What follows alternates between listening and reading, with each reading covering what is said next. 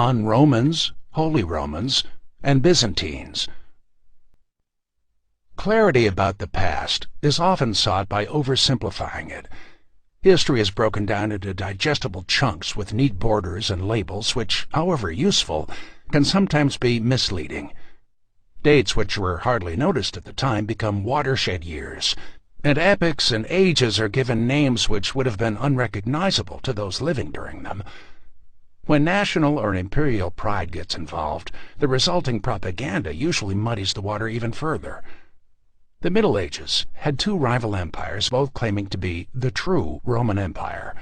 For most of their history, neither of them actually controlled Rome, yet both had claims on its legacy. The confusion stems from the 3rd century A.D., when the Roman Emperor Diocletian decided to split the old Roman Empire in half. The western half, with its capital in Italy, collapsed in the 5th century. The traditional date is 476, but the eastern portion survived until 1453, when a Turkish invasion and the guns of the modern world finally brought it down. Since the eastern half was centered on Constantinople, the old Greek city of Byzantium, modern-day Istanbul, modern historians refer to it as the Byzantine Empire, or simply Byzantium. Its location in the thoroughly Hellenized East meant that Greek became the preferred language, so Byzantium is sometimes referred to as the Greek Empire. Nonetheless, it is important to note that while it existed, both friends and enemies alike viewed it as Roman, and drew no artificial distinctions between the Empire of Rome and that of Byzantium. The medieval competitor to the Byzantine Empire arrived on Christmas Day in the year 800. During a Mass in Rome, Pope Leo III, for political reasons of his own, placed a crown on the Frankish king Charlemagne's head and named him Imperator Romanorum, announcing that the defunct Western Empire had been reborn. This version of the empire, however, which spanned both French and Germanic lands, was based in present-day Germany and never completely controlled Italy. Because of this, and in an attempt to simplify a complex series of events, most historians refer to Charlemagne's coronation anachronistically as the start of the Holy Roman Empire, or the German Empire. Politically, Charlemagne's state fell apart almost immediately, and when his direct line petered out in less than a century, the title of Roman Emperor soon followed it. In 962, the German Otto I, a distant relative of Charlemagne, revived the title, and in 1157 his successor, Frederick Barbarossa, officially added the term sacrum, holy, to his title. Introduction. The Hammer of the North. Wake early if you want another man's life or land. No land for the lazy wolf. No battles won in bed. Edda of Saemund the Wise, a collection of the sayings of Odin. Just off the west coast of present-day Scotland lies the small island of Iona, a grassy promontory with white sandy beaches rising up out of the North Sea. Today it is a place of quiet contemplation, relatively undisturbed by the tour groups or visiting schoolchildren wandering among its enchanted ruins. Even for those who know, it is easy to forget that 12 centuries ago these idyllic shores were the scenes of unimaginable violence. The monastery of Iona is the symbolic heart of Scottish Christianity, one of the oldest and most important religious centers in Western Europe. It was founded by the Irish monk Columba in the 6th century and became the focal point for the spread of the faith throughout Scotland. In the early centuries, the monks came to seek seclusion among the desert of the Atlantic Ocean and built simple beehive-shaped stone huts where they could concentrate on their prayers and vows of poverty and obedience. Over time, however, the small community became a major pilgrimage site and a great medieval center of learning. It developed into a training school for monks with special rooms for the copying of manuscripts called scriptoriums that produced works of art famous throughout Europe. Chief among these was the Book of Kells, an illuminated collection of the four Gospels that was described by its Irish contemporaries as the most precious object in the Western world. In addition to its religious treasures, Iona also boasted an unrivaled collection of royal tombs. Most of the early Scottish kings, including the two made famous by Shakespeare, Macbeth and his victim Duncan, were interred in the monastery's crypt. For centuries, the island was an oasis of peace, protected by the faith of its inhabitants and the vast ocean surrounding it. In 794, however, a ripple of fear penetrated the tranquility. Rumors reached the monks of terrible raids to the east, sister monasteries devastated by strange northern pagans. Early the next year, while the monks were celebrating a holy day, ships with prows carved to resemble serpents and dragons slipped onto the beach below the main abbey. Leaping onto the white sand of a shoreline, which would later bear the name Martyrs' Bay in memory of the slain, the raiders headed for the buildings, cutting down the monks they found along the way. Smashing open the doors, they killed anyone who tried to resist, drenching the stone floors of the chapel with blood. Anything that looked valuable was seized, including rich vestments which were ripped off of the bodies of the dead or dying. As the surviving monks fled in all directions, the attackers set fire to the great abbey and then raced onto the beach with their considerable loot. Seemingly in the blink of an eye, they were gone. Left behind were bloody corpses, burning buildings, and a shattered community. Virtually the only thing left intact was the high cross of St. Martin's, one of a dozen or so large carved monoliths that dotted the landscape. In the side facing away from the devastated church was carved the biblical figure of Abraham, with his sword raised high, as if in warning of the terrible events that had just unfolded. The raids on the British Isles were only the beginning of a great hammer blow that fell on an unprepared Europe. The broken bodies and the blackened shells of buildings in places like Iona would be all too common in the centuries to come. The suddenness of the violence left many occupants of Europe disoriented and anxious. The shock and despair can still be felt in the words of Alcuin, an Anglo-Saxon monk writing from Charlemagne's imperial capital of Aachen after one of the first raids. Never before in Britain has such a terror appeared as this we have now suffered at the hands of the heathen. The fact that the word Viking still conjures up that image of blonde-haired barbarians leaping off of dragon ships to plunder a monastery is a testament to the trauma inflicted on Western Christendom during the 300 years of the Viking Age. It is burned into our collective memory.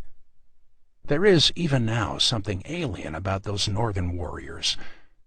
The origin of the word Viking itself is unknown. Contemporary 9th century records call the raiders Northmen, Danes, Norse, or heathen.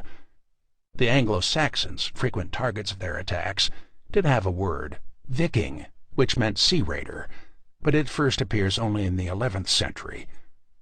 A better explanation comes from the Vikings themselves.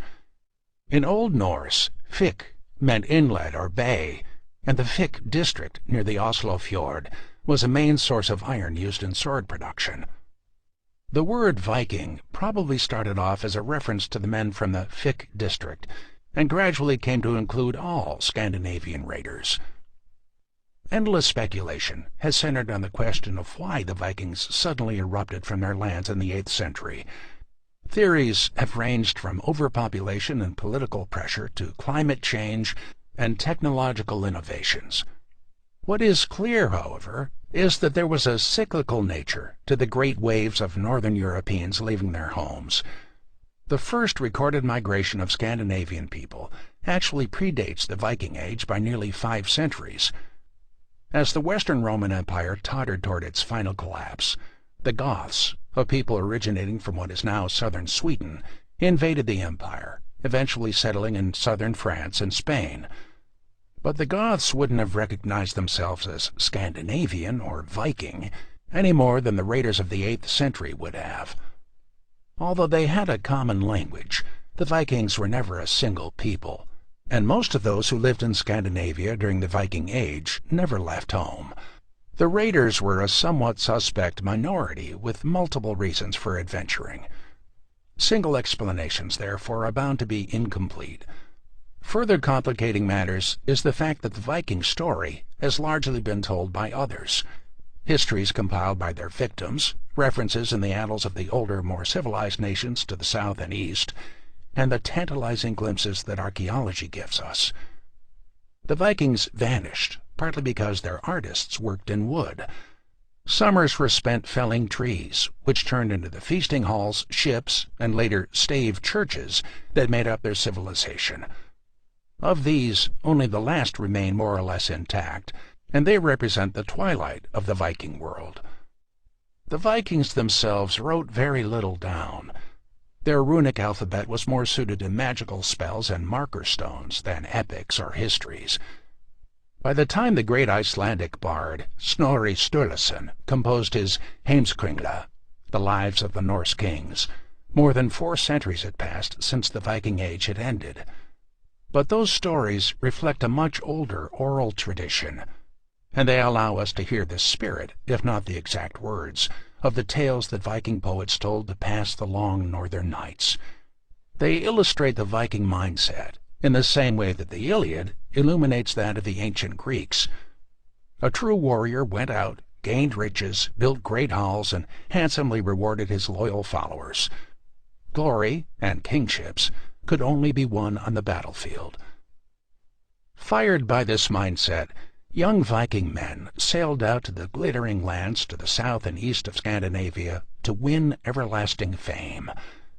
A measure of their success can be found in the anxious prayers that soon echoed from European churches. The Abbey of St. Vaast, on the northern coast of France, included in its daily chants the phrase, "Deliver us, God, from the savage race of Northmen which lays waste our realms." It was a sentiment that many would soon share, from Constantinople in the east to the Americas in the west. Prologue. The Viking Dawn. A sword age, a wind age, a wolf age. No longer is there mercy among men. Philispa, Doomsday Prophecy from Snorri Sturluson's Prose Edda. The holy island of Lindisfarne is an unlikely place to begin the story of an epic of violence and blood. If anything, it seems today like a place outside of time, an inconspicuous and unimpressive bit of land sticking out of the North Sea. Covered by sparse vegetation, its rocky soil slopes gently towards the tidal coasts, unencumbered by much protection from either the northern climate or the pounding of the waves.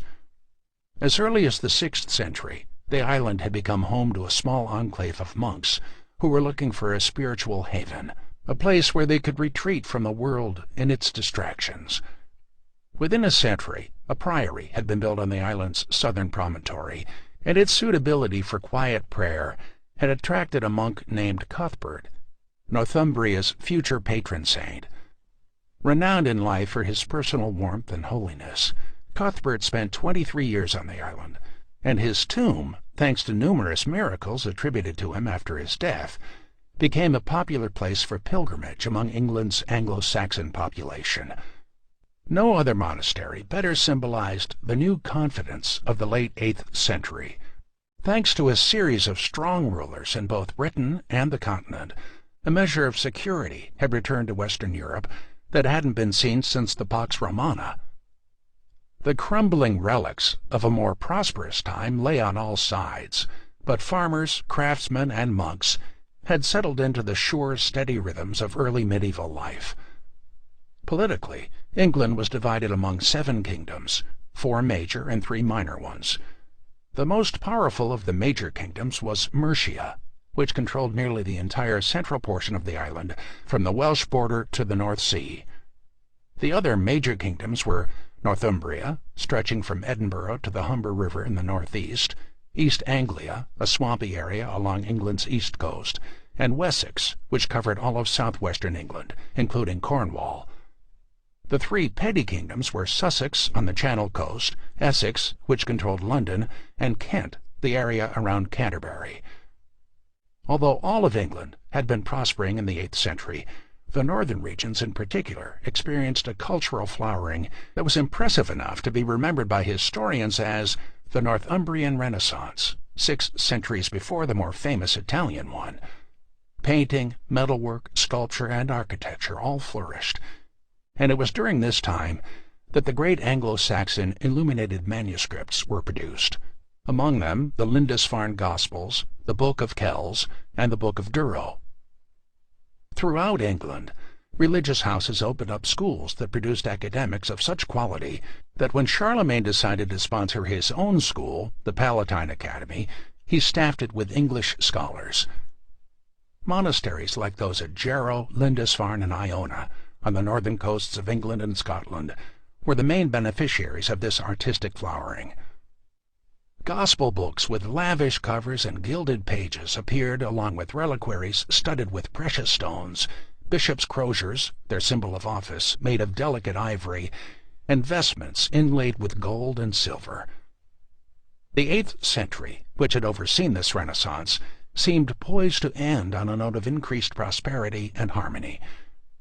In 787, the Anglo-Saxon Chronicle reported that the farmers of England worked their fields in supreme tranquility.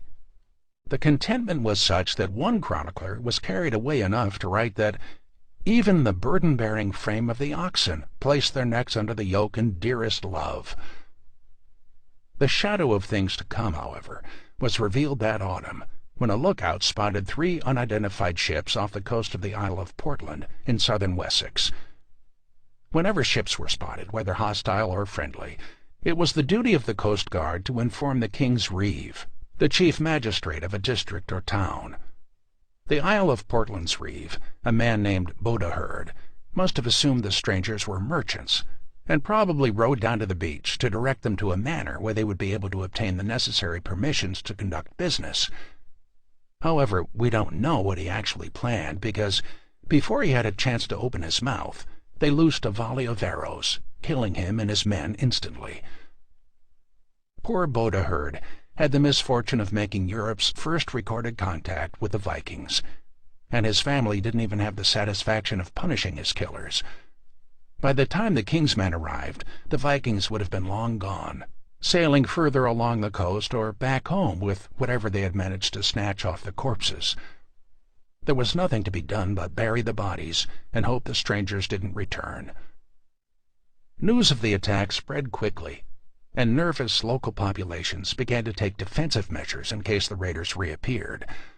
On both sides of the English Channel, farmers were recruited to serve in peasant levies, assemblies of local shock troops who could be called into service quickly.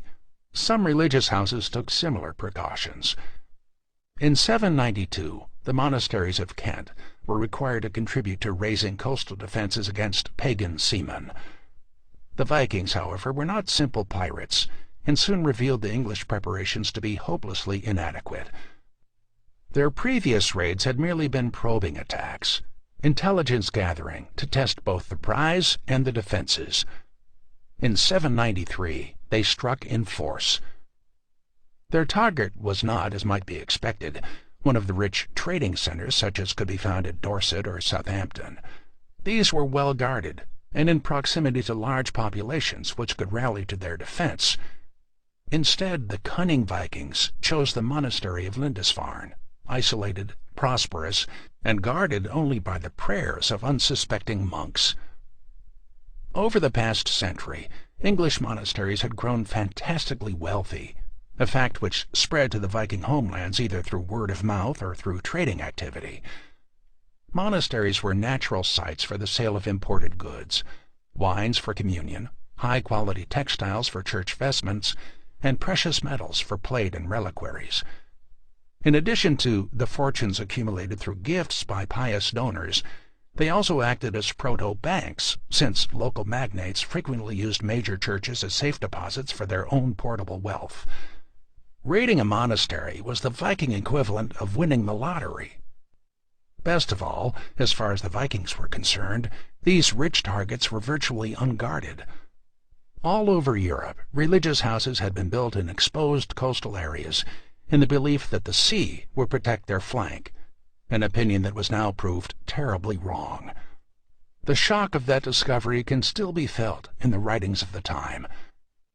It was not thought possible, wrote one cleric after the first attack, that such an inroad from the sea could be made. Lindisfarne was wealthy even by monastic standards, and its selection as the Vikings' first target was no accident. It had been personally endowed by the Northumbrian king, and possessed a peerless collection of relics, including the sainted remains of the English monk Cuthbert and the equally famous Irish missionary Columba, who had brought Christianity to Scotland. The lucrative pilgrim trade, which had grown from the fame of these two alone, had made the monastery fabulously rich. Various Viking groups had been active in the area for some time, and on June 8, 793, one of these groups, from what is today Norway, carried out a brutally efficient attack. An anonymous Northumbrian monk recorded the event. The pagans from the northern regions came with a naval force to Britain, like stinging hornets, and spread on all sides like fearful wolves, robbed, tore, and slaughtered.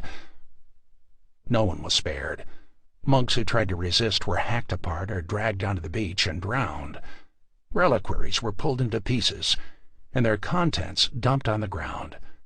Rich tapestries adorning chapel walls were torn down, altars were smashed, and everywhere the corpses of the slain lay like dung in the streets. The disaster sent a shockwave through Europe. If the heart of English Christianity could fall, then surely no one was safe. Anxious monks trying to make sense of the calamity claimed that there had been divine warning signs before the attack. Sheets of lightning had been spotted in the skies several weeks before, supposedly accompanied by fiery dragons wheeling menacingly above the priory. The disaster was widely attributed to the moral laxity of the English Church. A few weeks after the raid, a letter was circulated quoting Jeremiah chapter 1, verse 14. "Then the Lord said unto me, Out of the north an evil shall break forth upon all the inhabitants of the land," and calls for reform were made. The scholar Alcuin, writing to the Bishop of Lindisfarne with eerie clarity, identified both the cause and the proper response. Either this is the beginning of a greater tribulation, or else the sins of the inhabitants have called it upon themselves. Truly, it has not happened by chance. You who are left, stand mindfully, fight bravely, defend the camp of God. No amount of soul-searching, however, stemmed the tide. The next year, the monasteries of Jarrow on the east coast and the Isle of Skye on the west were hit, and in 795 Iona Abbey was looted. Almost the entire community, monks, nuns, peasants, and animals, were dragged down to the seashore and slaughtered. It was a grim portent of the carnage to come. Alcuin, writing from the safety of Charlemagne's capital, captured the anguish. What assurance is there for the churches of Britain if St. Cuthbert, with so great a number of saints, defends not his own? The Raiders. Chapter 1. The Vikings at Home. One's home is best, small though it may be. Edda of Saemund the Wise. The most frightening thing about the Vikings was that almost nothing about them was known. In the 8th century, their homelands were at the fringe of the known world, a cold and inhospitable place that the civilizing hand of the Roman Empire had never touched. Scandinavia, the land divided today into the modern countries of Norway, Sweden, and Denmark, is a place of extremes. It stretches 1,243 miles from Jutland in the south to Nivskjolodden in the Arctic Circle, a distance accounting for half the length of Europe. It contains one of the continent's most mountainous countries, Norway, as well as one of its flattest, Denmark, whose highest point rises only 561 feet above sea level. Of the three countries, none of which existed at the start of the Viking Age, Denmark, covering the Jutland Peninsula and more than 500 small islands, has the most favorable climate. Warmed by the Gulf Stream and the North Atlantic Current, the country is a patchwork of rocky beaches, green fields, and forests of oak and elm. Since it shares its western coast with modern Germany, west was a natural direction for its young men to explore. Vikings from Denmark fanned out across the Low Countries and France, eventually crossing the Channel into Britain, and from there conducting raids as far as Spain and even Italy. Although England was first attacked by raiders from what is now Norway, So many Danes infested their waterways that the Anglo-Saxon sources took to referring to all Vikings as Danes, regardless of where they came from. The main Scandinavian peninsula, covered today by the modern countries of Norway and Sweden, has a much less hospitable climate than Denmark. Of the two regions, what is now Sweden has the better farmland. Its shores look east towards Russia, and most of its Vikings traveled in that direction, although largely to trade instead of raid. Their exploits are arguably the least well known, but some of the most lasting, since they founded the first Russian state in Kiev. The most rugged of the Viking lands is Norway, almost a third of which is above the Arctic Circle. The long western coast is protected from the icy battering of the Atlantic by a barrier of rocky islands and dramatic fjords, which provide the Northern Way, a navigable coastal route to the Arctic Circle that gave Norway its name. Unsurprisingly, when they ventured into the North Sea, the Norwegian Vikings pushed west, sometimes raiding and sometimes colonizing. The group founded settlements in Greenland and reached the New World around AD 1000. In the Viking Age, both Sweden and Norway were thinly settled and largely unable to sustain large populations. Norway's available farmland was broken up by long, narrow fjords, which led into the mountainous interior, while vast, impenetrable forests, bogs, and lakes closed off much of southern and western Sweden. A surprising amount of game was available in the summers, including reindeer, elk, wolves, bears, wolverines, and foxes. But the long winters punished those who failed to plan ahead. Perhaps because of this scarcity, hospitality was highly valued, and failure as a host could start blood feuds lasting generations. To pass the time, they invented a number of games, including Lake, a ball game similar to hockey, which attracted both large crowds and frequent injuries. Several less violent board games did exist, but the Vikings primarily valued physical fitness.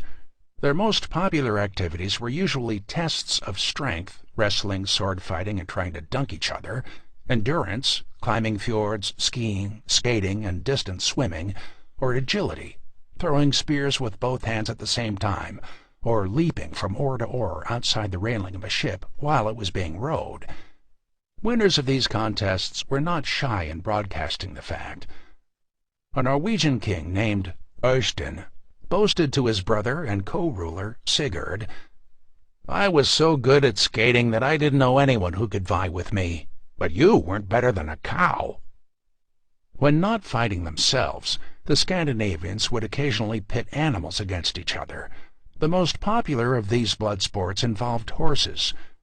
Two stallions would be led in sight and smell of a fenced-off mare and allowed to fight, often resulting in the death of the weaker one. Indiscriminate killing was frowned upon, but mercy was not a quality that befitted a warrior. One Icelandic man was apparently mocked as a child lover because he refused to participate in the sport of tossing captured babies into the air and catching them on the point of a spear. These pursuits sound brutal to our ears, but in other ways the Vikings were surprisingly modern. Unlike the usual stereotype of a rude barbarian, they were very conscious of their appearance and had excellent hygiene. They carefully groomed themselves and generally bathed at least once a day with a lye-rich soap that both bleached their hair and cut down on lice. Highly prized tweezers, razors, combs, and even ear cleaners have all been found in Viking excavations. Thanks to the absence of sugar in European diets, cavities were virtually unknown, and although half of their children died before age 10, those who survived could expect to live into their 50s, a very respectable age for the time. The average height for males was 5'8", and females 5'3", not towering, but certainly taller than the peoples to the south with whom they came in contact. Women, although by no means equal, probably had greater rights in Viking culture than anywhere in Western Christendom. Many girls married as young as 12, but when the husband was away, the wife ran every aspect of the home and made all important decisions. If she remained married for 20 years, and either partner could dissolve the union at will, she had a legal right to half of the wealth her husband had accumulated. Unlike in the rest of Europe, she could inherit property, divorce her husband, and reclaim her dowry when the marriage ended. Several touching runestones have been found raised in women's honor, from the Danish king Gorm the Old, who praised his wife as the ornament of Denmark, to an anonymous carving proclaiming that there was no better housewife than Hasmaira. Children were encouraged to help their parents with the running of the household. Girls were taught the arts of brewing and dairy production, while boys were instructed how to hunt while skiing and to work with wood or metal. The games they played were designed to prepare them for adulthood. A favorite exercise of boys was jumping while carrying weight and swimming while armed. A fully grown Viking was expected to be able to swim for several miles. Order in society was kept through harsh punishments. Men caught in adultery were hung or trampled by a horse. Arsonists were burned at the stake, and according to the Danish historian Saxo Grammaticus, those who killed their brothers were hung by their heels next to a live wolf. Rebels who flouted the community's, or later the king's, decisions were tied to horses and torn apart, or bound to an enraged bull. Surprisingly for such violent times, the Vikings also believed that a cultured man should be musical. A popular saga told of the Norwegian king Godmund, who employed a musician that played with such vigor that even the knives and dishes started to dance. Indeed, no Viking court was complete without its poets, musicians, and dancers. The 13th century Orkneyinga saga tells of Ragnvald Gali Kolsson, a political mover who counted the King of Norway among his friends, who listed harp-playing among the skills he was most proud of. Viking celebrations were probably rowdier than elsewhere in Europe. Feasts could last for quite a while. The Danish king Sven Estridsson held one for 8 days, and always involved drinking. The appropriate form at these celebrations was to imbibe without inhibition, and contests were frequent, usually battles of wit, where both sides tried not to show any effects of the alcohol. This was made more difficult since it was considered a grave breach of hospitality to refuse an offered horn of ale or mead unless you were old or sick. Feasting and hospitality were important because for nearly 6 months a year the Vikings had to endure freezing, snowy winters on land and foul storms at sea. The imposing landscape and harsh conditions produced a population that was brutally capable and independent. They valued courage and despised weakness. The custom, at least among those Swedes who went east, was for a father to place a sword in his newborn son's crib and say, "I shall not leave you property to inherit. You have nothing but what you can acquire for yourself with this sword." This attitude that life, glory, and wealth must be seized characterized the Norse throughout the Viking Age. When asked what faith he subscribed to, one 10th century Viking responded, "I believe in my own strength." Although they had gods, the Vikings had no word for religion. There was no official way to worship, no universal doctrine, and no central church. Instead, they had a set of general beliefs with extensive local variations. They saw the universe as one of concentric circles. There were 9 worlds, most of them invisible, in 3 distinct realms. The outer one, Utgard, was populated by giants and monsters who circled like wolves in the darkness, held back only by the watchful eyes of the gods. The middle circle was Midgard, literally middle yard, where humans and gods lived. The former shared the land with dwarves and dark elves, who were capable of producing magical gifts but guarded their hoards jealously. Across the Bifrost, a rainbow bridge that no human could cross, the 2 tribes of gods, Aesir and Vanir, lived in fabled Asgard, the Hall of the Slain, where the dead heroes feasted, waiting for the last great battle. The highest honor a warrior could receive was to be chosen as one of that number.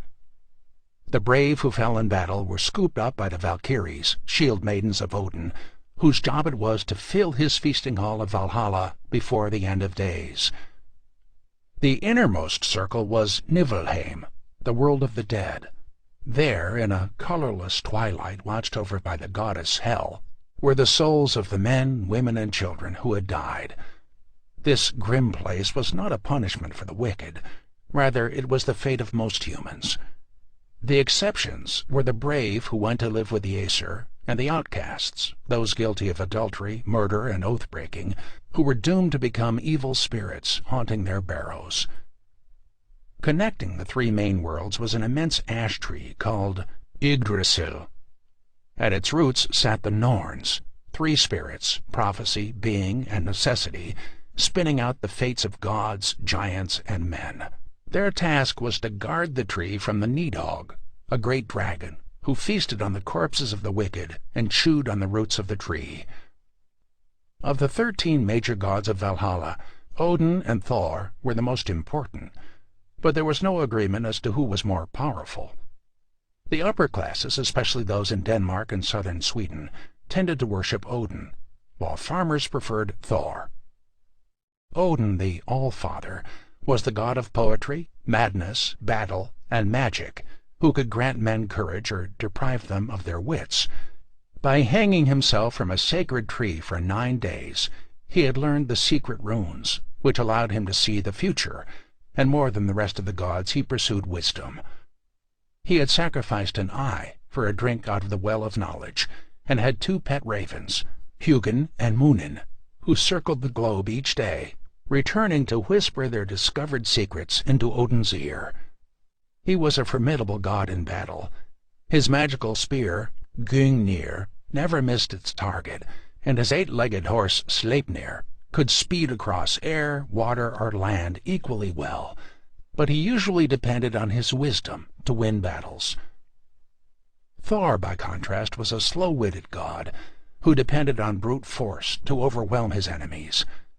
A red-haired deity with frightening eyes, he wielded the mighty hammer Mjolnir, which could level mountains or resurrect the dead. He served as mankind's protector, constantly fighting the ice giants who threatened to overwhelm Midgard. Where Thor walked, or flew in a chariot pulled by 2 magical goats, storms followed, and his battles could be seen in the flashes of lightning in the mountains. Although he was always popular, particularly with those who ventured out onto the open ocean, Thor's popularity grew at the end of the Viking Age, probably because he was seen as the most able defender against encroaching Christianity. Viking beliefs about the future were not overly cheerful. In the long, icy dark of a northern winter, it must have been easy to believe that all warmth would eventually fail. The wolves could only be held at bay for so long. Even the Viking gods were not immortal. Ragnarok, the last battle, was coming when all of them, gods, heroes, Norns, and the great tree Yggdrasil, were doomed. The shadowy dragon, Nidhogg, would rise from his feast of corpses, unleashing a winter lasting 3 years. Brother would fight brother, and plunge the world into chaos. The monstrous wolves chasing the sun and moon would catch them and snuff them out. The fire demons and ice giants would breach the walls of Asgard, and the dead in hell would break free, overwhelming the gods and heroes assembled to fight them. There was a glimmer of hope, however. 2 children each, from Odin and Thor, would survive the axe, wind, and wolf age and form a new earth. There may have been no escape from the icy cataclysm to come, but that didn't stop the Vikings from appealing to the gods for their aid, especially at sea. The Viking world, after all, was one of water as much as land. When game was scarce, gifts from the sea, seal, whale, and walrus meat, sustained them. Travel along Norway's dramatic fjords, Sweden's coasts, and Denmark's islands could only be made by sea. In many ways, the ocean knit the Scandinavian world together, and as a result the Vikings viewed their world through the prism of the ocean. They called the spine of mountains that split their great peninsula Kjølen, the keel, as if Scandinavia itself were an upturned boat. Babies were laid in cradles shaped like ships, children played with toy boats, and adults designed houses like ships, at times from discarded bits of ships. Women wore clasps and brooches in their shape, and some men even rode with stirrups fashioned with dragon-headed prows. Even in death, they refused to be parted from their ships. Great men and women merited fully fitted ornamental vessels, complete with slaughtered animals, weapons, wealth, and slaves, voluntary or not, all interred beneath a great mound. Lesser warriors were laid in simple ships, functional vehicles, to carry them into eternity. Those too poor to afford the real thing were buried in pits, carved in stones arranged in the shape of a boat. Thanks to this emphasis on the sea, the Vikings were well aware of the world to their south. Scandinavia had vast natural resources, including pelts, high-quality amber, and enormous iron deposits, and by the 9th century the northerners had been carrying out a brisk trade with the lands to their south and east for centuries. The word Scandinavia was in fact coined by Roman geographer Pliny the Elder in the 1st century A.D. He mistook the southernmost tip of Sweden for an island and called it Scania, after a tribe that lived there. His contemporary Tacitus, writing at the end of the century, described its inhabitants with the word Sweones, from which we get Swedes, as well-armed, acquisitive, skilled in sailing curious ships with a prow at each end. In those first centuries of contact with the Romans, the strange ships came to trade, not rob. Their wares, especially the fine horses and black fox skins, were highly valued in Roman markets. The reverse was also true. Roman goods, most often weapons, glass, and jewelry, filtered up through Germanic intermediaries, and are sometimes still found in early Scandinavian grave mounds. This trade also brought with it knowledge of the Latin and Greek alphabet, which, slightly adapted for carving on hard surfaces, formed the basis of the first runic script. When they did interact directly, the Romans learned to respect northern prowess. Writing from Constantinople in the 6th century, the historian Jordanes described the Scandinavians as ferocious opponents who were of extraordinary stature.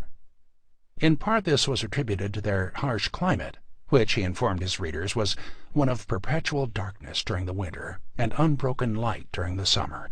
This made it necessary for the inhabitants to live off birds' eggs and the flesh of animals, since wheat could not grow in the extreme north.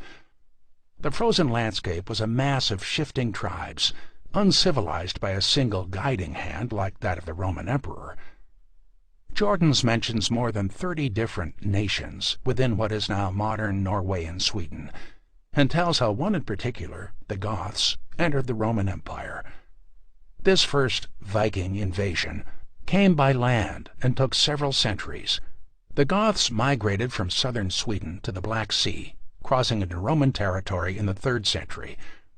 They secured a great victory in 378, killing the Emperor Valens in the Balkans at Adrianople, and within 150 years had conquered Italy, southern France, and most of Spain. Procopius, the historian who chronicled the Roman recovery of much of these lands, described the northern tribes in a kind of awe, calling them superior to all who dwelt about them. Further migrations followed in the Gothic wake. Angles, Jutes, and Saxons, tribes originating from Denmark and northern Germany, invaded Britain, and by the time Procopius wrote were well on the way to pushing the native inhabitants into Wales.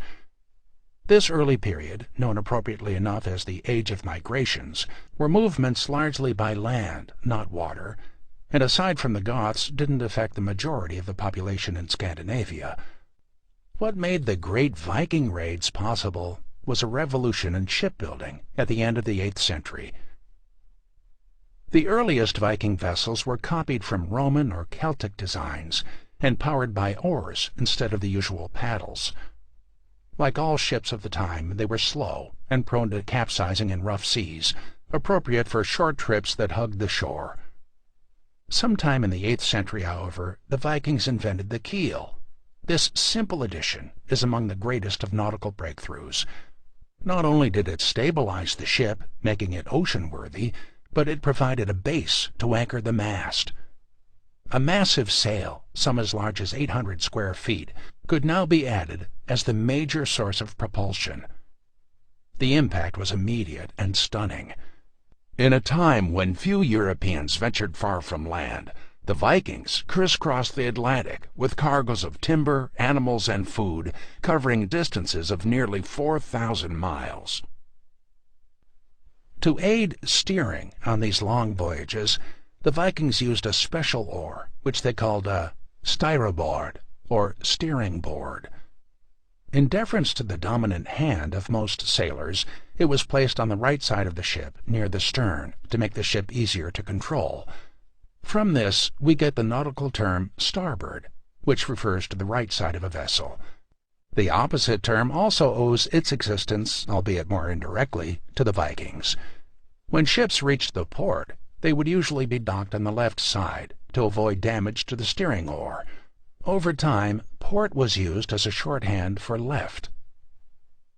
A number of different ships were developed: cargo vessels, ferries, and fishing boats, but the warships, or longships in particular, were a brilliant combination of strength, flexibility, and speed. Built to glide over the surface of the water, the longships could be made from local materials, without the specialized labor needed for Mediterranean vessels. The ships of the South were both costly and clunky, held together with multiple rivets and braces, and several decks. The Viking ships, by contrast, were clinker-built with overlapping planks of oak, always green instead of seasoned, for greater flexibility, which allowed them to bend with the waves. Viking ships were mostly undecked, unless made to stow cargo, which made the long Atlantic crossing a brutal affair.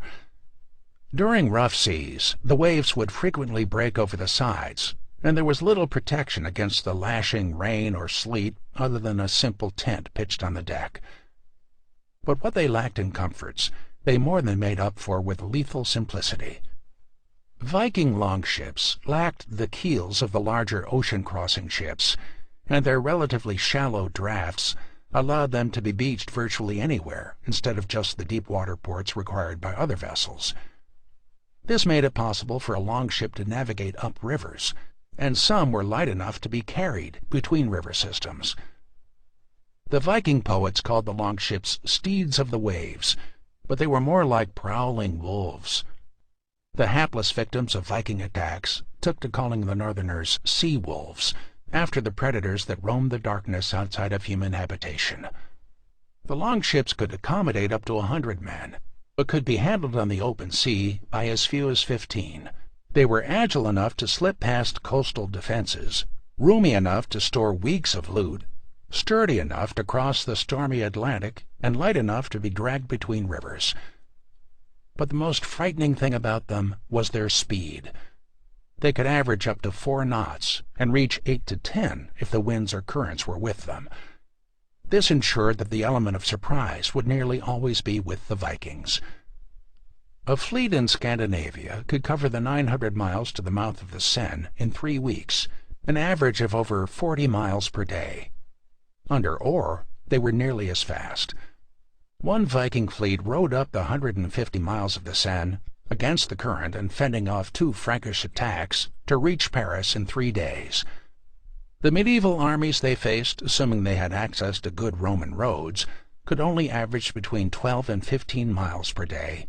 Even elite cavalry forces pushing hard could only manage 20. It was this speed, the ability to move up to 5 times as fast as their enemies, that made Viking attacks so lethal. With shallow drafts that could pass under bridges or up shallow rivers, fierce dragon prows and brightly painted shields fitted onto the sides that glittered like scales, they must have been psychologically unnerving. In a single lightning attack, they could hit several towns and disappear before their opponents could even get an army into the field. Nor was there any hope for the victims of challenging Viking supremacy at sea. Between 800 and 1100, most major naval battles fought in the North Atlantic involved Vikings fighting each other. As the 9th century dawned, all the pieces of the Viking age were in place.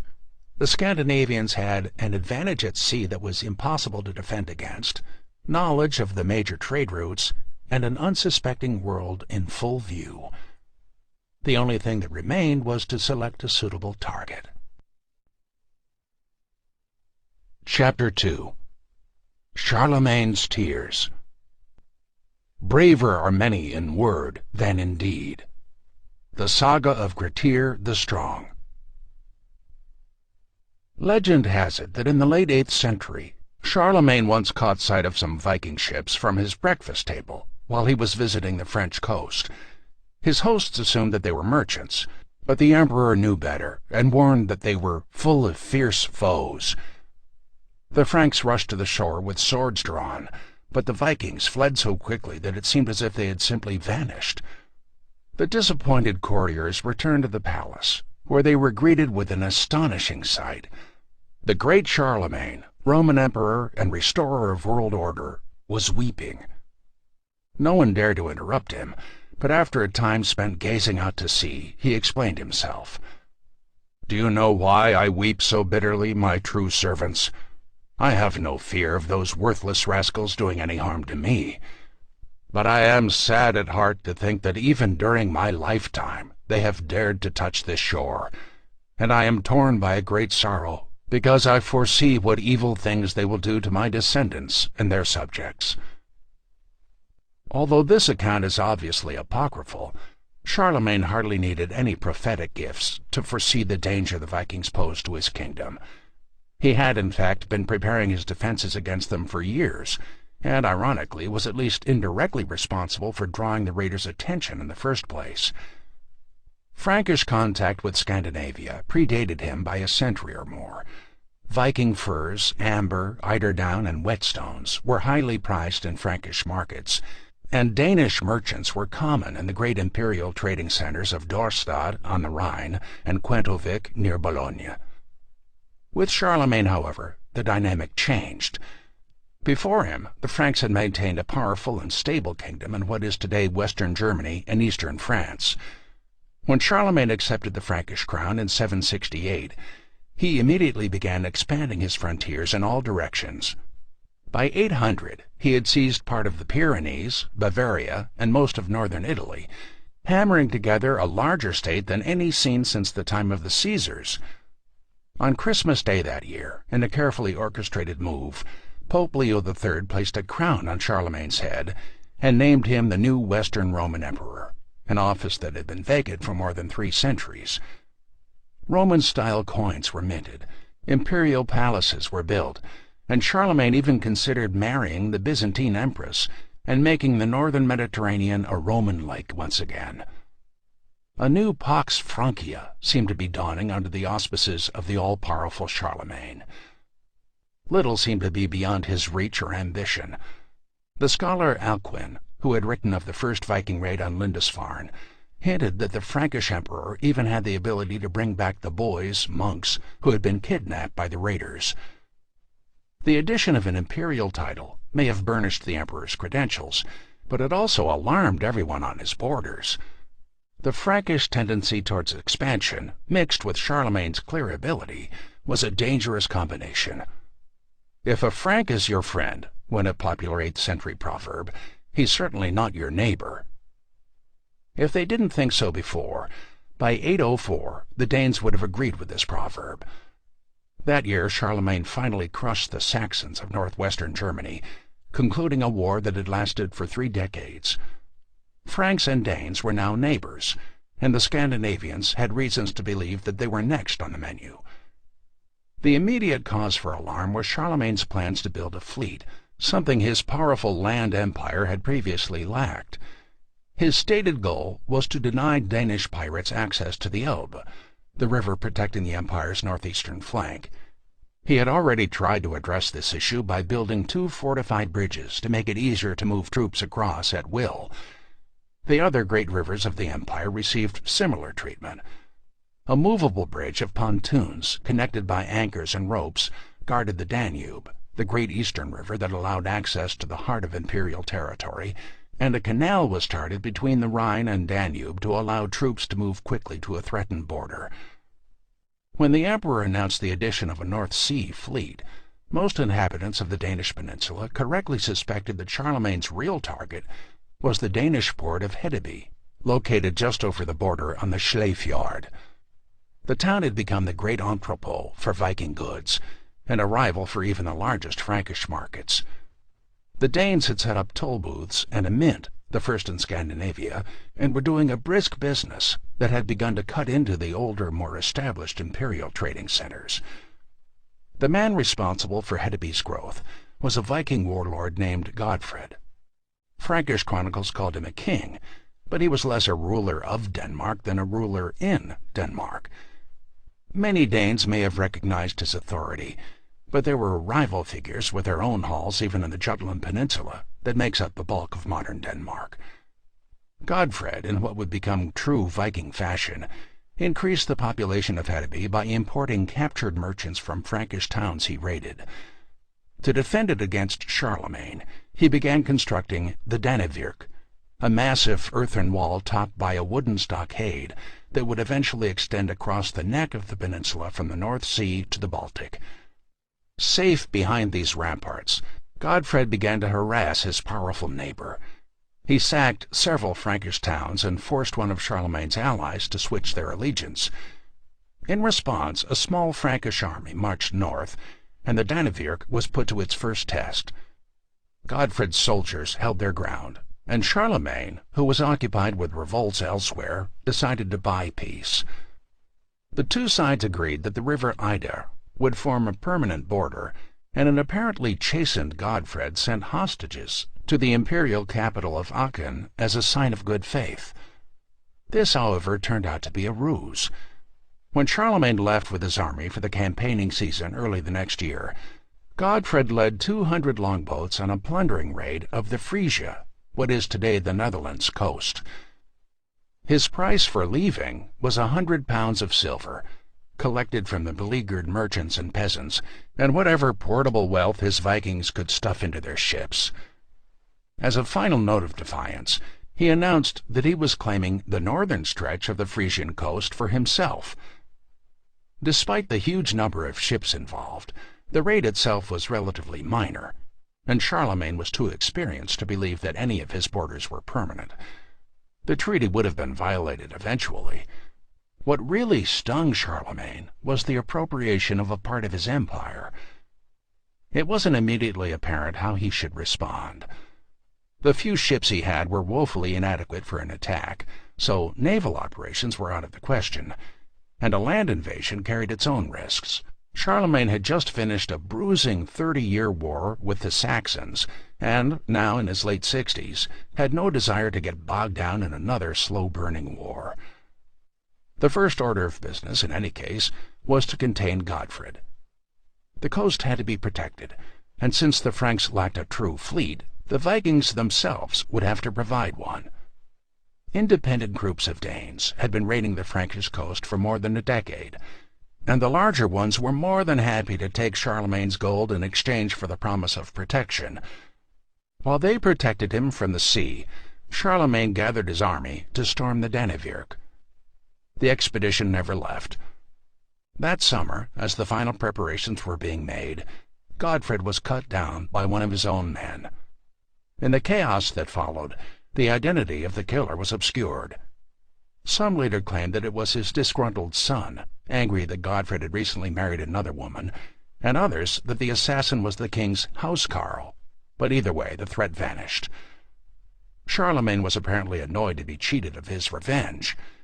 His biographer Einhard claimed that the emperor remarked, "Woe is me, that I was not thought worthy to see my Christian hands dabbling in the blood of those dog-headed fiends." As it turned out, Charlemagne never got the chance to wash his hands in northern gore.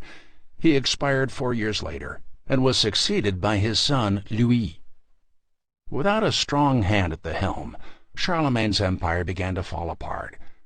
At first the decay was barely noticeable. His son Louis seemed to be a younger, more cultured version of Charlemagne. The court took to calling him Louis the Debonair, both for his refined court and his continued patronage of the arts. Even on the battlefield, he appeared to live up to his famous predecessor. During his father's reign, he had been entrusted with the security of the southwest frontier, and had been vigorous in its defense. He imposed Frankish authority over Pamplona and the Basques of the southern Pyrenees, and sacked Muslim-controlled Barcelona. All threats to his authority were ruthlessly suppressed, especially if they came from his own family. At his coronation, he forced all his unmarried sisters into convents to avoid potential threats from brothers-in-law. The promising new reign took an unexpected turn in 817, when Louis suffered a near-fatal accident. A wooden gallery connecting Aachen's cathedral to the imperial palace collapsed while he was crossing it after a church service, leaving many courtiers maimed or dead. Badly shaken, the injured Louis began plans for his succession, naming his eldest son Lothair as senior emperor and splitting the rest between two other sons and a nephew. The emperor recovered, but news of the planned partition had reached Italy, where his nephew Bernard, currently ruling as king, discovered that he was to be demoted to a vassal. He immediately revolted, but when Louis suddenly appeared in Burgundy with an army, the unprepared Bernard surrendered without a fight. He agreed to meet with his uncle to beg his pardon and hopefully retain Italy. Louis, however, was not in a particularly forgiving mood. Bernard was hauled back to Aachen and put on trial for treason, as an example to any other family members who were considering revolt. He was found guilty, stripped of his possessions, and sentenced to death. As a sign of his clemency, Louis commuted the penalty to blinding, and 2 days later the procedure was carried out. The soldiers tasked with performing the blinding weren't overly gentle. They used their heated iron rods so forcefully that Bernard didn't survive the ordeal, dying after 2 days in agony. Louis was never quite the same after the death of his nephew. Deeply religious to begin with, his guilt drove him to ever more lavish public displays. Members of the clergy became prominent advisors, and so many churches and monasteries were endowed that he acquired the sobriquet by which he is most known, Louis the Pious. When even this failed to alleviate the guilt, the emperor took the extraordinary step of staging a public confession of his sins before the Pope and the assembled ecclesiastics and nobles of the empire. As admirable as this conspicuous humility may have been, however, it had the effect of badly undercutting his own authority. Contemporary society was dripping with blood. The vast frontiers were surrounded by hostile peoples who could vanish into their forests or out to sea before the imperial army appeared. A good emperor was forced to set off on at least one large military campaign a year, and failure to do so would be interpreted as weakness. Where the emperor failed to show the mailed fist, violence flared up. Rebellions had to be met with brutal force. Captured enemies were routinely blinded, maimed, tortured, or hung. At Verdun, Charlemagne had beheaded 4,500 Saxon nobles as a punishment for revolt and relocated entire populations to pacify them. All of this was accepted as necessary behavior to impose order. When Louis, therefore, humbly bowed before the Pope and recited a laundry list of sins that included even minor offenses, it diminished the emperor in the eyes of both his subjects and his enemies. This was not the way an emperor was supposed to act. Charlemagne had wanted to bathe in the blood of his enemies. His son seemed to want to join a monastery. On the northern frontier, the Vikings were well aware of this situation. Charlemagne's defenses, particularly the fortified bridges and army, were still formidable enough to blunt a large attack, but there were ominous signs that the situation would soon change. A Frankish bishop traveling through Frisia found help from certain Northmen who knew the routes up the rivers that flowed toward the sea. The Vikings were clearly aware of both harbors and sea routes, and the empire lacked a fleet with which it could defend itself. The Franks, however, seemed oblivious to the danger. Life was more prosperous than it had been in many generations, and they were enjoying the benefits of imperial rule. The Archbishop of Sens, in northern France, confident in the protection of the emperor, had gone so far as to demolish the walls of his city to rebuild his church. The towns on the coast were equally vulnerable. A lively wine trade had developed along the Seine between Paris and the sea, and the coast of Frisia was dotted with ports. Thanks to the Franks' access to high-quality silver, a commodity largely absent in Scandinavia, Coins had replaced bartering, and imperial markets were increasingly stockpiled with precious metals. The only thing preventing a major attack was the confusion of Louis's Viking enemies. The Danish peninsula had been in turmoil since the death of Godfred. A warrior named Harold Clack had seized power, but after a short reign had been expelled by the slain Godfred's son, Harold. Harold Clack appealed to Louis for help, slyly offering to convert to Christianity in exchange for aid. The emperor accepted, and in a sumptuous ceremony at the royal palace of Ingelheim, near Mainz, Harold and 400 of his followers were dipped in the baptismal font. Louis the Pious stood in as Harold's godfather. It was a triumphal moment for several reasons. Louis was clearly not the soldier his father was, but here was an opportunity to neutralize the Danes for the foreseeable future. If Harold could be installed on the Danish throne and then Christianize his subjects, it would pacify the northern border. The first part of the plan worked seamlessly. Harold was given land in Frisia and tasked with defending it against marauding Vikings, while an expedition to restore the throne was gathered. With a Frankish army at his back, he was able to force his rival, Harold, to recognize him as ruler. He then invited Louis to send a missionary to aid in the conversion of the Danes. The emperor chose a Saxon preacher named Ansgar, who immediately built a church in Hedeby. At this point, however, Louis's grand policy began to collapse. The Danes weren't particularly interested in Christianity, at least not as an exclusive religion. Nor, it seems, were they interested in Harold Clack. After a year, he was again driven into exile by his adversary Harold, a stout pagan. To add insult to injury, Harold returned to his Frisian lands and took up piracy, spending his remaining years plundering his godfather's property. With the expulsion of Harold Clack, a dam seemed to break in the north, and raiders began to spill out all over the Carolingian coast.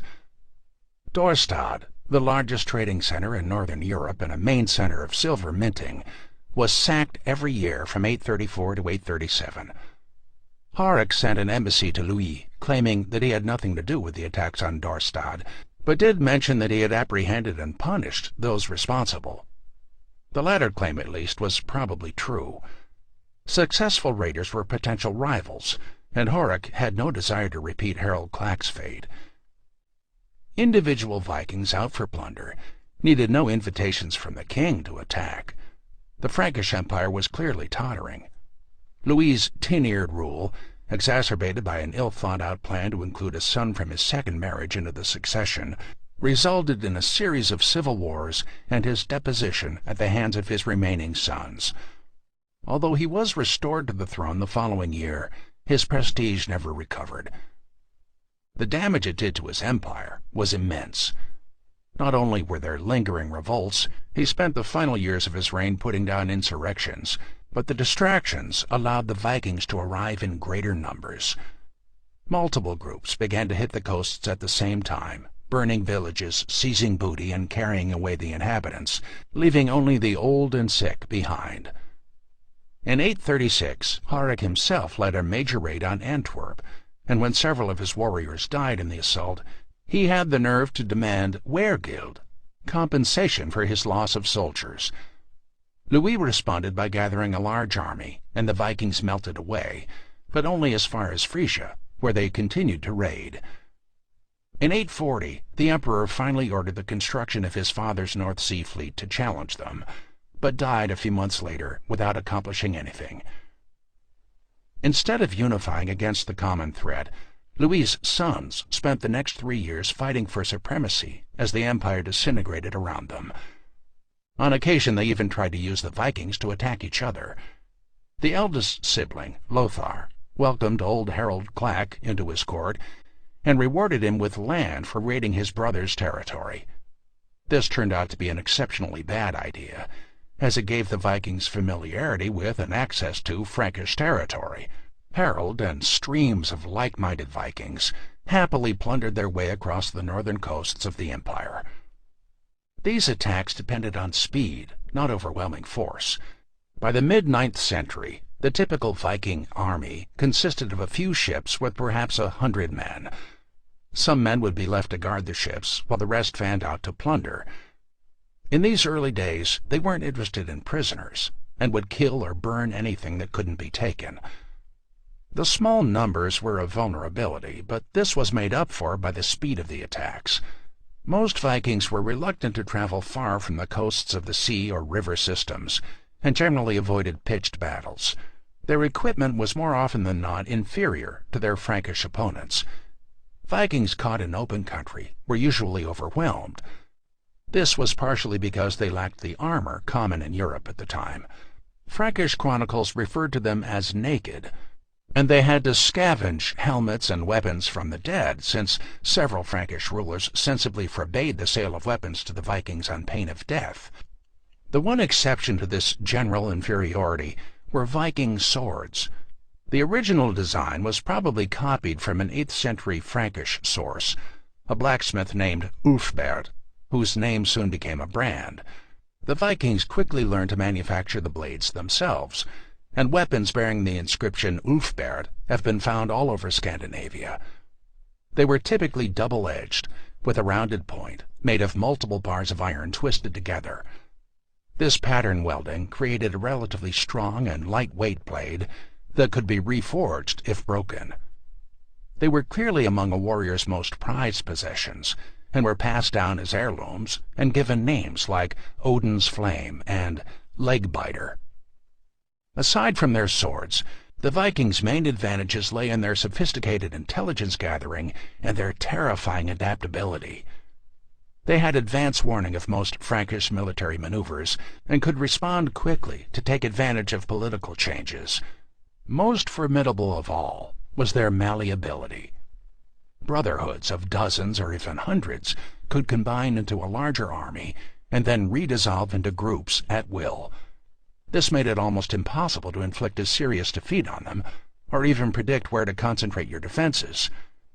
The Vikings were usually also more pragmatic than their opponents.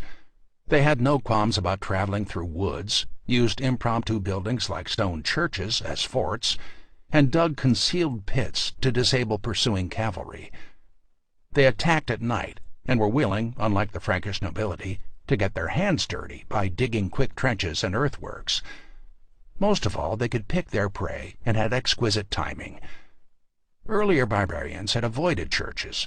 The Vikings targeted them, usually during feast days when towns were full of wealthy potential hostages. The Christian communities didn't stand a chance. The monastery of Noirmoutier, on an island at the mouth of the Loire, was sacked every year from 819 to 836. It became an annual tradition for the monks to evacuate the island for the spring and summer, returning only after the raiding season had ended. Finally, in 836, they had enough, and carrying the relics of their patron saint and what was left of the treasury, they fled east in search of a safe haven. For the next 3 decades, they were driven from one refuge to the next, until they finally settled in Burgundy, near the Swiss border, about as far from the Vikings and the sea as one could get. A monk of Noirmoutier summed up the desperation in a plea for his fellow Christians to stop their infighting and defend themselves. The number of ships grows larger and larger. The great host of Northmen continually increases. They capture every city they pass through, and none can withstand them. There is hardly a single place, hardly a monastery, which is respected. All the inhabitants take to flight, and few and far between are those who dare to say, "Stay where you are, stay where you are, fight back, do battle for your country, for your children, for your family." In their paralysis, in the midst of their mutual rivalries, they buy back at the cost of tribute that which they should have defended, weapons in hand, and allow the Christian kingdom to founder. The monk's advice went unheeded. By the time the Frankish Civil War ended, Charlemagne's empire had dissolved into 3 kingdoms, each with their vulnerabilities brutally exposed. The western Frankish kingdom became the basis of the Kingdom of France, the eastern, Germany, and the third, a thin strip of land between them called Lotharingia, was absorbed by its neighbors. Viking raiding groups became larger and bolder.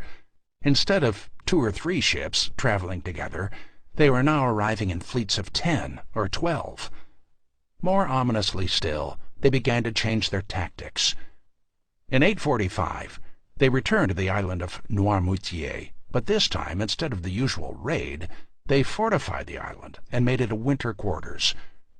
The usual practice was to raid in the warmer months and return home before the first snows fell. Now, however, they intended to stop wasting time in transit and to be more systematic in the collection of loot. Launching raids from their base, they could now penetrate further up rivers, putting more towns and even cities in range. Rouen, Nantes, and Hamburg were sacked, and Viking fleets plundered Burgundy. The next year they hit Utrecht and Antwerp, and went up the Rhine as far as Nijmegen. These raids all paled, however, before one that took place in 845 at the direction of the Danish king. He had not forgotten the Frankish support for his rival, Harold Clack. Now Horik finally had his revenge.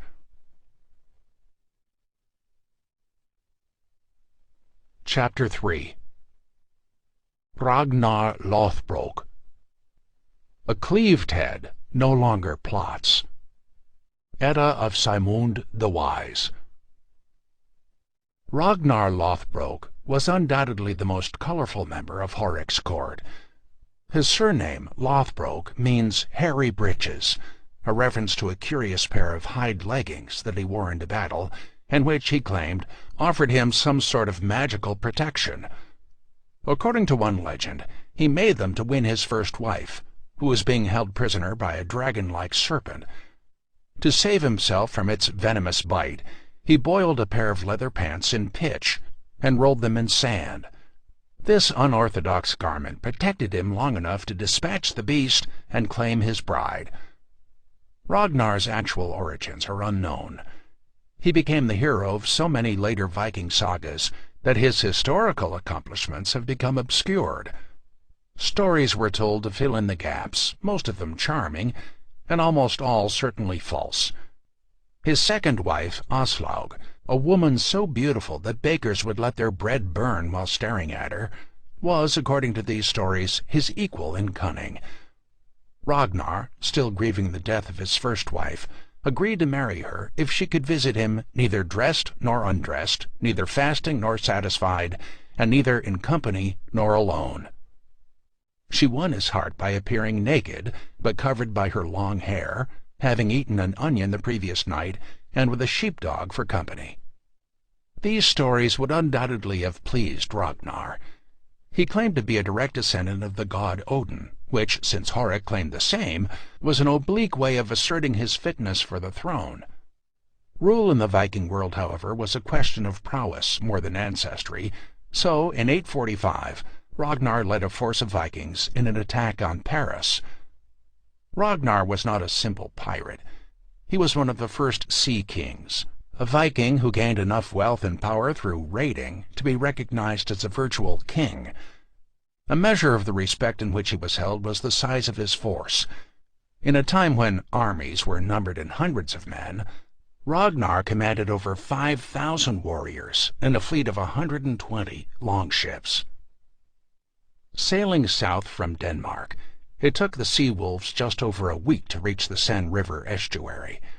From there they rowed upstream and pillaged Rouen and Caroline, modern Chaussee, roughly 9 miles from the wealthy Abbey of Saint-Denis.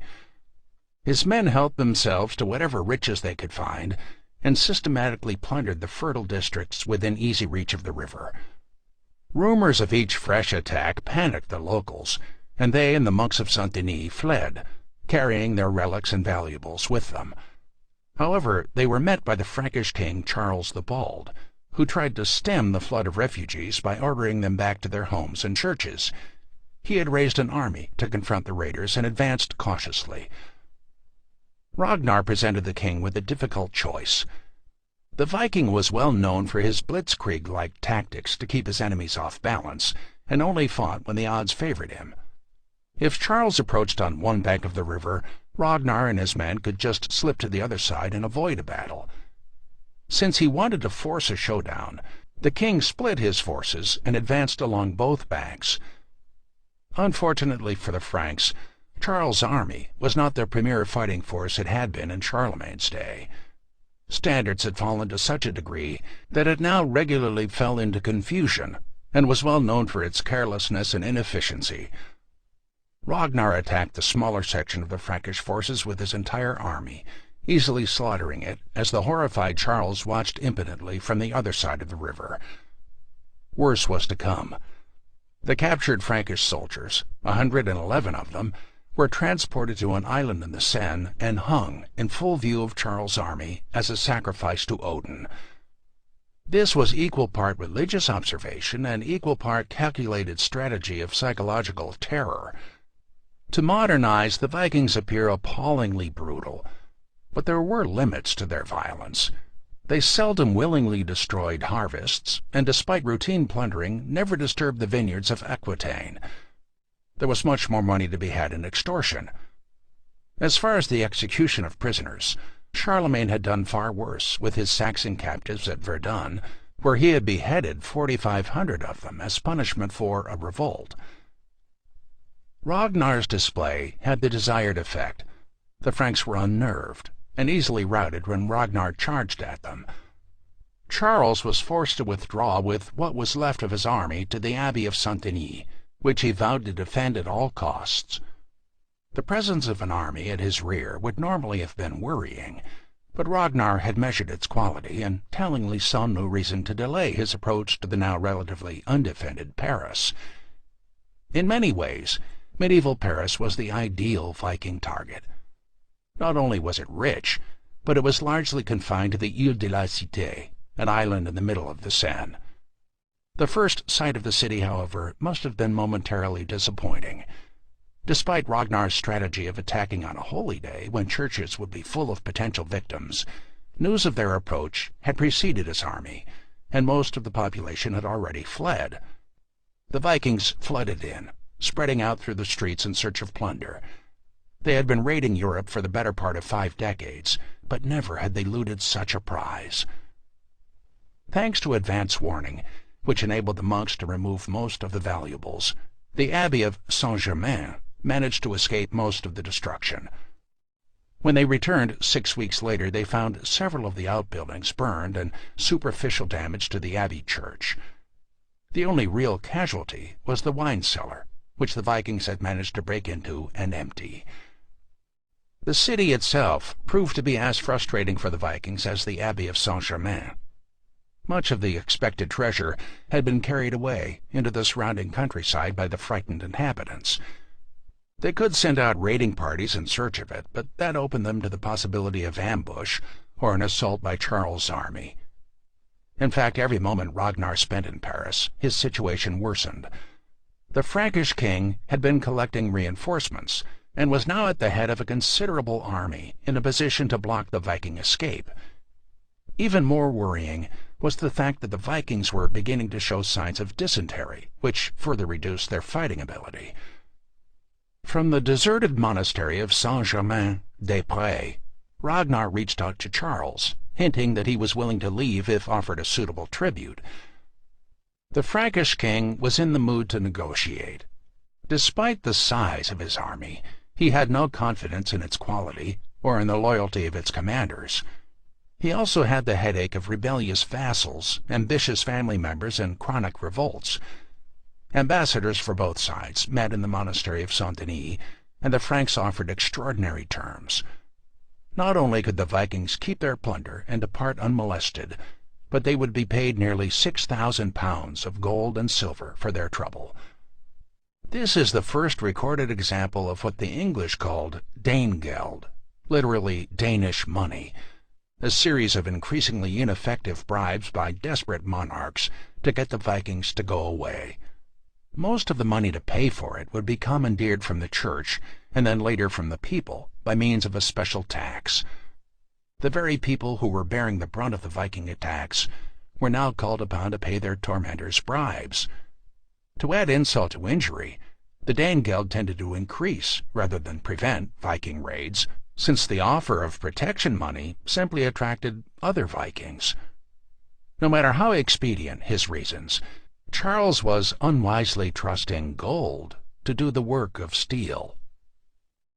The only silver lining for the Parisians, although it must not have seemed so at the time, was that it took Charles nearly 2 months to raise the necessary money. During that time, dysentery took a serious toll on Ragnar's army. So many Vikings died that the Parisians viewed it as a miracle, claiming that Saint-Germain was belatedly punishing the Norsemen for defiling his abbey. As soon as Ragnar was paid, the spoils were loaded onto the ships, along with a heavy iron bar from the city gate to prove that he had taken the city. He proceeded in easy stages down the Seine, taking the time to plunder the trading and fishing ports along the coastline. He and his men arrived in Denmark fantastically wealthy, and with reputations to match. Ragnar himself presented the loot to King Horik, boasting about how easy it was to obtain. The only resistance he met, he reportedly said, was from the long-dead Saint-Germain. The implication was clear. The days of Charlemagne were gone. There was nothing now to fear from the Franks. Ragnar may have been right about Charles the Bald, but not every Frankish ruler was weak.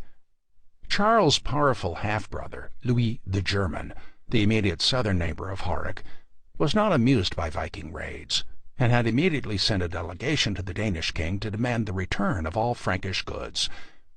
This was no idle request. A word from Louis would send an imperial army flooding into Denmark, in numbers and quality that Horik couldn't hope to resist. Embarrassingly for the Viking king, these East Frankish delegates had been present for Ragnar's little speech, and they made it clear that if Horik wanted to prevent a war, he would have to accept Louis the German as his overlord. Horik had no choice but to give in. As galling as it might have been for him to submit, there was at least one upside. He now had an official excuse to confiscate the spoils that had made Ragnar dangerously popular in Denmark. The Parisian loot was soon on its way to Louis the German, along with all of the Danes' Christian prisoners, and although Horik had no control over individual Viking raiders, most of Ragnar's men seemed to have left his territory, he did withdraw his official support for their attacks to mollify Louis the German. This submission seems to have been serious on Horik's part. Not only did he send regular gifts and embassies for the duration of his reign, but in a clever political move to get rid of potential rivals, he allegedly rounded up the few of Ragnar's men that had stayed in Denmark and had them executed. Ragnar himself seems to have survived the purge, although accounts differ as to what exactly happened to him. The Franks claimed that he died of dysentery, but this is probably wishful thinking, since he is mentioned by later English and Irish chroniclers as successfully raiding the shores of the Irish Sea, as well as northern Scotland and the Western Isles. His exile, whether self-imposed or as a result of official banishment, provided fodder for his myth to grow. A legendary warrior haunting the shores of the Atlantic seaboard like an early Francis Drake. His wealth must have been the stuff of Viking dreams. In the 12th century, an inscription to him was carved into the wall of an ancient tomb in the Orkneys, an archipelago in northern Scotland, by a traveling scholar. This mound was raised before Ragnar Lothbrok's tomb. His sons were brave, smooth-hide men though they were. It was long ago that a great treasure was hidden here. Happy is he that might find it. That reference to his sons, 4 boys who had followed in their father's footsteps, did not seem to have brought Ragnar much comfort. According to a 13th-century Icelandic saga, he admitted that his desire for fame and fortune was partly out of fear that his sons, especially his oldest, Ivar the Boneless, would eclipse him. Perhaps it was this that drove him relentlessly on. In any event, the family was soon allowed to return to Denmark. In 854, Horik and most of the royal household were slaughtered by a disgruntled nephew, and the exiles were welcomed home. Ragnar may or may not have made the trip. His end is as obscure as his beginning. Almost all the stories, however, agree that he died as a proper Viking should, while raiding. Several stories are told of his demise. from being killed by a botched attack on the Isle of Anglesey to dying in turf war with other Vikings off the coast of Ireland. The most famous story, however, is that he was shipwrecked off the English coast in a freak storm. The Anglian king Aella of Northumbria, whose lands had been a favorite target of Viking raids, overwhelmed the survivors as they scrambled up the beach and seized Ragnar. Relishing the opportunity to dispatch his tormentor, the king came up with a unique form of execution. Ragnar was thrown into a pit of vipers and left to die.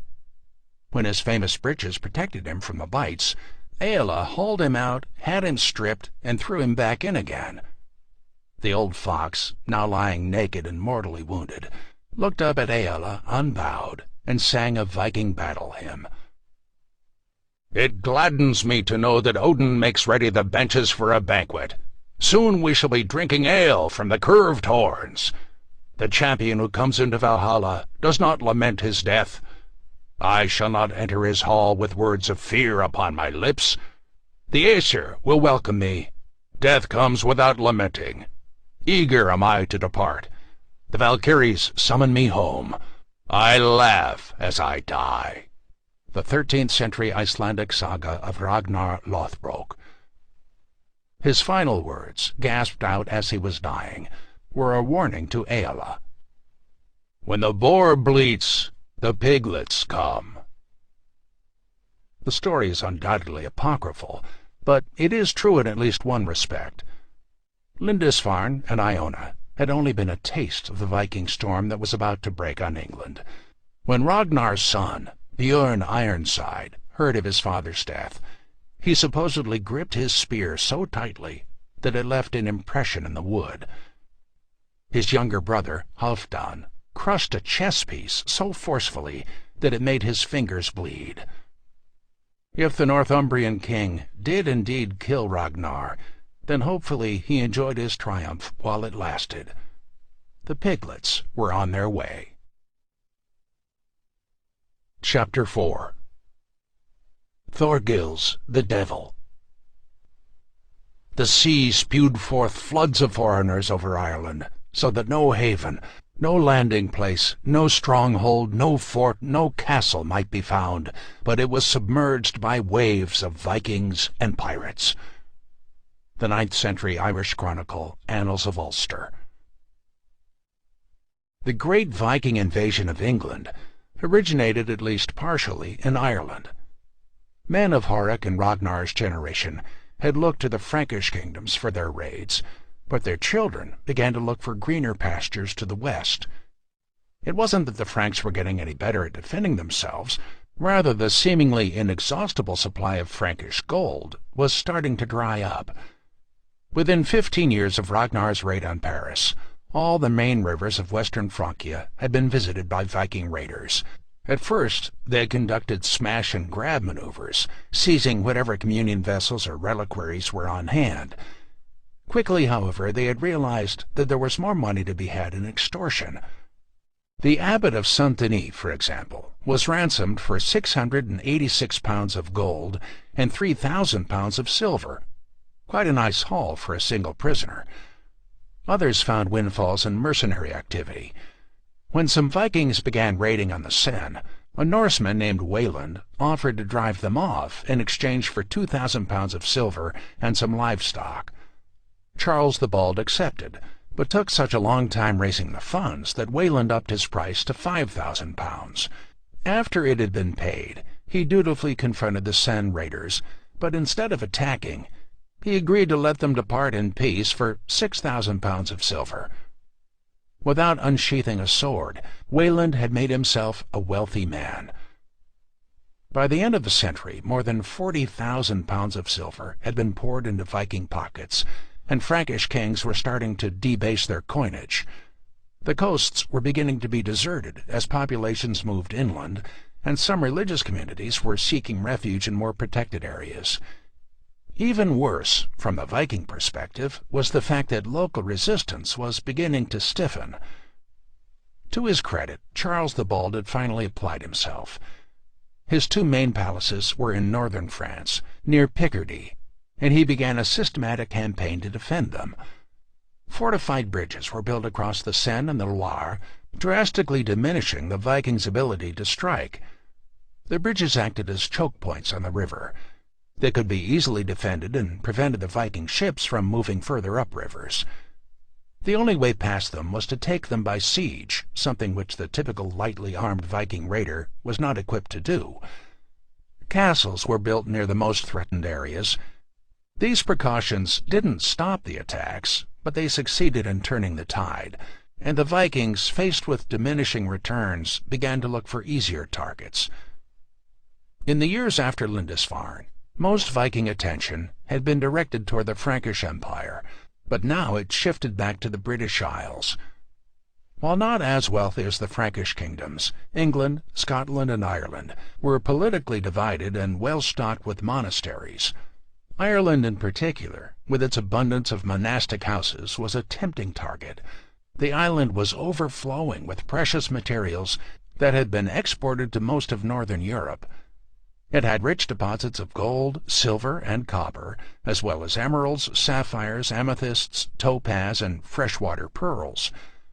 High-quality metalwork had been produced by Irish craftsmen since at least 2000 BC, and Kerry diamonds, glittering stones that could be found along the rocks of the coast, were used to adorn reliquaries, jewelry, and even book covers. This native prosperity, coupled with Gaelic religious devotion, had produced a great cultural flowering. Ireland was in its golden age.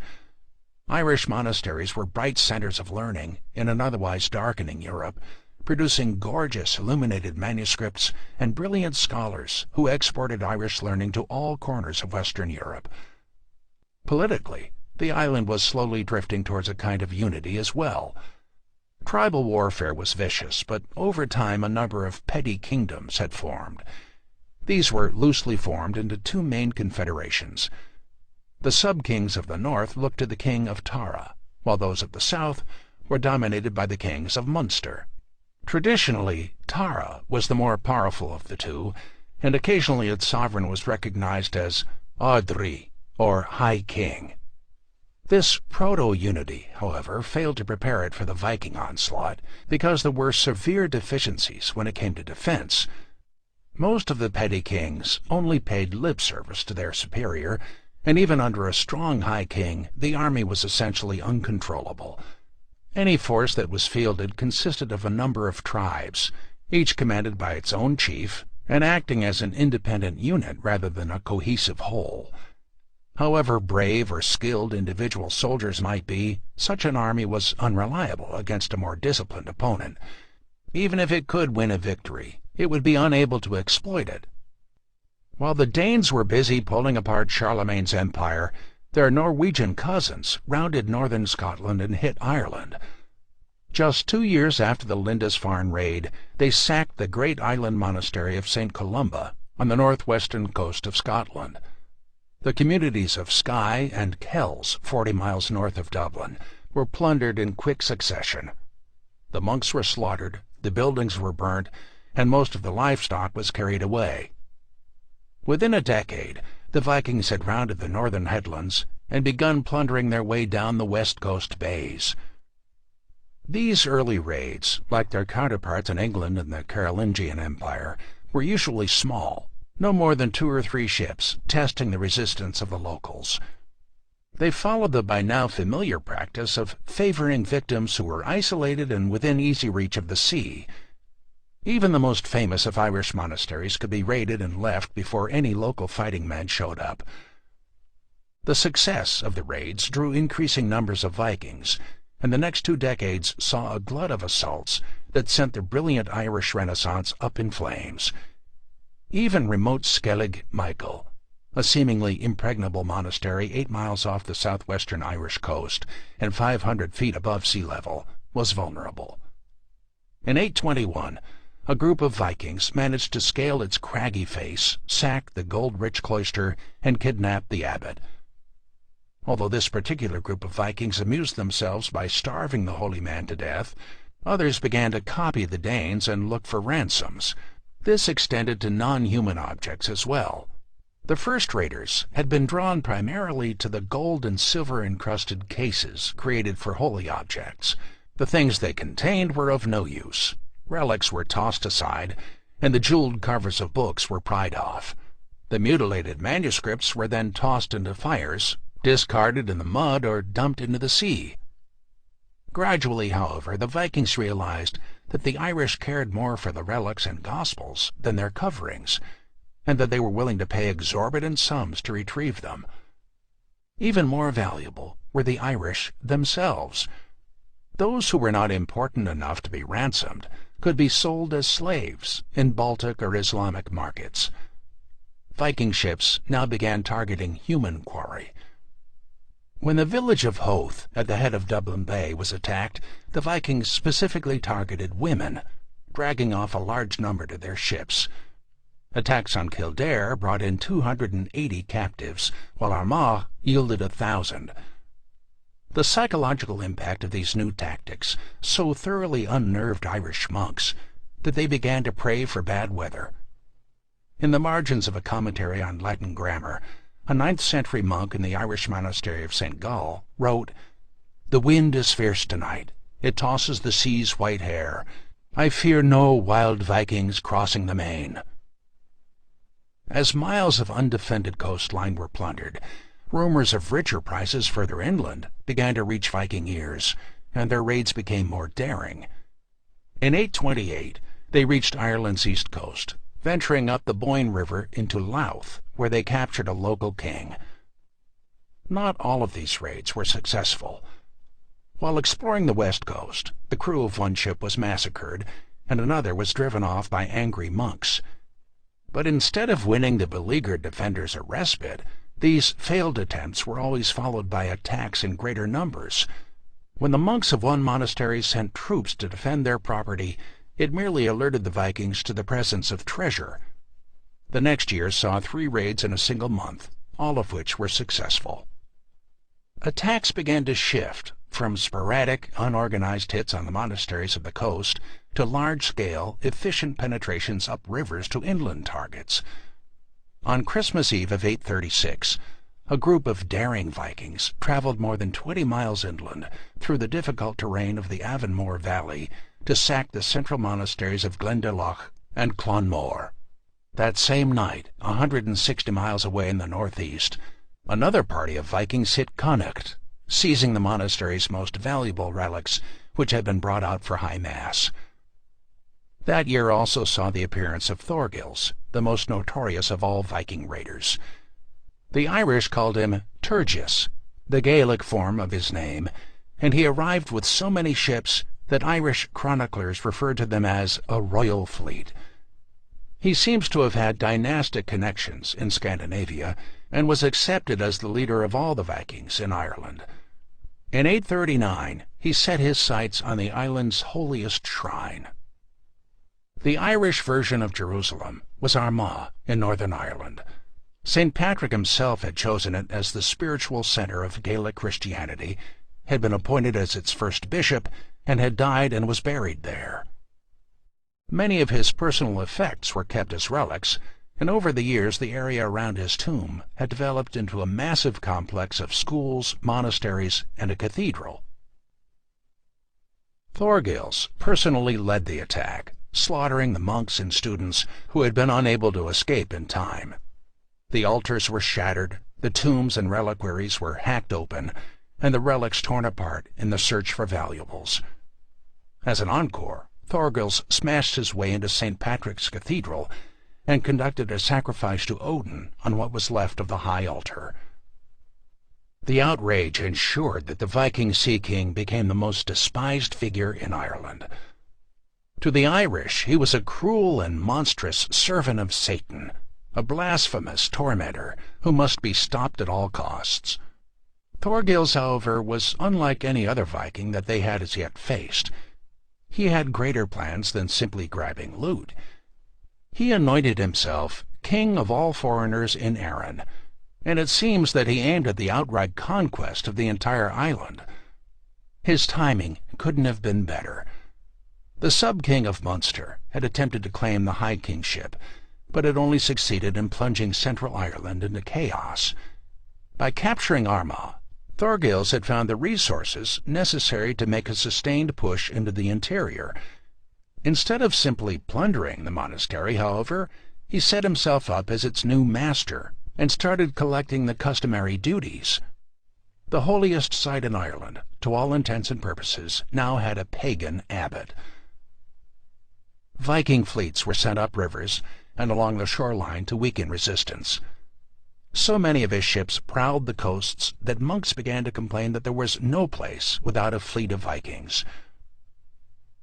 While his forces were busy eroding the strength of the native Irish kings, Thorgils began looking for a more defensible location to base his operations.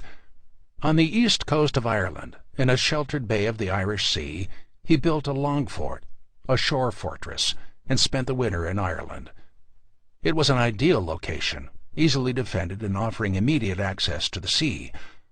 Located on a splendid natural harbor at a spot that offered a convenient fording place across the Liffey River, it lay within direct reach of both the interior of Ireland and the west coast of Britain. The local name for the spot was the Black Pools, Dubh Linn in Gaelic, and it stuck. Thorgils laid down heavy timbers for the streets and built houses in the Viking fashion with wickerwork and mud-daubed walls. Surrounding these was a thick earthen wall topped with a wooden palisade. Dublin was not meant to be a simple base of operations. It became the center of the first Viking state established in Western Europe, with Thorgils as its king. From these headquarters, Thorgils stepped up his attacks. In 844, he led 60 ships up the Shannon River to present-day Limerick. From there, he split up his forces to sack sacred sites throughout central and western Ireland. Thorgils himself burned the monastery of Clonfert and then attacked the abbey of Clonmacnoise, famous throughout Europe for its seminary. Here Thorgils seemed to have repeated his earlier behavior at Armagh. After killing the monks and looting the abbey, he brought his wife Oda into the main church. Wiping off the splattered gore, Thorgils helped Oda to climb on top of the shattered high altar. She was known as a Volva, or prophetess, and from her perch she amused the assembled Vikings by demonstrating her gift of prophecy in a ceremony to Odin. The ritual defilement of the two holiest places in Ireland was not a coincidence. Thorgils was asserting the supremacy of the Viking gods, and doing so in a manner which would have shaken the faith of the medieval Irish mind. A monk in the south lamented that many of the Irish forsook their Christian baptism and joined the fair foreigners in plundering churches. By the end of the decade, Ireland was in serious danger of being completely overrun. Its petty kings were too involved with their own feuds to unite, so clerics began to take the field. The abbot of Terryglass was killed leading the local militia, and the abbot of Armagh was captured together with the relics of St. Patrick. It seemed only a matter of time before the Vikings would have the entire island in their grip. It came as a profound relief, both spiritually and physically, therefore, that in 845 Thorgils was captured by the High King of Tara, Mael Shefflin. How the king managed to do this remains somewhat of a mystery. It's only recorded that Thorgils was seized through trickery and not battle. The hated Viking was tied up, weighed down with stones, and thrown into a river to drown. The death of Thorgils ended the Viking dream of ruling a united pagan Ireland, and it also shattered the Vikings themselves. The first raiders had been Norwegian, but now Danes were beginning to show up in increasing numbers, and tensions between the two groups had reached boiling point. The death of Thorgils removed the lone figure respected by both sides, and in 850 a Viking civil war broke out over the control of Dublin. The Irish were the main beneficiaries of the struggle between the Dubhgail, black foreigners, that is Danes, and the Fingal, white foreigners, that is Norwegians. In the first year of the war, a Danish force managed to batter its way over the walls and sack Dublin, but the Norwegians counterattacked, slaughtering the Danes in a bloody 3-day battle. Adding to the chaos was a third group, the offspring of mixed marriages between Irish and Vikings who were called Galgoidel, or Foreign Irish. The Galgoidel fought for whichever side offered them a better deal, and most often as mercenaries for themselves. Gradually, the native Irish began to drive the distracted Vikings back to the coasts. The High King, Mull, crushed a Viking army attempting to enter his territory, leaving 700 dead on the field. The same year, one of the king's allies caught a raiding party of 200 and wiped them out. King Mull even reached out to Charles the Bald, seeking a military alliance against the Vikings. While the Vikings were entrenched enough to defend themselves against native assaults, Dublin was attacked 6 times, each with disastrous results for the Irish. The real threat to their security came from within. The leader of the Norwegians was Olaf the White, the son of a Norwegian warlord who had arrived in Dublin the year of Thorgil's death. The Danes, on the other hand, were led by his distant kinsman, Ivar the Boneless, eldest son of Ragnar Lothbrok.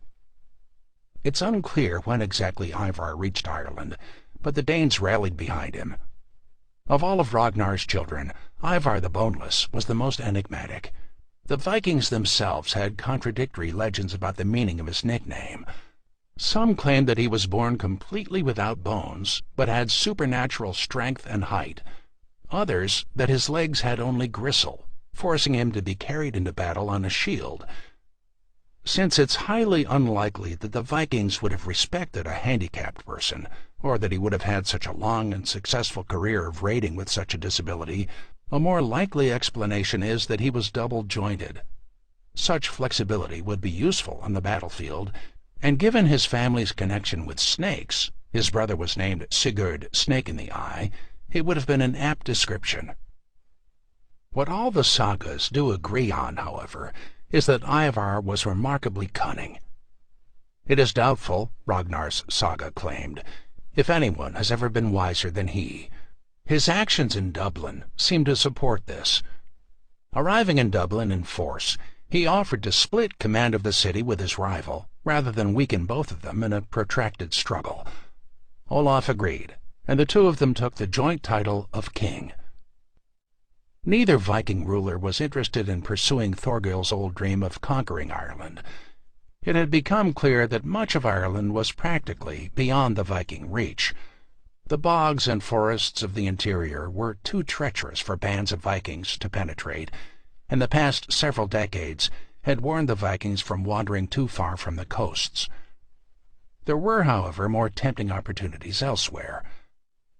Since its founding around the year 841, Dublin had quickly prospered, becoming one of the busiest trading ports of the Viking world.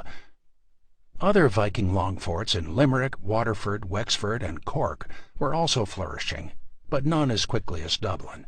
It was already connected to the main commercial centers in Norway, England, and the Frankish kingdoms, and was a regular port of call for Vikings raiding throughout the North Atlantic. Perhaps it was from these sources that knowledge of the rich kingdoms to the east first filtered through to Ivar. Or perhaps he really was out to satisfy a blood debt for the death of his father. Either way, in 865, Ivar the Boneless decided to invade England. Chapter 5. The Great Heathen Army. Pagans from the northern regions came like stinging hornets, and spread on all sides like fearful wolves. Anglo-Saxon Chronicle. Unlike its unfortunate neighbors to the south and west, England had hitherto largely escaped the attentions of Viking raiders in the 9th century. There had been sporadic raids since the attack on Lindisfarne, but these had been relatively small and limited operations. Most monasteries were on the alert, and when one was raided, the other communities would usually scatter, ruining the chances of the Vikings obtaining further loot. In 825, for example, word reached the monks of Iona that there were raiders in the area. Most of the community fled, carrying the relics of St. Columba and the other portable treasures with them. Only the abbot and a handful of monks stayed behind to tend to the priory church. A few days later the Vikings struck, bursting into the church in the middle of a mass. The monks were butchered immediately, but the abbot was kept alive and questioned as to where he had hidden the valuables. When he refused to divulge the secret, the Vikings hacked off his limbs on the steps of the high altar and left him to die. As brutal as these attacks were, however, they had been mercifully rare. This was at least in part due to the fact that the English were more politically organized than their Irish neighbors. Political organization, however, had not kept Charlemagne's empire safe, and it could only deter major Viking raids in Britain for so long. In the 1830s, the raids began to intensify. The first years of the decade saw Vikings off the Kentish coast, where they overran the island of Sheppey. For the next 15 years, the Vikings used this as a base to raid and interfere in English politics. When Cornwall revolted against the West Saxons, the Vikings assisted them, eroding the power of Wessex. The West Saxon king, Egbert, raised an army to confront them but was soundly defeated. After brushing aside another army of Wessex men, the Vikings ravaged East Anglia and Kent and sacked the city of Rochester. In 844, they extended their reach into Northumbria, restoring an ousted king by killing his rival. In 850, their tactics, as they had elsewhere, abruptly changed from seasonal raiding to outright conquest. That autumn, they seized the island of Thanet off the Kentish coast and wintered there. The presence of 350 ships at the mouth of the Thames so alarmed the West Saxon king Ethelwulf that he sent his son Alfred to Rome to petition God's support. Fortunately for Wessex, in the short term at least, the Vikings decided to target the other major state, Mercia, which had absorbed most of its smaller neighbor Essex. Several hundred of them stormed Canterbury and burned London, forcing the Mercian king, Beorhtwulf, to muster his army. Normally the Vikings avoided pitched battles, but this time they had the numbers to feel confident. After a brief struggle, the Mercian shield wall broke, and Beorhtwulf and his army fled. Instead of continuing deeper into Mercia, however, the Vikings crossed into Surrey to break the power of Wessex. Yet this time, instead of an overwhelming victory, they suffered a crushing defeat at the hands of King Ethelwulf and his sons. The Anglo-Saxon Chronicle gushed that it was the greatest slaughter ever heard of. It must not have been too crushing, though, for the next year the Vikings tried again. This time they attacked the West Saxon capital of Winchester, but were again driven off. The campaign taught the Vikings several valuable lessons. The first was that there was much plunder to be had. London and Canterbury in particular had been rich targets, and there were sure to be more such cities further inland. Second, it also revealed the relative strengths of the four English kingdoms. A Viking force could stand against a royal army in the field and come out the victor.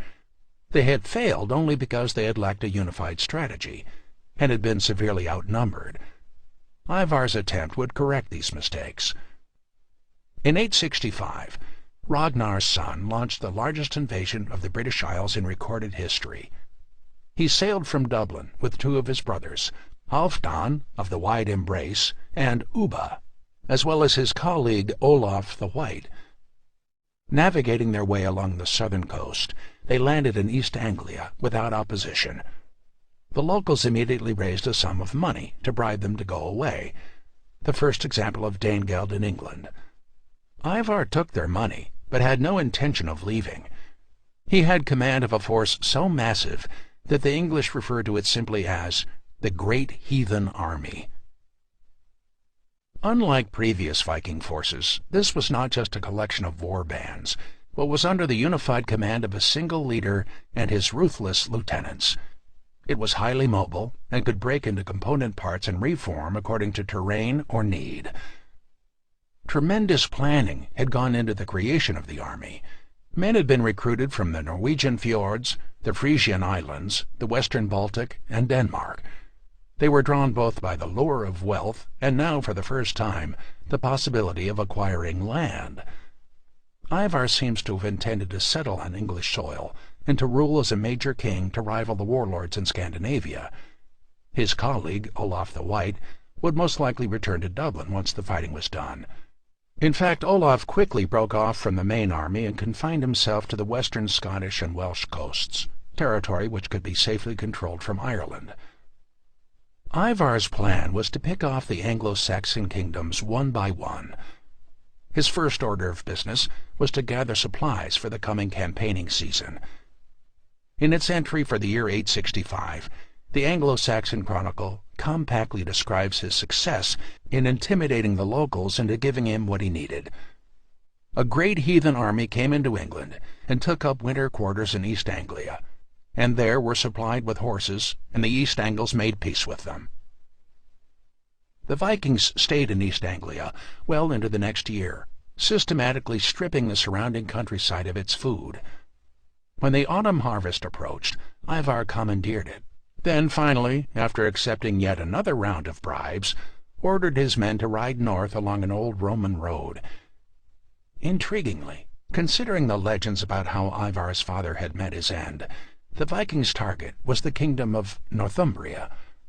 The Northumbrians had recently driven out their king and replaced him with a tyrant named Eola, the man who had allegedly killed Ragnar Lothbrok.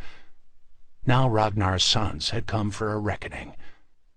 Ivar, however, wouldn't have needed to march north out of filial loyalty. The Vikings were well acquainted with the northernmost kingdom. Its main city of York, positioned on a tributary of the Humber, led directly to the North Sea, and had been a site of trade between England and the rest of Europe since ancient times. Over the years, an international merchant community plying wine and other perishable commodities had grown up in the city, and by the mid-9th century it probably had its share of Scandinavians who had arrived as merchants, since the city was too well fortified to be taken by the usual small Viking party. Capturing the city had clear benefits. Surrounded by rich farmlands, and located halfway between Dublin and the coastline of northwest Europe, it was also connected to ports on the west coast by the well-maintained Roman roads. If the Vikings took York, they would have access to multiple trading centers and be able to avoid the treacherous 600-mile sea route around the north of Scotland. The great heathen army arrived before York's walls on All Saints' Day, November 1st, 866. Deciding that discretion was the better part of valor, Eola fled, withdrawing to the territory of his ousted predecessor so the two could pool their resources. Unfortunately for York, it took more than 4.5 months for the joint army to reach the city, and by that time the Vikings had firmly dug in. It was at York that Ivar the Boneless first showed his cunning. Instead of marching out to meet the two kings, he lured them into the city by purposely neglecting a section of the walls. The Anglo-Saxon army poured in, only to find a labyrinth of carefully prepared traps and confusing dead ends. In the street fighting that followed, the English were wiped out, and both kings were killed. What was left of the royal court fled north to Scotland. If Eola really did kill Ragnar, then Ivar must have relished the opportunity for revenge. The Anglo-Saxon Chronicle merely states that the kings of Northumbria were slain, but the Norse sagas recount a more grisly end.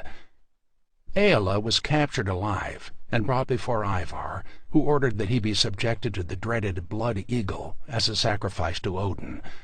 The king was stripped to the waist and tied down to the ground. A Viking warrior hacked at his ribs, breaking them and cutting a deep incision down either side of the spine. The lungs were then pulled out through the wounds and allowed to quiver like a pair of blood-stained wings until the writhing king expired. The stories tend to get more lurid with each telling. The latest version had Ivar pouring salt in Eola's wounds. But Northumbria certainly suffered the most of any English kingdom under Viking domination. Ivar clearly saw it as a launching pad for a systematic destruction of the other three kingdoms. To lessen native resistance and free his army up for a sustained push south, he installed an Englishman named Egbert on the throne. Although he had the title of king, Egbert was nothing more than a glorified tax collector for the Vikings. Those who refused to voluntarily contribute to their coffers simply had their land and money seized. With the north more or less pacified, the Vikings turned on the neighboring kingdom of Mercia. The city of Nottingham fell with barely a struggle, and, as he had done at York, Ivar began to fortify the walls in order to use the city as a base. As a measure of his confidence, the Vikings spent that winter in the camp away from their ships. When news of the invasion reached the Mercian king, Burgred, he wisely asked the King of Wessex, Athelred, for help. The two kingdoms were used to working together. Their military alliance had been sealed 14 years before, when Burgred had married Athelred's sister and had given a Mercian wife to Athelred's brother, Alfred. When the appeal for aid came, both brothers responded, leading Wessex's large army to assist Mercia. The next spring, the royal partners marched immediately to Nottingham and attempted to take it by storm. This was the Anglo-Saxons' best opportunity to defeat the Vikings. The English army was considerably larger than Ivar's force, and were fighting to defend their homes. The Vikings, on the other hand, were looking for plunder, and intended to survive to enjoy it. At the first sign that they might lose the battle, they would run, not make some noble last stand. Even better, from the English perspective, Ivar had foolishly left his ships, and was now cut off from reinforcements or communication with other war bands. Without the ability to replenish his forces, each Viking casualty would seriously degrade his ability to continue. Ivar was now presented with a difficult choice. If he attacked, the risks were obvious. Although his outnumbered troops were undoubtedly of higher quality than the English, even the best-case scenario involved heavy casualties. If, on the other hand, he stayed behind his walls, he flirted with starvation and disease. The issue of supplies is the unappreciated linchpin of any campaign. As Napoleon said, an army travels on its stomach. To sustain a force of 1,000 men, Ivar had to come up with at least 2 tons of unmilled flour and 1,000 gallons of fresh water per day. Supplying his animals made it even more difficult. The 500 English horses that he had commandeered were smaller than modern cavalry ones, but each would have had a daily requirement of 12 pounds of grain and at least 13 pounds of hay, adding up to more than 6 tons per day. There were also serious hygienic concerns with keeping 500 animals within the confines of the fort. Although horses eat and drink large amounts, they retain very little of it. If properly fed, Ivar's animals would have produced at least 280 gallons of urine and a ton of manure per day. Despite these obstacles, Ivar cleverly chose to stay behind his walls. The English had similar problems of supply, and since there were more of them, it was likely to become acute rather more quickly. Additionally, the Anglo-Saxon militia was composed of peasants who had limited terms of service under arms and couldn't stay away from their farms indefinitely. If Ivar could come up with enough food to bide his time, the English army would simply melt away. Fortunately for Ivar, the tactic worked brilliantly. The Wessex men were needed for the urgent business of bringing in the harvest, and as the days passed, the levies began to drift home. Ivar had gambled that his professional warriors could sustain restricted diets longer than their peasant opponents, and had demonstrated superior administrative skills in rationing supplies than the unwieldy Anglo-Saxon army. The Mercian part of the army grimly hung on, but it suffered from desertions, and morale was low. When it had been softened up enough, Ivar proposed a truce. The terms aren't known, but the Vikings withdrew to York, probably with a payment and some sort of acknowledgment of Burgred's client status. Ivar seems to have had pressing business in Dublin, because he left the army under his younger brother Ubba's command and crossed the Irish Sea.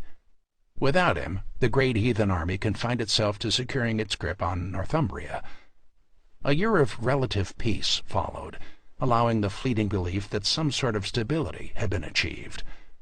One English kingdom had been conquered and another maimed, but perhaps the Viking assault had been checked. In 869, however, Ivar slipped back into England and rejoined the army with fresh plans. Of the 2 remaining independent kingdoms, East Anglia was the more tempting prize.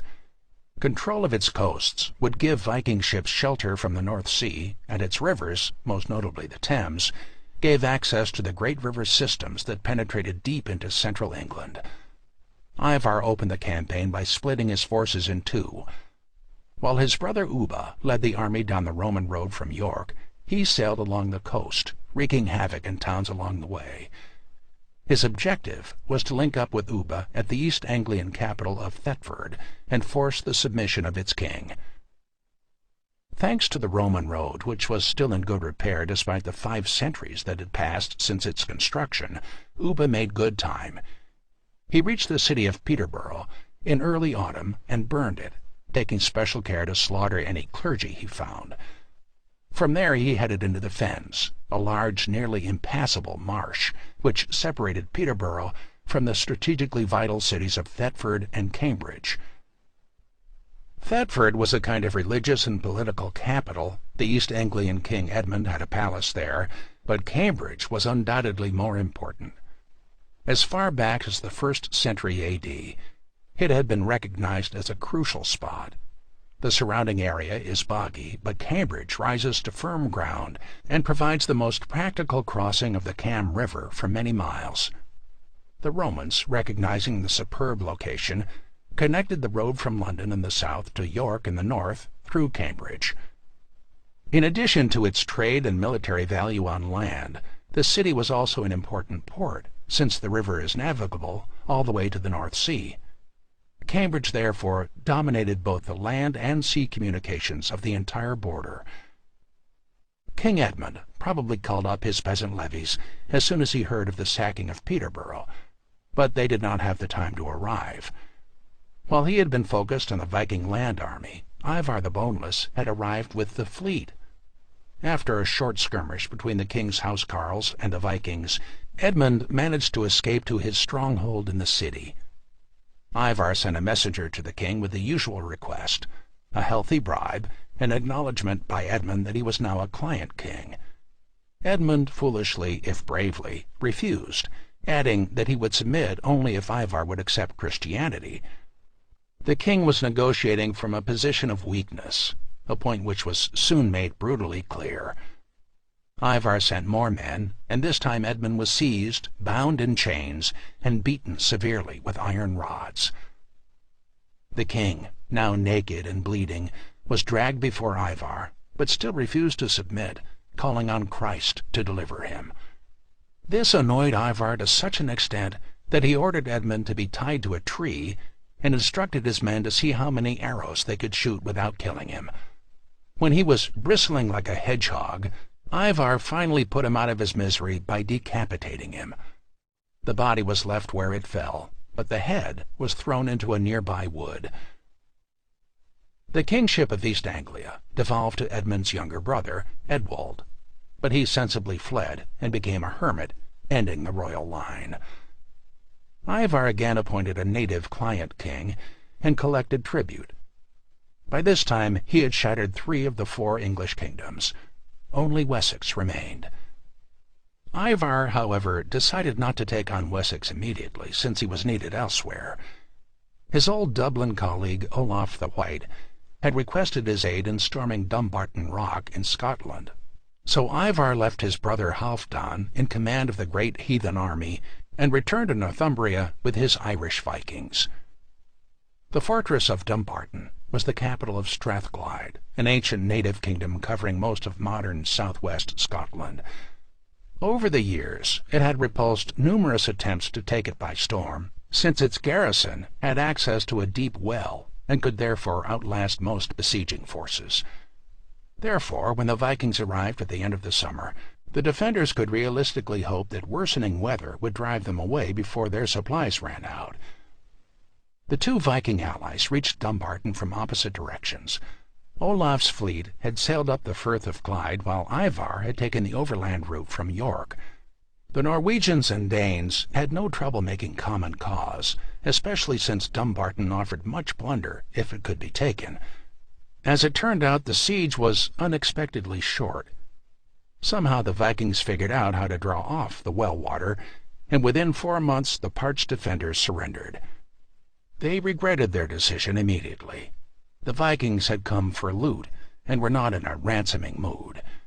Most of the garrison was killed, and the citadel was thoroughly plundered and then razed. So much wealth was gathered that some 200 ships were needed to haul it off. The unfortunates that survived were transported to Dublin, where they were packed onto slave ships and sent to the Islamic markets of Spain. Ivar returned to his Irish capital in triumph. By now he was the most famous Viking living, the greatest of the Sea Kings. In 871, he took the unwieldy but impressive title King of the Northmen of all Ireland and Britain, and Olaf seems not to have contested it. As Ragnar Lothbrok had long ago feared, Ivar had surpassed his father. 2 years later he died peacefully, having had, as Winston Churchill put it, the best of both worlds, unconquered in war and immensely rich. It isn't clear where he died, but at least one legend claims that he wanted to be buried in England. A plausible enough story, since it was the site of his most famous triumphs. His death left a leadership void, but there were plenty of able candidates. Olaf the White was his natural successor in Dublin, and his brothers Halfdan and Ubba would continue the work in England. In fact, they had already started. Even before Ivar had conquered Strathclyde, the final assault on Wessex had begun. Chapter 6. England under Siege.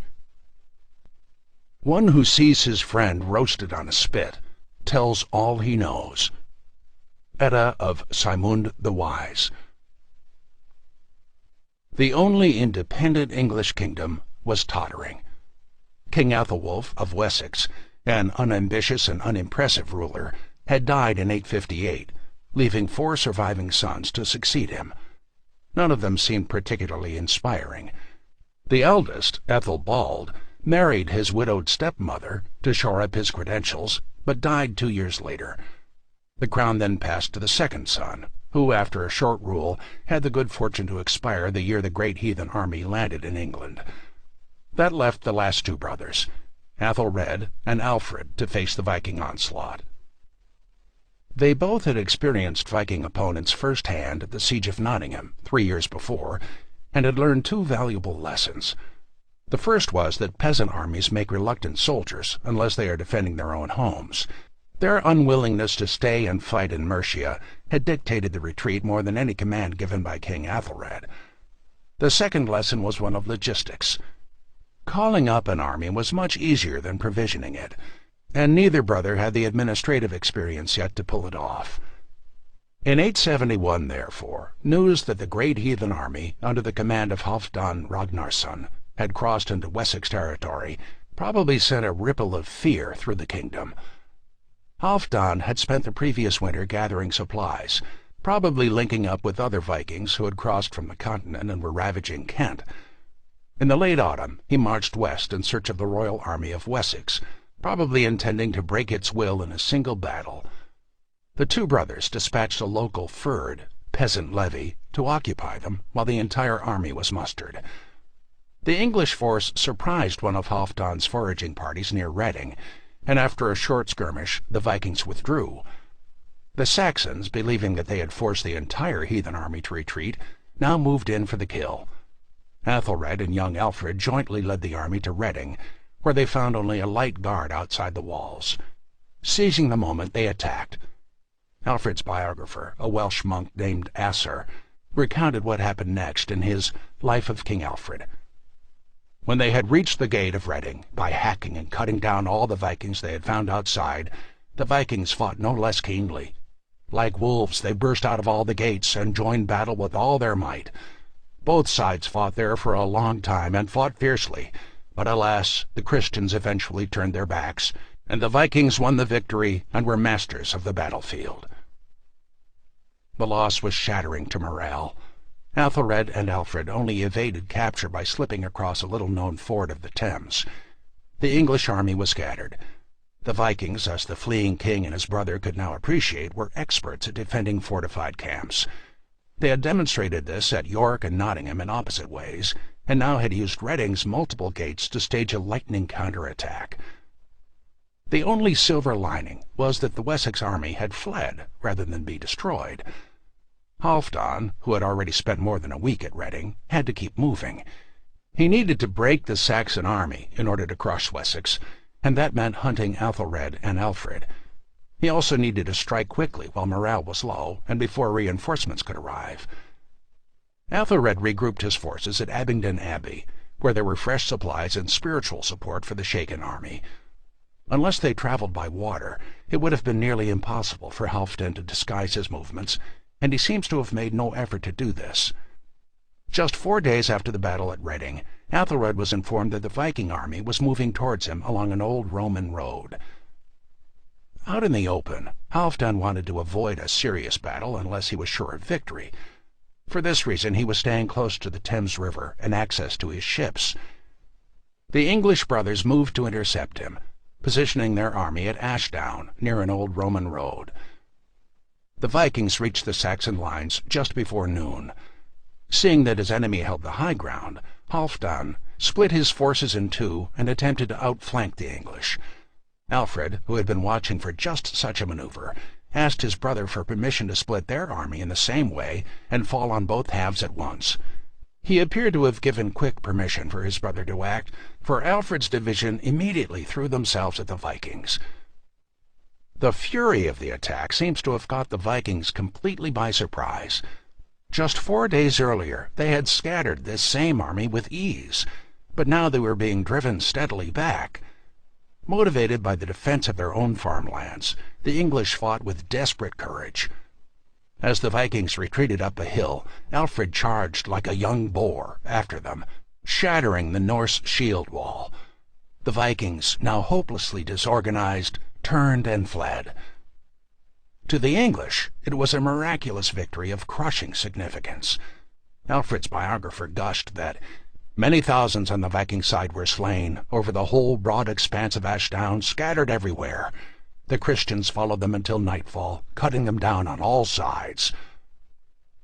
Although the numbers claimed are obvious exaggerations, the list of earls killed illustrates the high casualties of the battle in the bloody hand-to-hand fighting.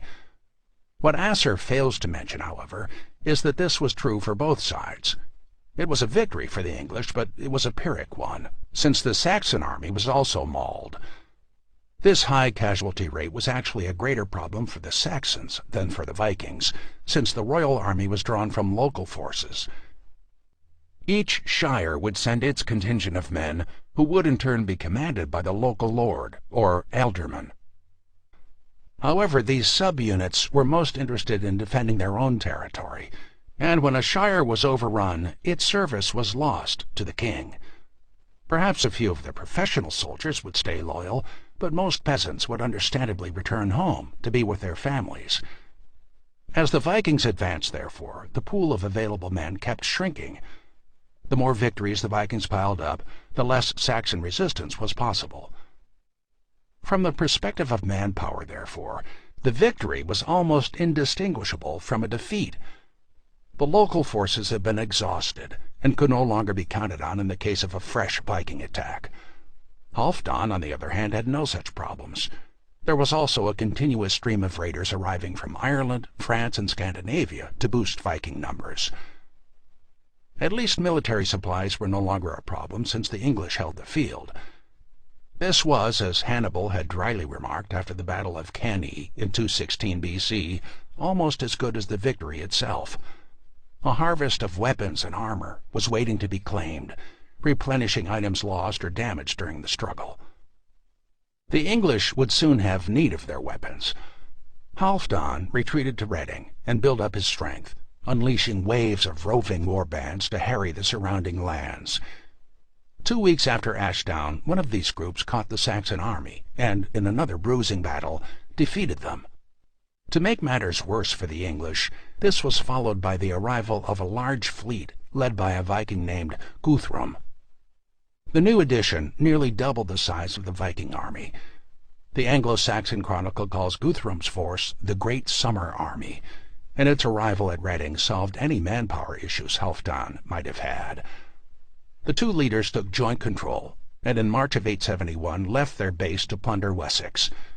Just before Easter, they met the English army, and this third time proved decisive. The Anglo-Saxon Chronicle reports simply that there was great slaughter on both sides. The Danes had possession of the battlefield. One of the casualties appears to have been King Ethelred. He was either mortally wounded during the fighting or was simply worn out by the exertions of his 5-year reign.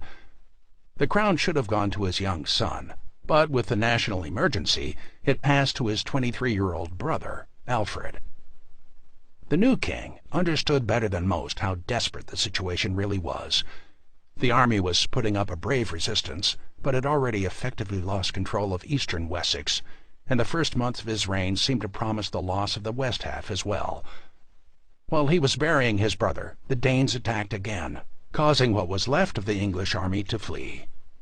Alfred managed to raise a fresh one, but this too was pushed back in a series of skirmishes which left the Vikings in control of the battlefield. Alfred sued for peace. His army hadn't been able to stop the Danish advance, or even prevent a group of Vikings from plundering his brother's grave. Surprisingly, Halfdan and Guthrum agreed. Despite their success, the Vikings had suffered heavy casualties as well, and there were elements within the army pushing for a settlement. The point of raiding was to live to enjoy one's plunder, and the uncharacteristic pitched battles that Halfdan had been fighting had probably damaged morale. Accepting a large payment of Danegeld and the designation of Eastern Wessex as a kind of Danish protectorate, Halfdan pulled back to his base at London. He had been reassessing his priorities for some time. The death of his brother Ivar had loosened the family's hold on both Ireland and Northumbria. In the former, the Norwegians had once again gained the upper hand, and in the latter, there was a full-scale rebellion against Viking rule. He spent a year in London gathering supplies, then marched north to re-establish control over Mercia. Burgred, the Mercian king, didn't wait around for him to arrive. Slipping out of his capital before the Vikings got there, he escaped to Rome, where he spent the rest of his life as a pilgrim. With that last victory, the great army began to fracture. Its organization was always fluid, since it was less a proper army and more a collection of war bands with aligned goals. That unity, however, had been fractured by the arrival of Guthrum and the heavy losses in Wessex, and at the conclusion of the Mercian campaign, the army divided in half. The Lothbrok brothers peeled off and headed north, leaving Guthrum to finish off Wessex. Halfdan's portion of the army was probably made up of veterans who had been steadily campaigning for a decade. What they wanted now was land, and Halfdan himself probably was thinking about establishing himself in a permanent location. He may have intended this to be London, and had gone so far as to mint coins of his own there in imitation of Wessex. The Lothbrok base of power had always been in the north, though, so Northumbria was a more suitable choice. As soon as he had pacified it, he started deeding land to his soldiers, like some Anglo-Saxon monarch. His veterans, for their part, seemed to have eagerly abandoned swords for plows. The life of a sedentary king, however, didn't quite suit Halfdan, and the old sea-wolf couldn't resist the temptation for one last adventure. In 875, he launched an invasion of Dublin, losing the support of most of his soldiers and eventually his life during the 2-year campaign. He seems at least to have gone down fighting. Of the various accounts of his death, the most believable is that he was killed in a sea battle with the Norwegian king of Dublin. The departure of the Lothbrok brothers gave Wessex some much-needed breathing room, and Alfred used it to reassemble his army. Expecting an attack, he kept the army in the field, attempting to block the fords across the Thames. The canny Guthrum, however, evaded the Saxons by splitting his forces in two. A small mounted field army slipped across the river at night and seized the port of Wareham, while the main forces sailed along the coast. By the time Alfred was aware that Guthrum had left Cambridge, the Vikings were already dug in. The main Viking army had not arrived yet, but experience had taught the Saxon king of the dangers of attacking entrenched Vikings, so he offered to buy them off instead. Guthrum, after some initial reluctance, accepted, and the two leaders exchanged hostages as a show of good faith. Guthrum, however, had no intentions of making peace. As soon as the Saxon army withdrew, he had all of his hostages butchered, and then seized the much more defensible fortress of Exeter. The Vikings were now established in the heart of Wessex. If they could hold that position commanding the Thames River Valley, they would dominate both the economic and spiritual heart of the English kingdom. From his stronghold, Guthrum ravaged the south, building fortified camps and breaking morale. His fleet, meanwhile, reached Wareham and began to plunder its way along the coast. If the two linked up, there was little hope for Wessex of avoiding a Viking triumph. Alfred would be forced to his knees, Danegeld would be paid, and Wessex would be compelled to admit the supremacy of a Viking overlord. Since Alfred lacked a fleet, there was little he could do but watch the campaign unfold. Guthrum had maneuvered his forces brilliantly, but just as he was on the verge of victory, the weather stole his triumph. As the Viking longships were rounding some headlands, they were wrecked by a severe storm, along with nearly 4,000 men. The would-be conqueror was now trapped at Exeter, massively outnumbered and deep in enemy territory. Guthrum sued for peace, and Alfred, realizing how close he had come to defeat, was magnanimous. The Vikings, properly chastened, were allowed to cross the Thames with what was left of their army. Once again, Alfred had miscalculated his enemy's weakness. The Vikings had consistently shown a remarkable ability to replenish their forces in a short amount of time. Within 5 months, Guthrum had brought his army back up to fighting strength and had launched his final invasion. All of the favorite Viking tactics were on display. Not only did Guthrum attack Alfred's stronghold of Chippenham during the winter, but he waited until Twelfth Night, a time when most of Alfred's army would be either home celebrating Christmas with their families or deep into their wine. The lightning blow caught the king completely by surprise. He had dismissed the field army for the holiday, and was protected only by his personal guard. They were quickly overpowered, and Alfred himself barely escaped. He fled to Athelney, a wooded island in the marshes of Somerset, with the few of his bodyguard who had survived. Guthrum had shattered the power of Wessex, bringing almost all of England under Viking domination in the process. It would take some time to mop up the last resistance, but even as the Vikings took command of Chippenham, reinforcements arrived. They were commanded by Ubba Ragnarsson, younger brother of Ivar the Boneless and Halfdan. He brought with him the Raven Banner, a fearful totem that the Vikings believed carried the favor of Odin. Supposedly woven in a single day by the daughters of Ragnar Lothbrok, it was a triangular canvas with the image of a raven sewn on it. If its wings were seen flapping, victory would soon follow. Of course, Wessex had not admitted defeat, and it still had a surviving king, but that was a mere technicality.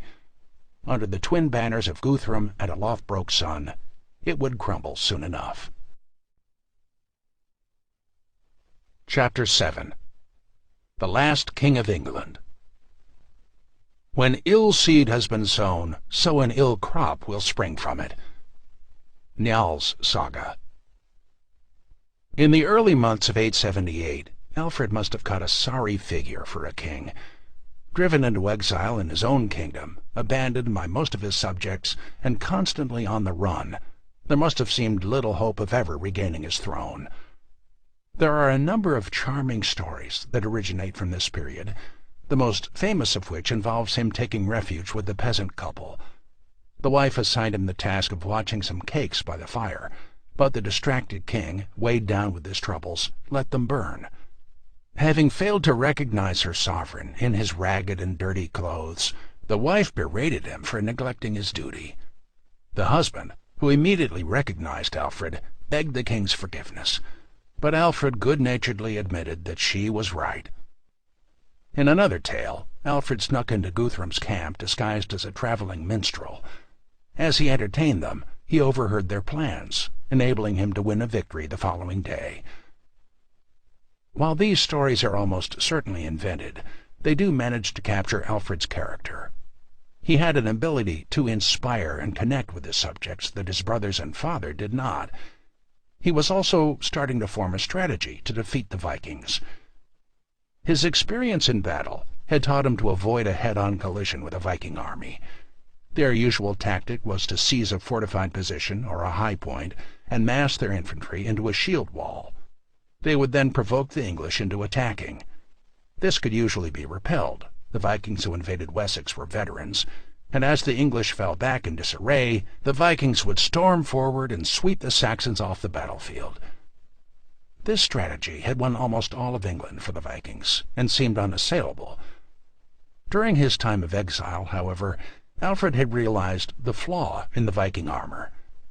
Despite having great ability to replenish their forces, they were still vastly outnumbered by the English. The only way they could overpower a kingdom was to destroy its army, and until they did so, they would be vulnerable. All Alfred had to do was wear them down with skirmishes and not offer a conclusive battle. For the next 3 months, he waged a stubborn guerrilla war from his swamp, always one step ahead of the pursuing Danes, and by Easter of 878 he was ready to go on the offensive. He had prepared the ground well. Without an enemy to strike, the Vikings had been forced to spread out their forces to control Wessex. Alfred's raids had slowly chipped away at their strength and provided a rallying point for English resistance. The greatest blow to Viking morale, however, had been an unexpected bit of luck that had nothing to do with Alfred. After his success in capturing Chippenham, Guthrum had sent Ubba on a raid in Devonshire, and the latter had stumbled into an English army commanded by a local noble. In the ensuing battle, Ubba was cut down, and the Raven banner was captured. When Alfred left his marsh, the English were energized and waiting for their call to arms. The king mustered the forces of 3 shires, and when he was confident that they were ready, he marched north to Edington. His army was probably around 4,000 strong, slightly smaller than the Viking force commanded by Guthrum. This was the battle that both sides had wanted, and it was clear before it began that it would be the decisive conflict of the war. Both armies formed a shield wall and advanced. This was a brutal contest of sheer muscle and will, each side shoving forward, trying to hack and smash their way through the opposing line. The fighting was bloody and exhausting, and neither side could gain an advantage. Finally, after many hours of hard fighting, the Viking line broke. As with all medieval battles, once the shield wall collapsed, the end came quickly. The Vikings abandoned their positions and fled, taking refuge in their base at Chippenham. The Saxon army followed close behind, and Alfred settled in for a siege of his former residence.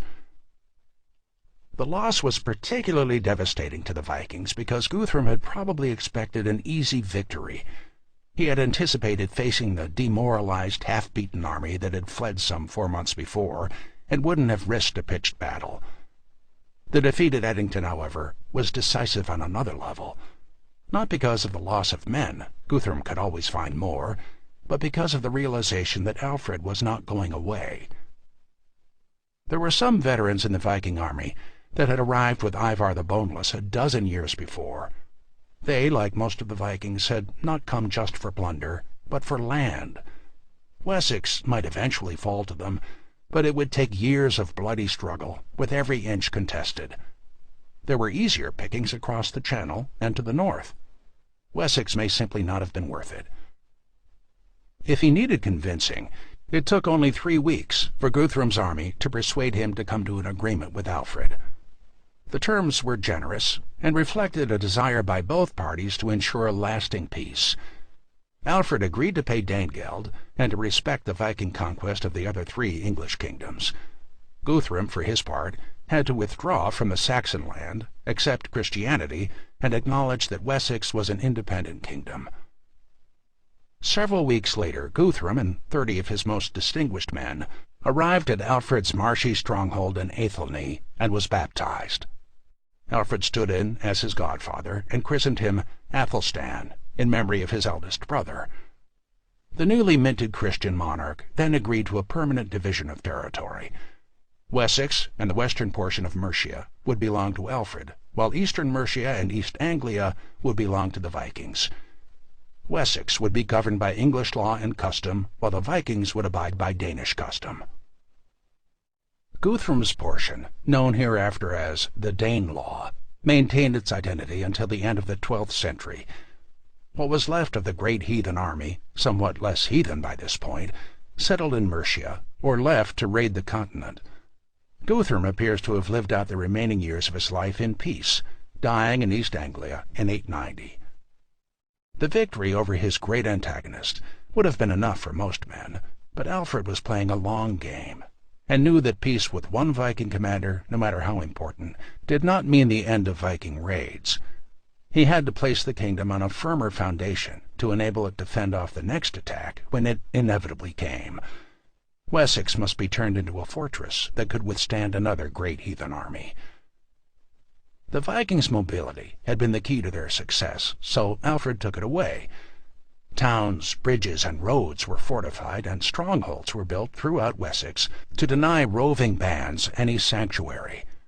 Within 15 years, the kingdom was bristling with fortresses, allowing the English to strike at any future raid from numerous points. Next, Alfred reorganized the army, training a professional permanent force supported by taxes to replace the unreliable peasant levies. He even attempted to challenge the Viking monopoly of sea power by beginning work on a fleet, although the results proved disappointing. To stabilize things internally, he also reformed the currency. At his coronation, English coins had very little silver in them and were nearly worthless. Somehow, he was able to increase the silver content, whether by using treasure confiscated from the Vikings, opening some old Roman mines, or discovering some buried loot. He never explained how, and historians have been wondering about it ever since. Within a decade, Alfred was secure enough to start expanding his territory. He drove the Vikings out of London and signed a final treaty with Guthrum, renegotiating his exact border with the Danelaw. It wasn't just the reorganization that had strengthened Alfred's army. The king had realized that a literate force, or at least an officer corps who could read, would give him an advantage. He couldn't be everywhere at once, so it was vital that he could communicate exact and detailed plans to his underlings. With that in mind, he issued a command that all commanders should be able to read and write, or else surrender their offices of worldly power. This directive was profoundly shocking to a warrior culture that was almost completely illiterate, and Alfred had to modify it so that his sheriffs could appoint a literate deputy to read for them. But he remained adamant that schooling should increase in Wessex. Although he had received no education, he was very conscious of what he'd missed, and understood that exposing himself to minds more vast and subtle than his own was an enriching experience. With that in mind, he composed a list of books that every educated man should know, and, at least according to legend, personally translated some of them from Latin into the vernacular.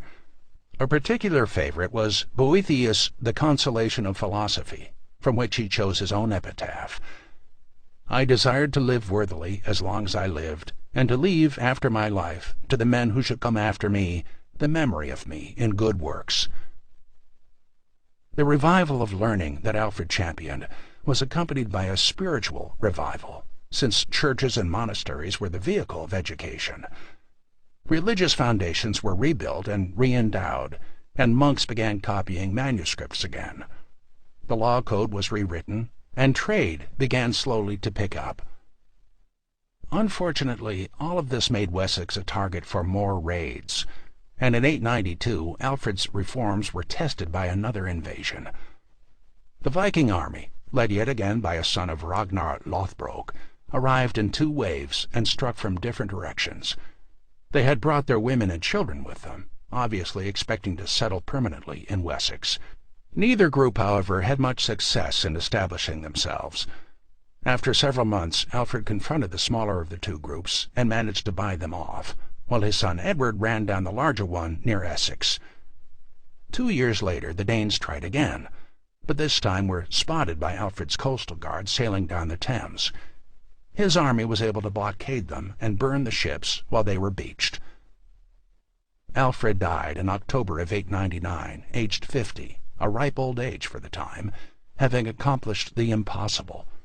He had checked the irresistible Viking tide and prevented England from becoming a Viking colony. By simply surviving, he had taken a huge step toward the creation of a single English state. Thanks to the Vikings, he was the only remaining native king, a fact which ensured that the eventual unification of the country would occur under the Crown of Wessex. Along the way, he had revived literacy, reorganized the economy, and created a stable base for the future kingdom. Without him, Anglo-Saxon civilization may very well have been extinguished. The achievement has led to an unparalleled reputation, which remains intact today. Alfred was hailed as the Solomon of England, Alfred the Wise, and most commonly, Alfred the Great. We need not necessarily agree with the historian Edward Freeman, who, in a gush of patriotism, called Alfred the most perfect character in history, but he certainly earned his epithet of great. The inscription under his statue at his birthplace of Wantage in the modern British county of Berkshire, erected in 1877 by Victorian admirers, provides a fitting epitaph. Alfred found learning dead, and he restored it. Education neglected, and he revived it. The laws powerless, and he gave them force. The church debased, and he raised it. The land ravaged by a fearful enemy, from which he delivered it. Alfred's name will live as long as mankind shall respect the past. Chapter 8. A Viking Kingdom in the Irish Sea. The overpraised are the worst deceivers. The Saga of Grettir the Strong.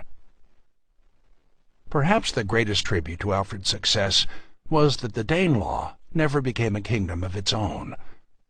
At the time of his death, it accounted for roughly half the land area of the modern Kingdom of England.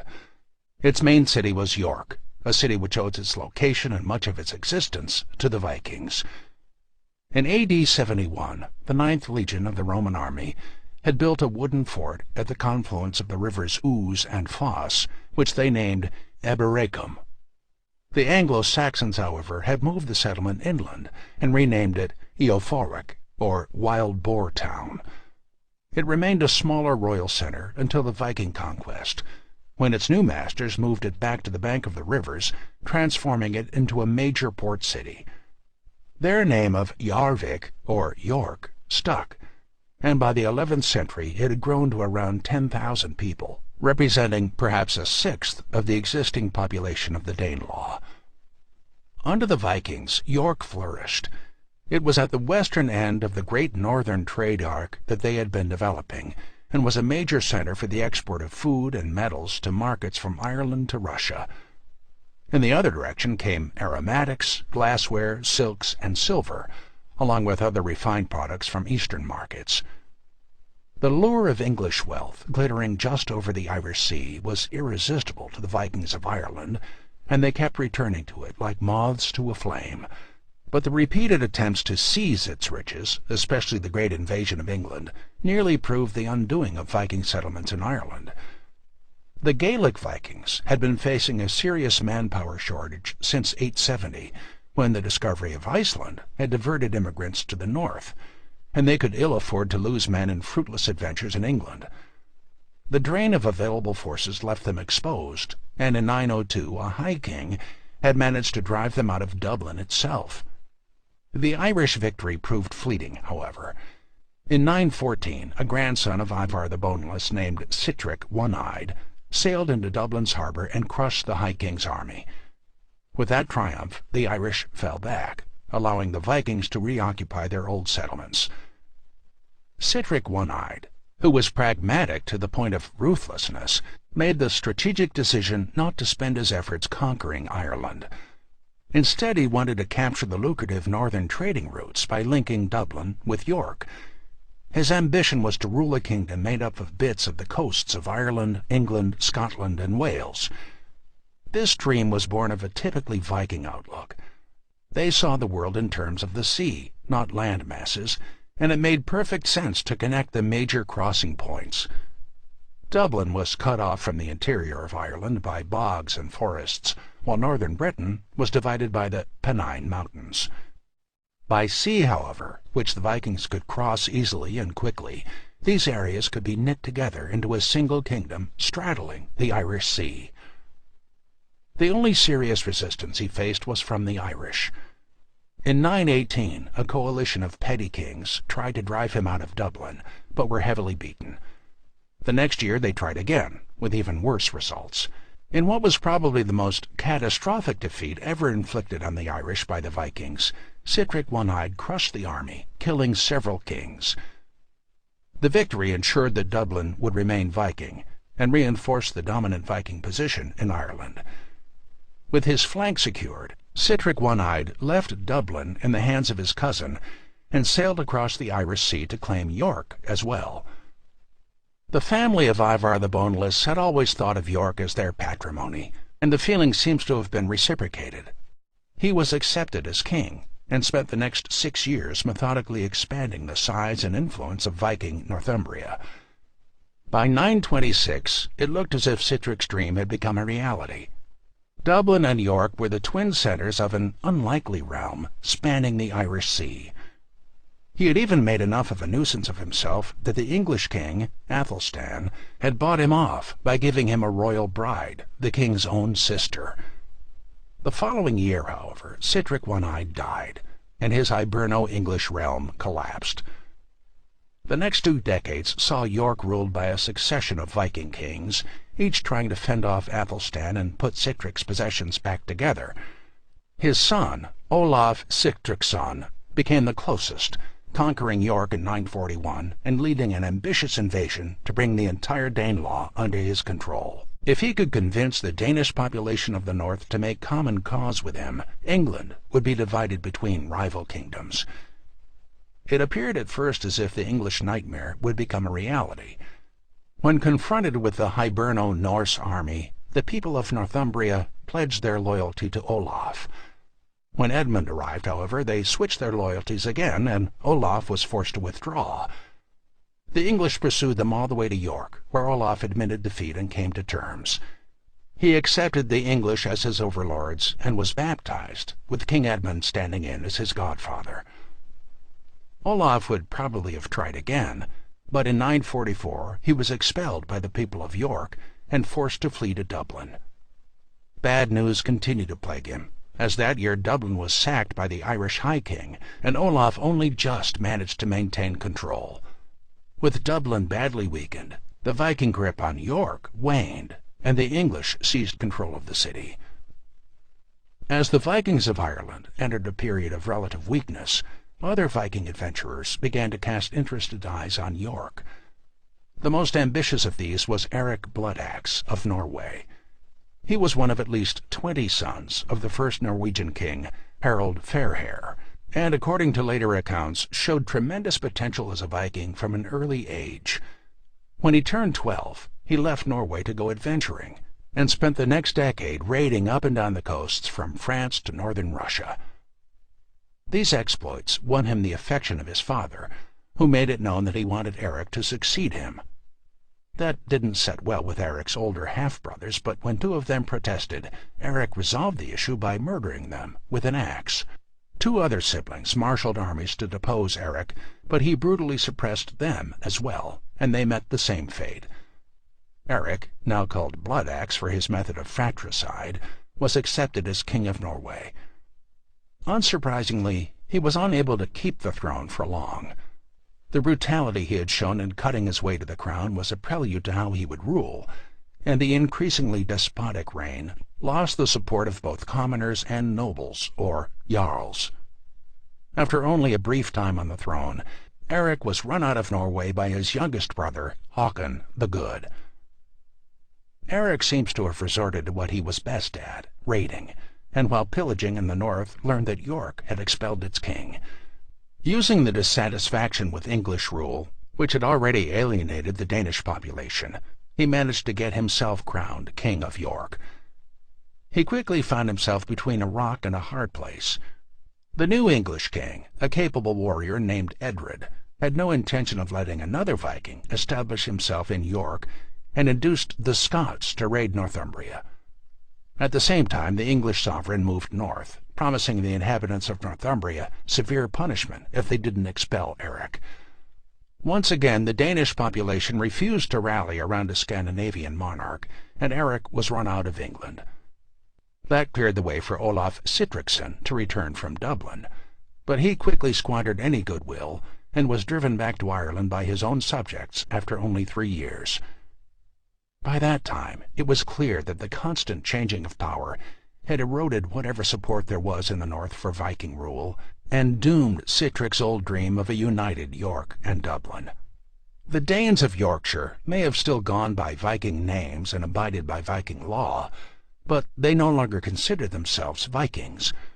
For the most part, they had accepted Christianity and developed a settled, landed class.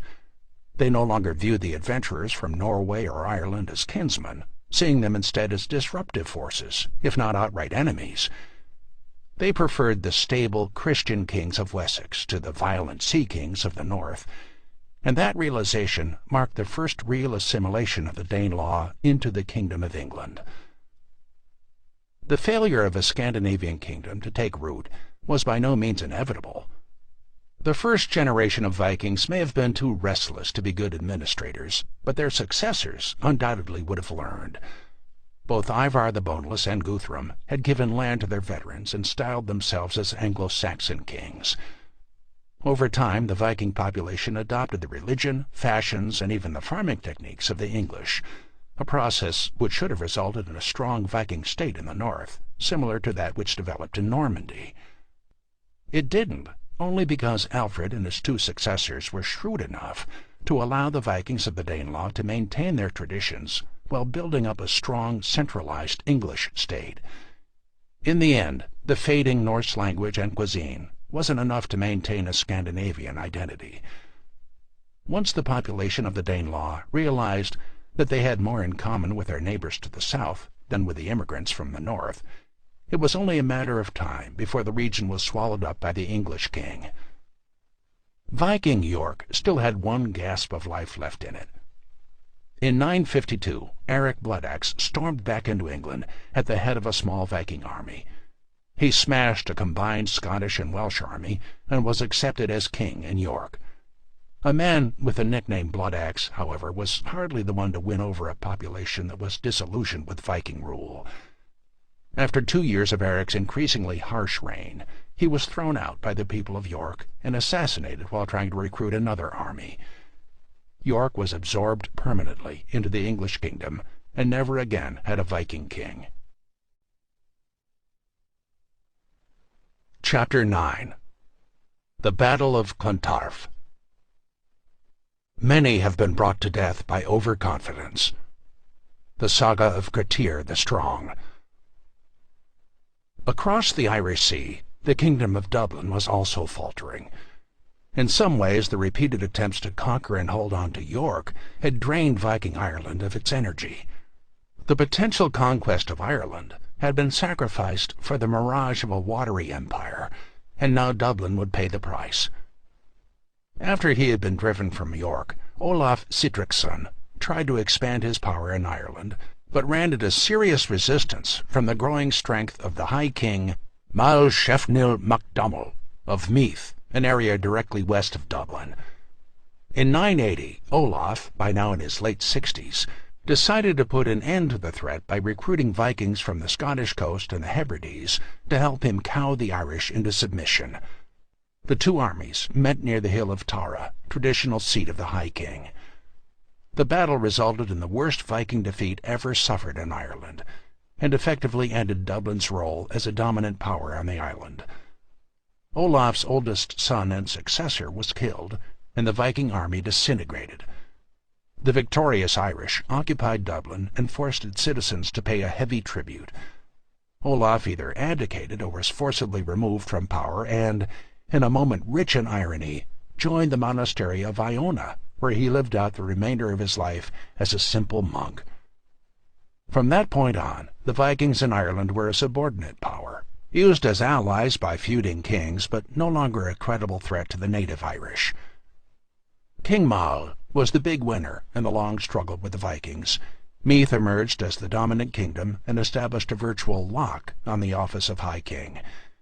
Meath's only real competition came from Munster, an area in the remote southwest, whose ambitious king, Brian Boru, had won a reputation by clearing the Vikings out of Western Ireland.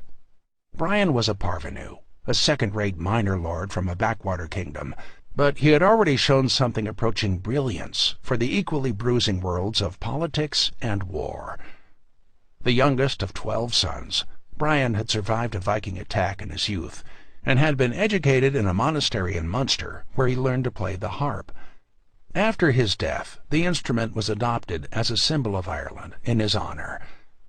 He became proficient in several languages, including both Latin and Greek. His study of the life of Julius Caesar, in particular, stayed with him, as he was struck by the great general's ability to keep his enemies off balance, as well as his habit of memorizing battle plans to prevent them from being intercepted. When he inherited the kingship of Munster, he put this into action by using the Vikings' tactics against them. He sent his armies on lightning raids into the interior, often using captured Viking ships to lead the way. With this unorthodox combination of naval and land attacks, he steadily imposed his authority throughout the southwest. Recognition of this remarkable achievement came in 997, when he forced Mael Shefnir, the reigning High King, to share power with him. Mael would retain the title of High King, but Brian would independently control the south. For all practical purposes, there were now dual High Kings. However creaky the new alliance was, it allowed the main powers in Ireland to unite for the first time against the Vikings. This was put to a serious test in 999, when Sihtric Silkbeard, the last great Viking figure of Irish history, joined the men of Leinster in a revolt against Brian. The two High Kings led a joint campaign, trapping the rebels in a narrow valley and slaughtering most of them. Dublin was occupied again, and Sihtric only kept his throne by swearing fealty to Brian. The victory strained the alliance almost more than a defeat. It was galling enough for Mael to share power with a jumped-up nobody, but the next year Brian inflicted a worse humiliation by claiming the High Kingship for himself, thereby demoting Mael. This set in motion a series of intrigues, convoluted even for Irish history, to bring down the meteoric Brian Boru. The plan was hatched in Dublin by Sihtric Silkbeard, and aided in secret by Mael Shefnel, who was still smarting from his demotion from High King. They were joined in 1005 by other Irish warlords who were alarmed by Brian's naked ambition. In that year, Boru had taken a pilgrimage to the tomb of St. Patrick at Armagh, and left 20 ounces of gold on the altar. He had then instructed a scribe to sign his name in the cathedral's record book with the title Imperator Scotorum, Emperor of the Irish. His grand vision, he now revealed, was to hammer together the divided tribes into a single nation ruled over by a single king. This meant a demotion for every other ruling figure in Ireland, and, as Boru steadily made it a reality over the next decade, drove a number of sub-kings into the arms of Sihtric's alliance. By 1014, Sihtric felt strong enough to openly defy the High King. To bolster the rebel forces, he called in Viking allies from the Isle of Man, led by their Earl Brodir, mercenaries from Iceland, and even the famed adventurer Sigurd the Stout of Orkney, who brought with him a dreaded raven banner of Odin. This grand alliance of rebels, however, never really got off the ground. The size of the army that Brian Boru mustered unnerved Sihtric, and he quietly withdrew from his own rebellion. His counterpart, Mael, came to the same conclusion, and decided to remain on the sidelines and throw in his forces with whatever side seemed to be winning. Even without the two protagonists that had initiated the revolt, the remaining allies decided to go ahead with the rebellion. As planned, the army assembled in Dublin, which proved somewhat awkward for Sihtric since he was now attempting to play the part of loyal vassal of Brian. The two sides met on the morning of April 23, 1014, on the plain of Clontarf, just west of Dublin. The Battle of Clontarf, fought portentously on Good Friday, has been hailed as the most significant event in Irish history. It is traditionally said to be the defining moment in 2 centuries of resistance to Viking invasion, the great victory of Christian Ireland over the pagan Viking horde. Brian Boru, the great secular figure of Irish history, is celebrated as the man who united the country, drove out the northern invaders, and secured Irish independence. The reality, however, is a bit more complicated. Clontarf wasn't fought to drive out the Viking invader, but to decide who would be High King in Ireland. There was in fact no longer much difference between the Norse of Dublin and the native Irish. Sihtric Silkbeard was probably more Celtic than Viking, and as Christian as Brian. He built the first cathedral in Dublin, minted coins with the sign of the cross, and made at least 2 pilgrimages to Rome. He may have called in pagan Viking allies like Brodir of Man to fight for him, but Brian did the same. Brodir's brother, Ospak, fought for the High King, as did several Viking companies. Furthermore, Brian Boru himself, now in his late 80s, played no part in the battle. He retired to a hill above Clontarf to pray, delegating the task of leading the army to his son, Murahud. Medieval war was the job of the young. The 2 armies, evenly matched, formed into long rows, men shoulder to shoulder with their spears raised and their shields overlapping. From then on, it was only a question of who would break first, as the lines slammed into each other. It was an exhausting form of combat, with men heaving against the opposing shields, hacking from the front or attempting to stab underneath the unyielding wooden wall. The brutal contest lasted all day, as both shield walls bent, but neither broke. The Allied army had more to lose, and at first held the upper hand, driving Brian's forces back. But in the murderous hand-to-hand fighting that followed, they were in turn forced to retreat toward the small bridge that spanned the Liffey River. 2 of Brian's grandsons were killed in the assault, but they forced the Viking Brodir of Man to flee, badly weakening the Allied army. Fortunately for the rebel cause, at least according to a colorful Viking account, Sigurd the Stout managed to rally them by waving the Raven banner. This was a considerable act of courage, for the Vikings believed that the banner would bring victory to whoever held it, but at the price of the holders' death. In a scene worthy of the best Norse sagas, Sigurd was confronted by Brian's son, Murahud. The prince, who, given his father's age, was at least in his early 60s, carried a sword in each hand, and was riding a white horse like some figure out of early Irish legend. With one sword he knocked Sigurd's helmet off, and with the other he slashed his throat, killing him instantly. One of Sigurd's men struck Murahud in the belly, spilling his intestines. But before he died, Murahud managed to pull the Viking's chainmail over his head and stab him 3 times in the chest. As with all medieval battles, the end came quickly and bloodily. When Sigurd fell, the Allied shield wall broke, and Boru's forces swept them from the field. Men were cut down as they attempted to flee or drowned as they tried to cross the Liffey. Roughly 2/3 of those who took part were killed, and more Vikings died than in any other single battle in Irish history. Any Viking mercenary who was caught was killed, although Dublin itself was spared since Sihtric had the foresight to abandon the coalition before the fighting started. But the losses on Brian's side had been appalling as well. The High King's eldest son and heir had died, along with 2 of Brian's grandsons, a nephew, a brother, and innumerable other clan leaders of his allies. In perhaps the cruelest twist, the High King himself had also fallen. From his vantage point above the battle, Brian Boru had witnessed the Viking line splintering and had withdrawn to his tent to pray, attended by a single servant. There, alone and virtually unattended, the victorious Emperor of Ireland had been killed by a group of fleeing Vikings. The most common version of his death says that it was Brodir of Man who dispatched him. The Viking chief stumbled on Brian's tent with 2 companions as they tried to escape the carnage of the battlefield. His men mistook the king, holding a crucifix and kneeling in prayer, for a priest, but Brodir recognized Brian. With a single stroke of his battle-axe, he split the old man's skull, then fled, leaving the High King dead behind him. As time passed, it became clear that the victory at Clontarf had been a Pyrrhic one, and that Brian's great dream of a united Ireland had died with him. His younger son inherited the empire, but he lacked the charisma of his father and was unable to hold it together. Within a few years, his control barely extended to the old kingdom of Meath. The endless petty wars had resumed, and Mael Shefnel had recaptured the title of High King. For those who lived through them, The decades of Brian's rule must have seemed like a mirage.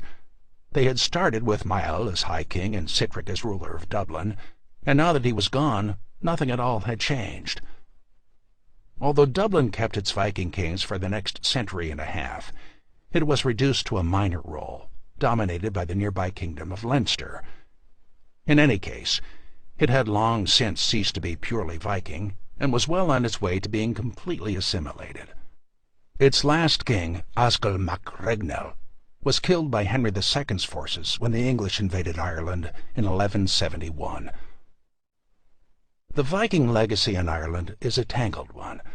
They founded the island's first commercial cities, Dublin, Cork, Limerick, Wexford, and Waterford, but they also fully justified their reputation as destructive raiders by wrecking an Irish culture that was in its prime.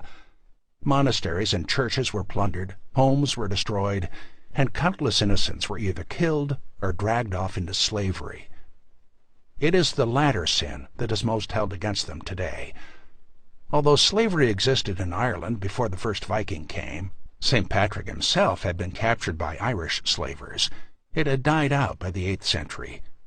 The Vikings reintroduced it, at first taking their slaves, or thralls, back to Scandinavia, or selling them in Islamic markets, but later retaining their captives to serve them in Ireland. The Irish understandably considered this a mortal insult, so they retaliated by starting a slave trade of their own, using only captured Vikings. Before long, it became a status symbol to own slaves, and as the Vikings faded, their place was taken by native Irish. The Church railed against the practice, citing the words of St. Patrick, whose own horrified experience had convinced him of its evils. But, if anything, the slave trade increased. By 1171, it had reached such a pitch that when Ireland was invaded by English armies, the start of centuries of oppression, an Irish cleric drew the damning conclusion that God had sent the English to end the slave trade. The real Viking legacy in Ireland is the city of Dublin. After the time of Sihtric, it might have been reduced to a minor political power, but the same period saw its steady growth as a center of trade. It was especially well known for its luxury goods, and became an international hub of gold, silver, weapons, silks, and horses. It was the Vikings of Dublin who introduced the first coinage to Ireland, and gave the island its first distinct class of merchant traders. Thanks to the Vikings, Dublin became one of the most profitable ports in Europe, with access to the great trading routes of the Viking world. That it did not also become the capital of a Viking kingdom was because Viking society was as tribal as the Irish. One of the chief traits of the Vikings was their adaptability, both in battle and in the areas they settled. They would generally try to build on the existing political order, modeling their realm on whatever had come before. In England, they had found a tradition of strong centralized government, but Alfred and his son and grandson had been too strong to allow a Viking kingdom to take root. In Ireland, they faced the opposite problem. There were only embryonic communities and petty kings, so Dublin became another petty player on the eternally shifting ground of Irish politics. But if England was too strong and Ireland was too chaotic to found a lasting state, France proved just right. The Carolingian Empire provided the Vikings with fertile ground, where the centralized but decaying monarchy provided both a template for a strong state and the inability to contest it. All that was needed was a sea king who was willing to settle abroad. Chapter 10. Rollo the Walker. He has need of his wits who wanders wide. Edda of Saemund the Wise. Very little is known about the ancestry of the man who would eventually found one of the most powerful states in Western Europe. He was most likely of Norwegian extraction, and is known to posterity as Rollo, the Latinized version of the name Hrolf, or possibly Hrolleif. The most comprehensive account of his life comes from a later Norman historian named Dudo of St. Quentin, who had been commissioned for that purpose by Rollo's grandson, Richard I. According to Dudo, young Rollo was the son of a trusted companion of Harald Fairhair, the first king of Norway. Despite their friendship, however, Rollo's father is described as fiercely independent, a man who never lowered the nape of his neck before any king. Perhaps he should have. In the last years of his life, Harald Fairhair turned over the kingdom to his favorite son, Eric Bloodaxe, who took a rather dimmer view of stubborn nobles. As soon as the old man died, Bloodaxe invaded and seized his farm. Rollo's brother was hacked to death in front of him, and Rollo was forced to become an exile.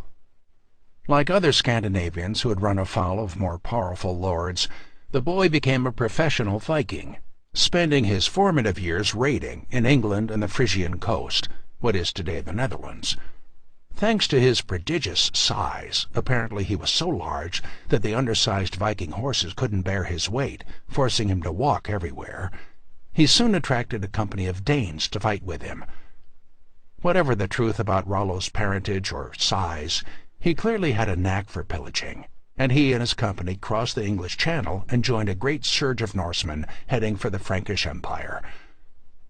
The flow of raiders back into Frankish territory had started in the wake of King Alfred's victory over the great heathen army.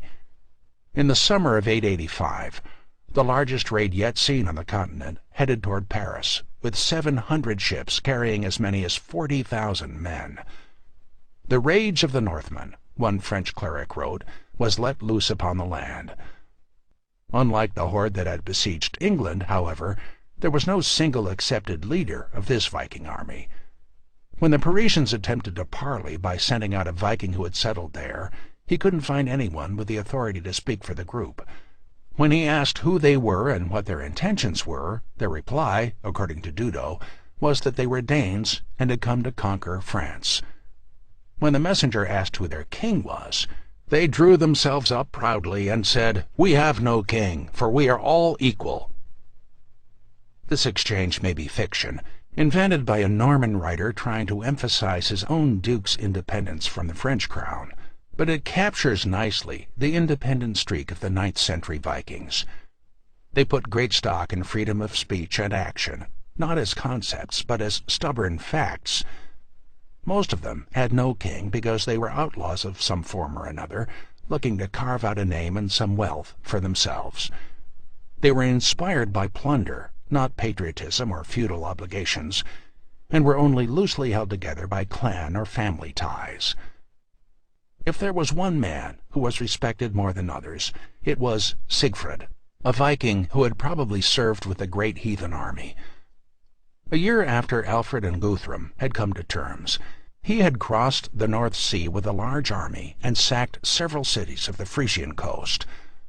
For several years they had their way with the eastern Frankish kingdom, raiding Maastricht, Cologne, Aix, and Trier, until the Frankish emperor, Charles the Fat, decided to rid himself of the troublesome raiders by buying them off. Sigfrid was happy to oblige, and spent the next 3 years raiding Picardy and Flanders. In the spring of 885, he returned to Charles' domains and asked for a hefty bribe.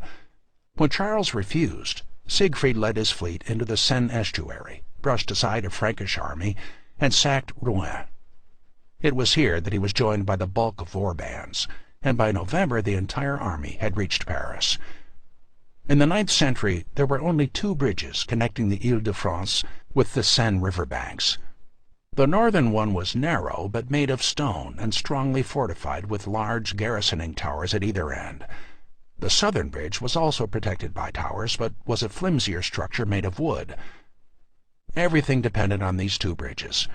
If the Vikings could destroy them, they would not only cut off Paris, but have access to the rich country beyond. If, on the other hand, the Parisians held the bridges, the Vikings would be cut off and exposed to a relieving army. Sigfrid first tried to negotiate his way past them. There were only 200 armed men inside Paris, and he promised to leave the city unmolested if they would agree to pull down both edifices. The Parisians refused, saying that their emperor had charged them with protecting the bridges, and they would do so to the last man. The next day the siege began. Siegfried threw everything against the tower on the north bank of the Seine, protecting the stone bridge, hoping to catch the Parisians by surprise.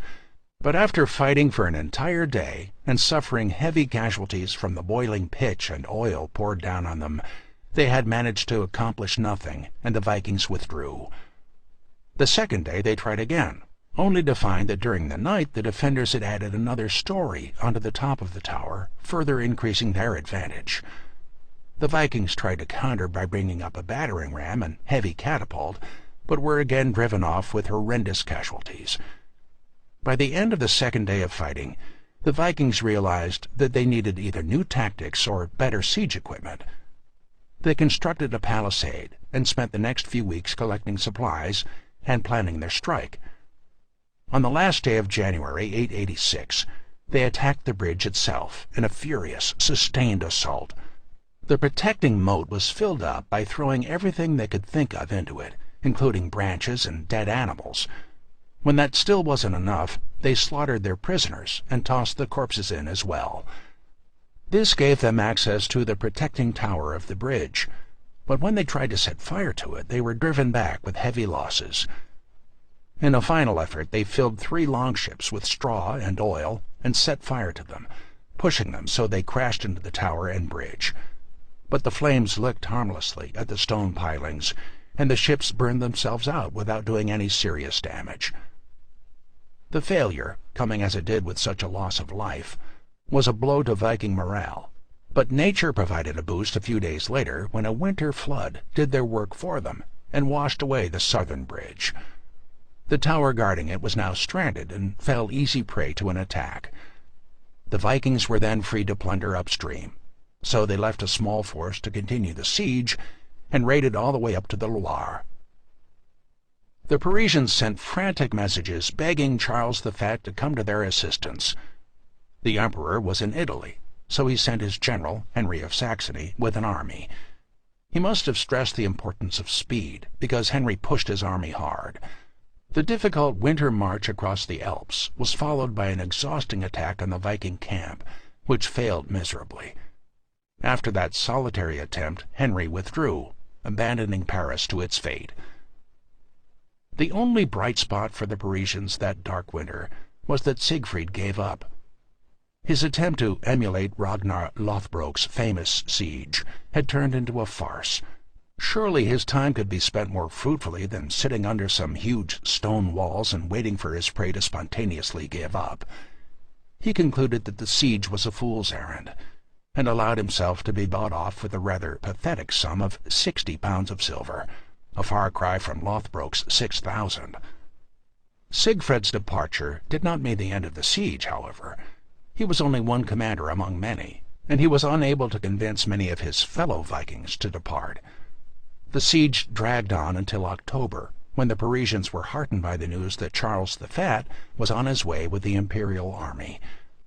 This knowledge gave them the courage to fend off one last full-scale assault by the Vikings, who had heard the same news and were anxious to take the city while they still could.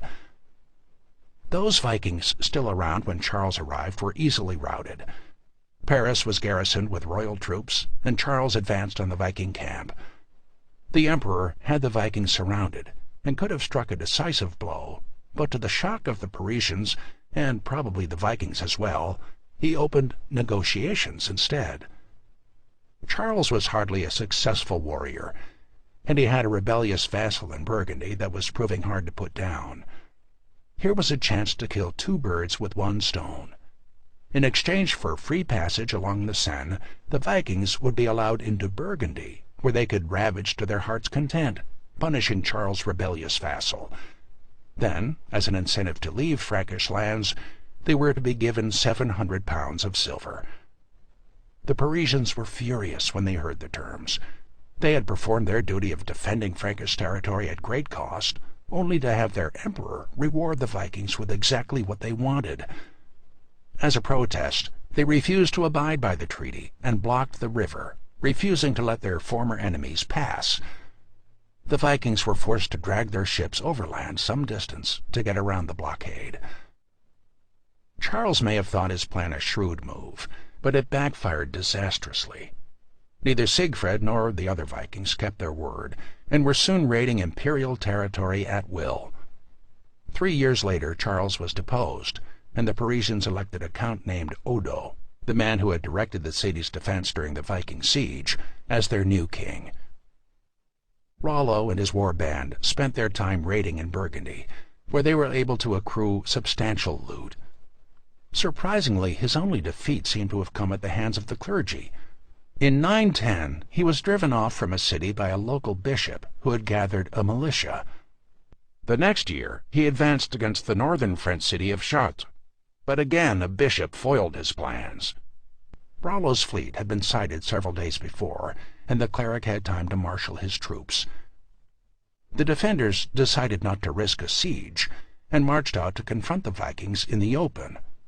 In the fierce battle that followed, Rollo gained the upper hand, but victory was snatched away when the bishop, who had been watching from the walls, came roaring out of the gates with a mob of citizens behind him. The boost in numbers turned the tide, and by nightfall the Vikings were trapped on a hill to the north of the city. Fighting at night was unthinkable for most medieval armies, since in the darkness it was almost impossible to tell friend from foe. The Franks sensibly withdrew to their camp, posting guards to make sure the Vikings didn't slip away.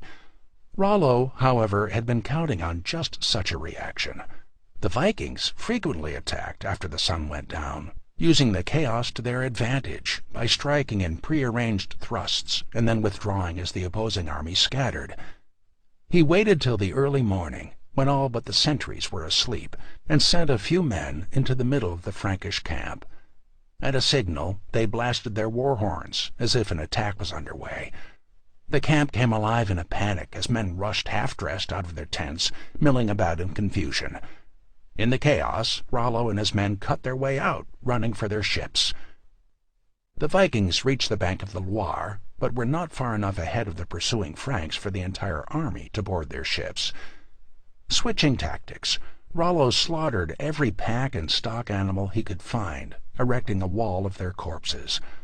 When the Frankish cavalry arrived, their horses were unnerved by the smell of blood and refused to advance. Rollo had temporarily saved the Vikings, but he was still trapped.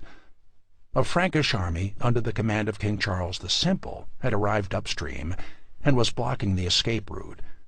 Sooner or later the king's army would move in for the kill, or the Vikings would starve. Either way there seemed little hope. But instead of attacking the exposed Norsemen, the king offered them extraordinary terms. King Charles had been on the throne for just over a decade. He was not, despite the English translation of his nickname, a stupid man. The Frankish policy of buying off Vikings had gone a long way towards bankrupting the kingdom. Roughly 1/3 of the coins minted in France had ended up in Viking hoards, and more than 120,000 pounds of silver had been paid out. There was little money left to defray the tremendous cost of keeping the royal army in the field, and in any case Charles was well aware of the limitations of his authority. While he could defeat individual bands of Vikings in pitched battle, there was no hope of checking their lightning raids across the entire breadth of his kingdom. He had to defend the vital core and delegate the coastal defenses to others. That meant not only tolerating a Viking presence on the Seine, but actually encouraging one. If he could convince the Norsemen that it was in their best interest to defend rather than raid the coast, Charles would provide first-rate protection to his kingdom's shoreline. There was only one guaranteed way to do this, and that was to make the Vikings landowners. This bold tactic had already been tried by his cousin Charles the Fat some 20 years before. The Vikings had been swarming over Frisia for more than half a century, and had been the de facto rulers for nearly as long. In an attempt to stabilize the area, Charles the Fat had contacted one of the Viking leaders named Godfred, offering to give him most of Frisia in exchange for his conversion to Christianity. Godfred had accepted and been duly baptized, but Thor was not so easily washed away. Instead of consolidating his holdings into a unified state, Godfred left to go pillage Saxony. When Charles the Fat reminded him of his duties, the Viking demanded to be given some wine districts along the Rhine as a condition of peace. Clearly the experiment in Viking protection had failed, so Charles the Fat had had Godfred assassinated. It is to Charles the Simple's credit that he realized that the plan to establish a Viking buffer backfired, not because it was impossible for the Norsemen to settle down and become loyal citizens, but because Godfred had been the wrong man for the job.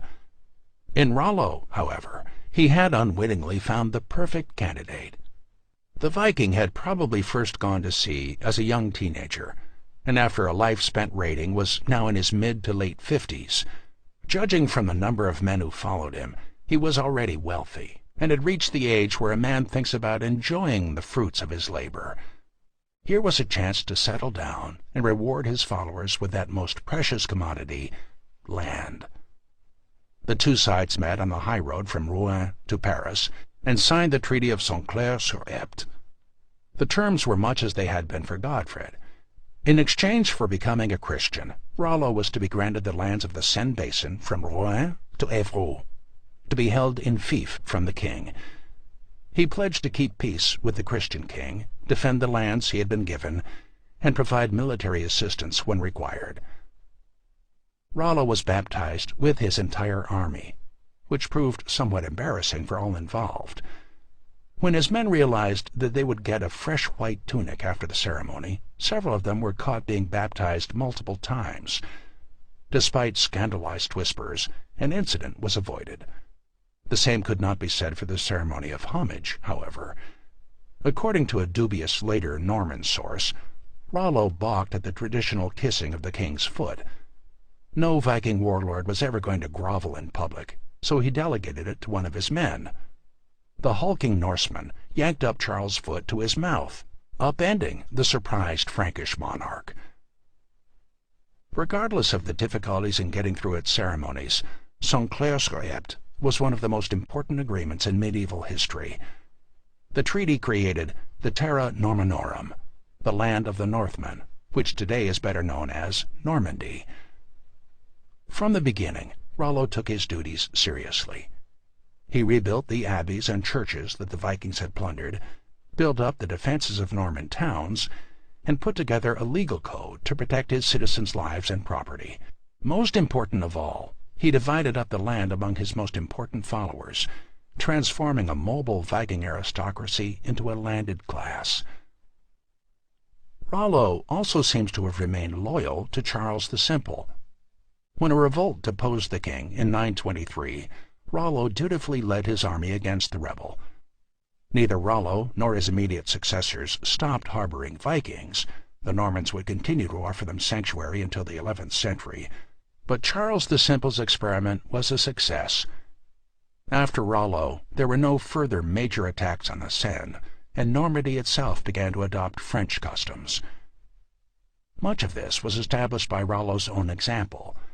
He adopted his baptismal name of Robert, married a local woman that he had captured, and encouraged his men to take native wives as well.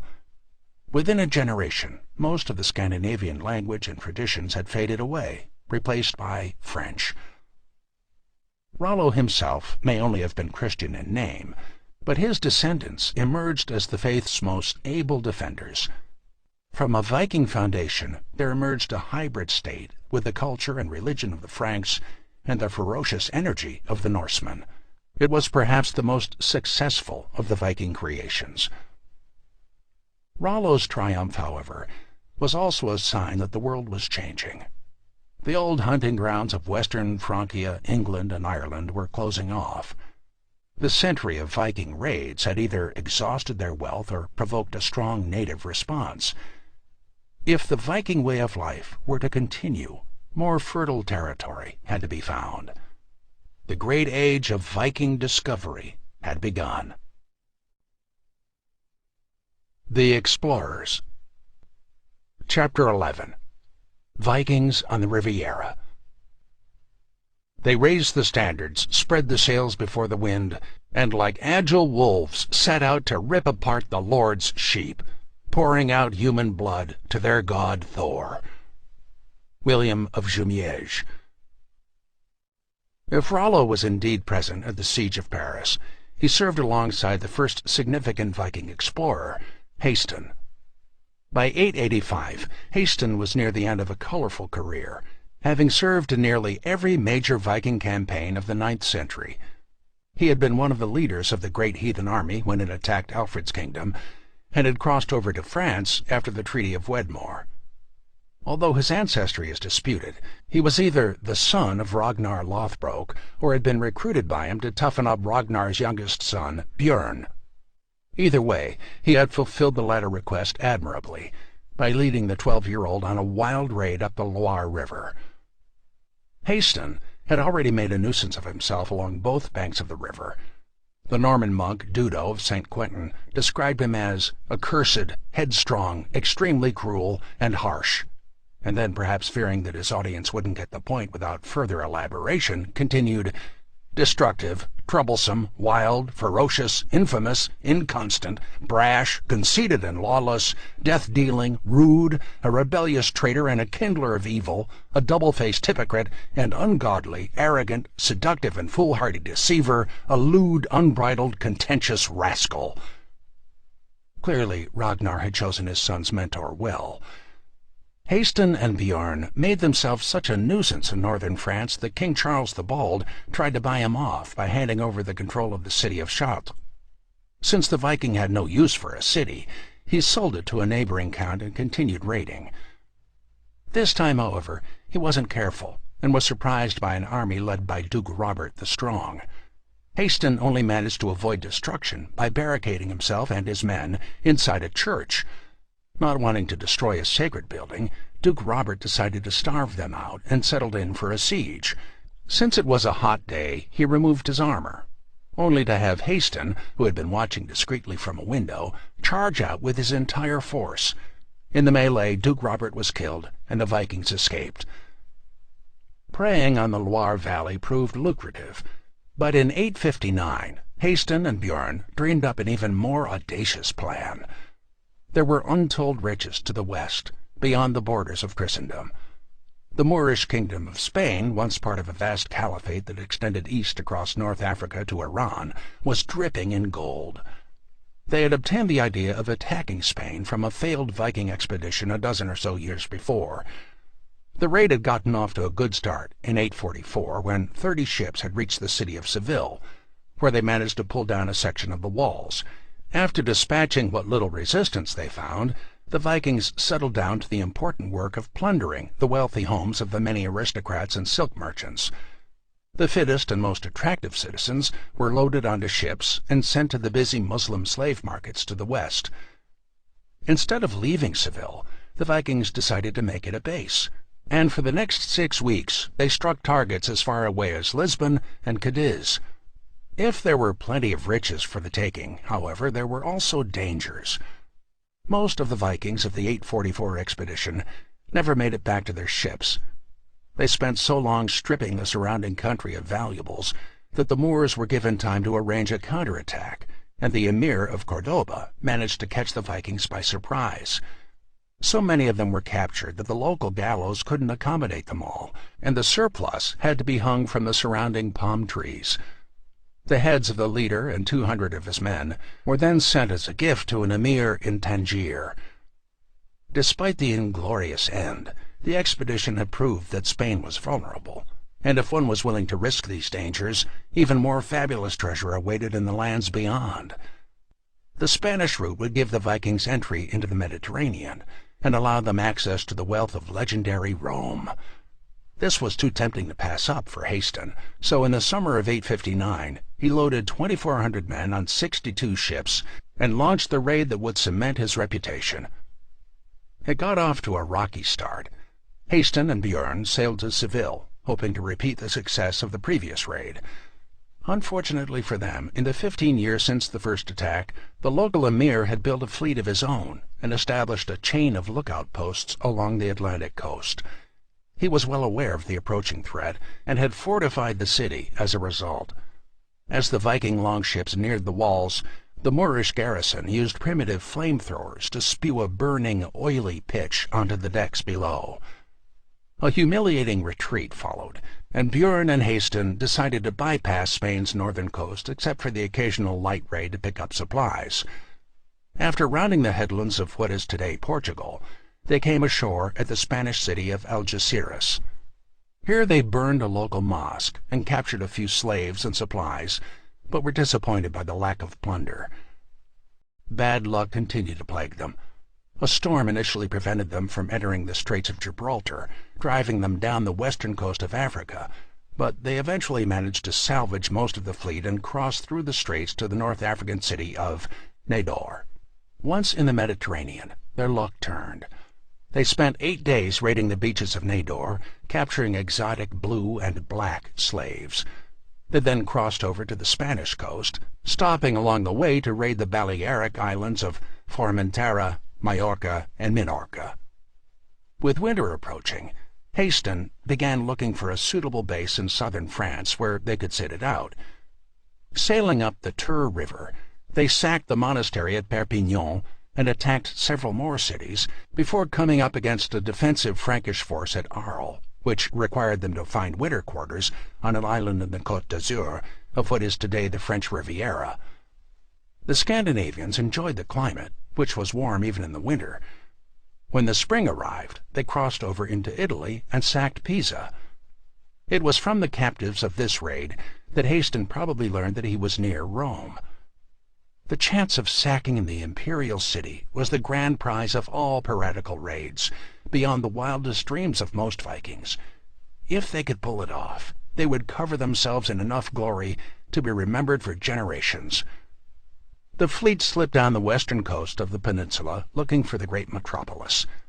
When they spotted Luna, a large city which was the center of the Roman marble trade, they allegedly mistook it for Rome and sailed into its harbor.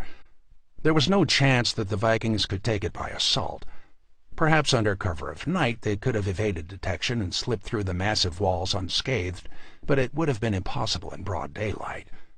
Sentries had spotted the fleet several miles away, and by the time the Vikings reached the city, the alarm bells had warned the garrison, and the gates to the city had been closed. If brute force wouldn't suffice, however, there was always the famous Viking cunning. The fleet was put to anchor, and under a flag of truce some Vikings approached the gate.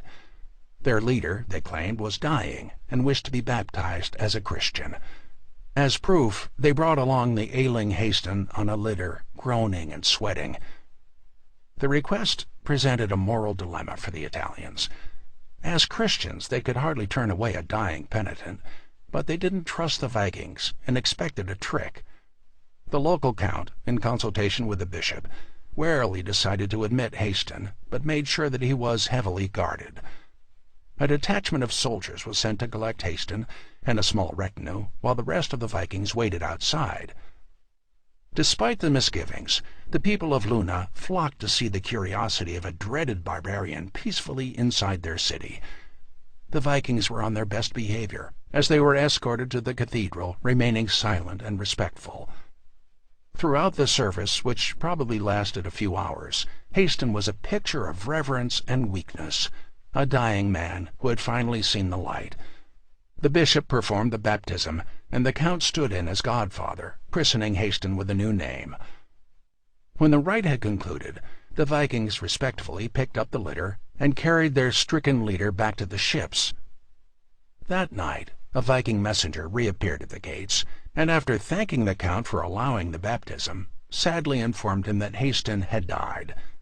Before he expired, however, he had asked to be given a funeral mass, and to be buried in the holy ground of the cathedral cemetery. The next day, a solemn procession of 50 Vikings, each dressed in long robes of mourning, entered the city carrying Haston's corpse on a bier. Virtually all the inhabitants of the city had turned out to witness the event, joining the cavalcade all the way to the cathedral. The bishop, surrounded by a crowd of monks and priests bearing candles, blessed the coffin with holy water and led the entire procession inside. As the bishop launched into the funerary mass, reminding all good Christians to look forward to the day of resurrection, the coffin lid was abruptly thrown to the ground, and a very much alive Haston leapt out. As he cut down the bishop, his men threw off their cloaks and drew their weapons. A few ran to bar the doors, the rest set about slaughtering the congregation. At the same time, perhaps alerted by the tolling bell, Björn Ironside led the remaining Vikings into the city, and they fanned out, looking for treasure. The plundering lasted for the entire day. Portable goods were loaded onto the ships, the younger citizens were spared to be sold as slaves, and the rest were killed. Finally, when night began to fall, Haston called off the attack. Since nothing more could fit on their ships, they set fire to the city and sailed away. For the next 2 years, the Norsemen crisscrossed the Mediterranean, raiding both the African and European coasts. There are even rumors that they tried to sack Alexandria in Egypt, but were apparently unable to take it by force or stealth. By 861, they were ready to return home with their plunder. As they neared the Straits of Gibraltar, however, they found a Moorish fleet blocking their way. Haston and Björn were probably not too worried. The Moors were novice sailors. This was their first fleet, and it had been constructed for the sole purpose of intercepting the Vikings. The Viking ships, by contrast, were faster, more maneuverable, and piloted by seasoned veteran sailors. Confident of their skills, the Vikings closed to attack. Most of them got an unpleasant shock. The Moors had brought with them their portable flamethrowers, and had even mounted some on their ships. As soon as the first longships were in range, the Moors sprayed the burning oil over the Viking prows. The wooden decks, caulked with pitch, immediately caught fire, and the entire fleet broke up in disorder. Of the 60 ships that entered the battle, only 20 escaped the Mediterranean. Both Haston and Björn survived the disaster, but the experience had dented what had otherwise been a brilliant raid.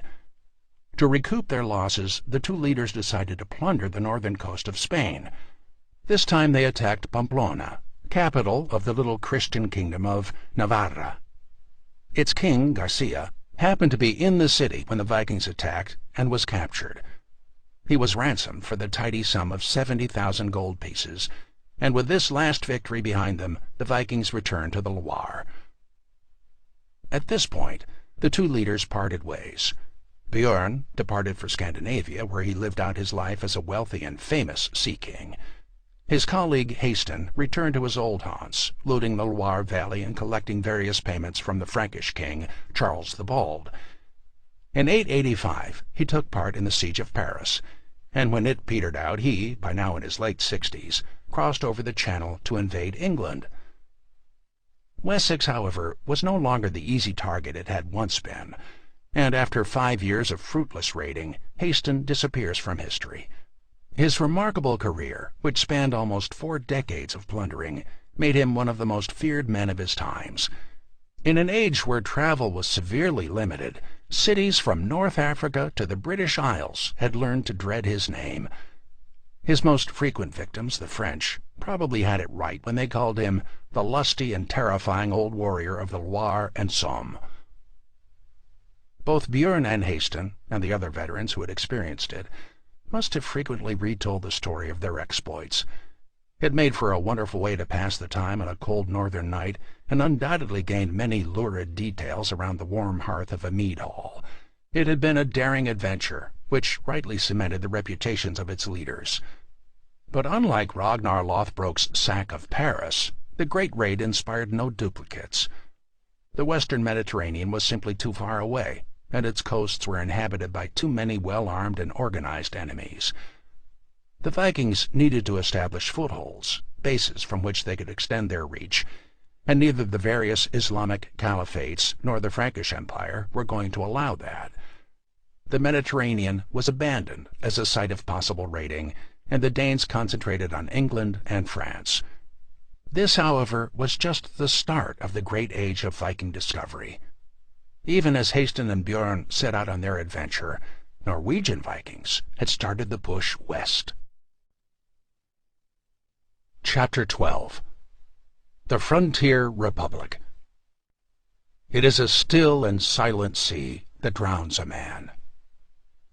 Edda of Saemund the Wise. Most Viking discoveries were made by island hopping. Sometime towards the end of the 8th century, the Vikings discovered the Shetlands, an archipelago located roughly 60 miles north of Scotland.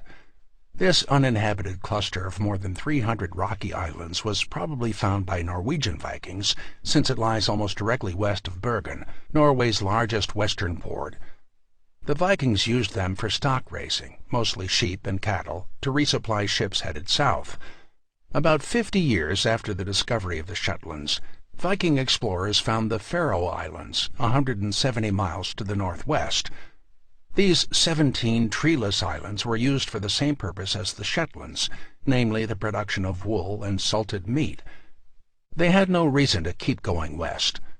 The Faroes themselves were well out of the way of the main target of the British Isles, and any further rocky little islands would have been too remote, and given the sudden storms and frequent fogs of the North Sea, too dangerous to be worth visiting. The first Vikings to reach Iceland, therefore, did so purely by accident. Viking sailors reckoned through careful observation and trial and error, not sophisticated navigational tools. Land was found by noting changes in the color of water, differences in the flight patterns of birds, and the presence of driftwood. The Vikings calculated latitude by the midday sun during the day and by the stars at night. If neither of those two options were available, they relied on instinct. Skippers were notoriously pragmatic. The Laxdala saga tells the story of Olaf the Peacock, who got hopelessly lost in a fog and drifted for days. When it finally lifted, there was a heated debate about what direction to go. The crew voted for a particular direction and informed Olaf of their choice. The grizzled captain ignored them and told his veteran navigator to pick their direction. "I want only the shrewdest one to decide," he said, "because in my opinion the Council of Fools is all the more dangerous the more of them there are." Around the middle of the 9th century, a Norwegian named Nadod got lost on his way to the Faroe Islands, overshooting his destination by 400 miles. When he finally spotted land, he had the crew fan out looking for human settlement to try to figure out where they were. When they could find none, he scaled a mountain and looked into the interior, seeing nothing but a vast icy plain of glaciers and frozen fields. There was no smoke from hearth fires, a sign that at least this part of the land was uninhabited, so Nadod returned to his ships just as a heavy snow began to fall. It seemed appropriate to give this new country a name, so Nadod chose Snowland after its chief characteristic. The landing party were undoubtedly disappointed that there were no monasteries to raid, but when they returned to Norway, Nadod and his crew told how there was good land for the taking to the northwest. Word eventually spread to Sweden, where a merchant named Garthar decided to find it for himself. With a bit of good luck, he managed to retrace Nadod's route and landed on the east coast of the new country. Instead of coming ashore, however, he sailed along the coast to find out how large it was. By the time he had concluded that it was an island, the weather was worsening, so he and the crew beached the ships and built a house on the northern coast, staying alive through the bitter winter by harvesting seagull eggs and other marine life. Since there were no predators and it was seemingly uninhabited, Garthar named the island Gartharsholmi after himself and returned to Scandinavia. At least one of his men was impressed enough to want to stay behind. A free man named Notfari, Nightwalker, remained on the homestead with a male and female slave for company, becoming the island's first settlers. They soon had company. A Norwegian named Floki set out at the end of the 9th century with the explicit attempt to colonize the new land. Story has it that he brought his family with him, along with cattle and other settlers, and navigated with the aid of 3 ravens. His plan was to release them periodically, and if one didn't return, he would know that land could be found in that direction. When this unorthodox ploy actually worked, his contemporaries began calling him Floki the Lucky and Raven Floki. The little group set up a camp on the western coast at a place called Vatnsfjordur and built a farmstead. The summer was a delightful one, with the midnight sun so bright that they could pick lice off their clothes at night. There was plenty of grazing land for Raven Floki's stock animals, and even some birch trees for constructing homesteads. Unfortunately for the settlers, however, the winter was brutal. They had neglected to store up enough hay, and all their animals died. When they tried to move, they found that icebergs and glaciers choked the fjords. Only when the summer had begun did the ice clear enough to allow them to leave. The disillusioned Floki sailed away as soon as he could, leaving most of his crew behind. When he returned to Norway, he reported that the land was worthless, calling it Iceland. Yet his failed attempt at colonization and demoralized comments didn't deter anyone. Just a year or two after his return, a Norwegian named Ingolfur Arnarsson repeated the attempt, and this time it worked. Only a Viking would have found Iceland enticing. For a 9th century European, the island was at the remote end of the world. Just below the Arctic Circle, it is habitable, but only barely. The western, southwestern, and parts of the northwest coasts are livable thanks to the moderating waters of the North Atlantic Drift, but many of the fjords and coastlines are blocked by icebergs and ice floes for much of the year. These icebergs made any approach to the island treacherous. Only an inch of wood separated Viking sailors from the Atlantic Ocean, and even a small iceberg could rip through the hull. Nor was there much wood for repairs, if they then managed to land. The island, nearly 40,000 square miles, is larger than England, Wales, and part of Scotland combined, but is mostly treeless. The interior, a vast central plateau of volcanoes, snowfields, and glaciers, is nearly 300 miles across and completely uninhabitable. Only the coasts, roughly 15% of the total land area, are capable of supporting a human population. The first Norwegians who looked into the interior probably thought they were seeing a preview of Ragnarok. In that last battle, the primeval ice giants and fire demons would be released, plunging the world into a freezing and fiery twilight. Iceland, with its volcanoes and glaciers, and its winters of lasting darkness, must have seemed a vision of things to come. The island straddles the mid-Atlantic Ridge, the division between the Eurasian and North American tectonic plates that is responsible for both its many hot springs and active volcanoes. The latter regularly unleash lava flows that melt glaciers and spew ash across the surface of the entire island. This in turn stunts the growth of any plant life and wreaks havoc on attempts at raising stock. When the animals eat the ash-covered grass, the sulfites damage the teeth and gums, and most of them die. A Viking population would be forced to slaughter and preserve what they could, eating well one year and starving the next. From the start, Iceland was a forbidding landscape, even for Scandinavians who had experience surviving along the fjords of the North Atlantic. It demanded full cooperation between all of the colonists, and ruthlessly weeded out the weak. To paraphrase a later settler in a different colony, those who didn't work starved. The reasons the Vikings came were varied, but can loosely fall into two categories. They were either fleeing oppression at home, King Harald Fairhair was busy imposing his will over Norway, or were unable to resist the attraction of free land. Occasionally it was a bit of both. The founder of the first permanent settlement, Ingolfur Arnarsson, had become involved in a blood feud, a distressingly common occurrence among the Vikings, and was looking to escape to greener pastures. Hearing about Raven Floki's island, he sailed with his stepbrother, wife, and entire household. His stepbrother, Jarleifr, had a checkered past as well. After killing a man in Norway, he decided to go raiding in Ireland until tempers cooled down at home. He returned with 10 Celtic slaves and a sword that he had found in an Irish barrow that had once belonged, he rather dubiously claimed, to Ragnar Lothbrok. Famous sword or not, the family he had insulted was still out for blood, so he joined Ingolfur on his trek to Iceland. When they came in sight of land, Ingolfur decided to let the god Thor choose where he would establish his homestead. He had brought with him a pair of wooden poles, and now cast them overboard, vowing to build wherever they washed ashore. He then beached the ship and sent 2 slaves to find the poles. The current carried them into the small bay of a fjord on the southwestern coast. Steam from nearby hot springs partially obscured it, so Ingolfur named it Reykjavik, which means Smoky Bay. He built his hall on the spot, positioning the 2 poles on either side of his own seat at the head of the main table. Ingolfur's kinsman, Jarleifr, was not so fortunate. He was not about to let the whim of the gods choose anything, and selected the first spot that looked promising to build his hall. Although he picked a fine spot, He paid for his arrogance a short time later when his slaves revolted, and he was killed in the resulting skirmish. To the Vikings, the lesson was simple: honor the gods and prosper, or disregard them and fail.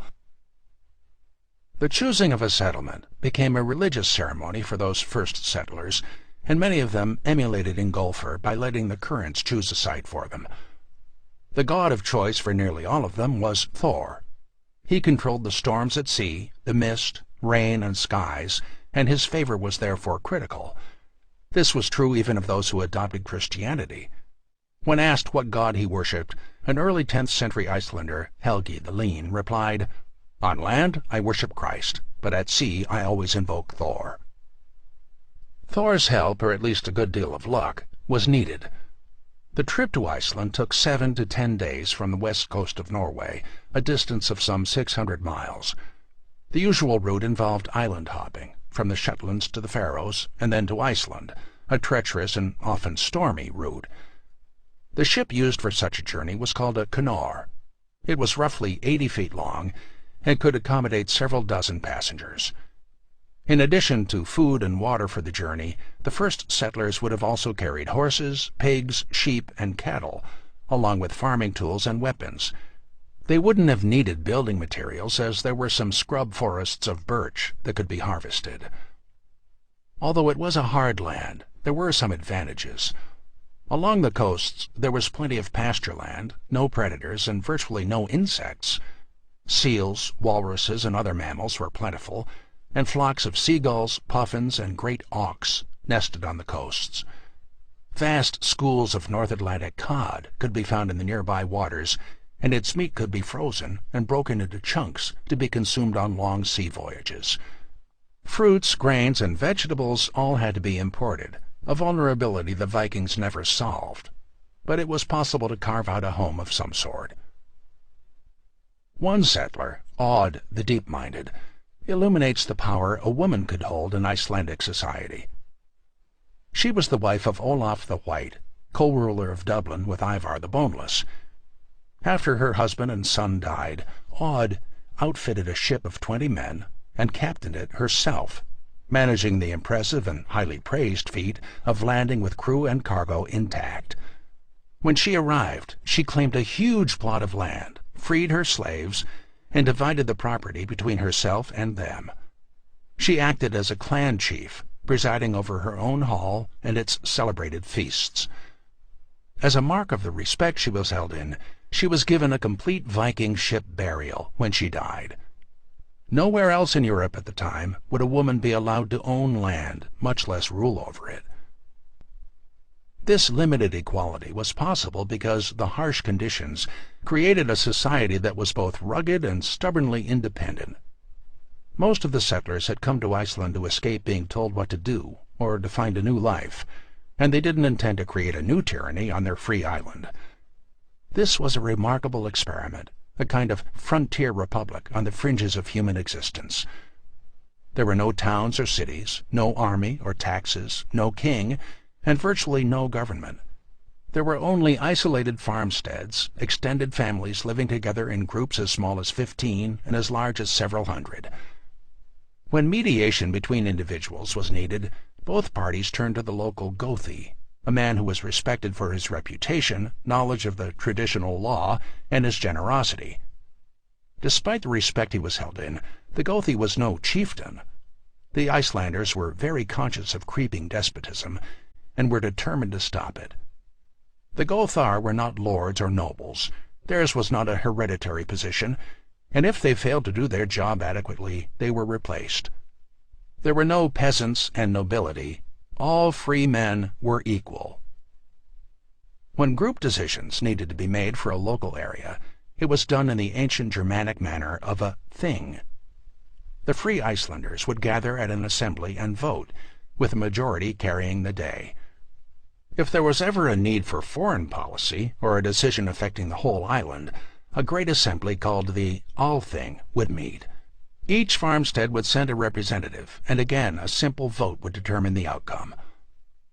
The closest thing they had to a national figure was the law speaker, a particularly respected Gothi who was elected for a 3-year term. Each year he would stand on a special rock at the Althing and recite from memory 1/3 of Iceland's laws, with the other Gothar around him making sure he didn't make an error. Any Icelander who wanted to announce the settlement of a farm or a marriage or a business contract would do so here, in the presence of the assembled freemen. The feat of memory, being able to recite the entire law code, was a testament to both the simplicity of Iceland's laws and the capability of Icelandic memories.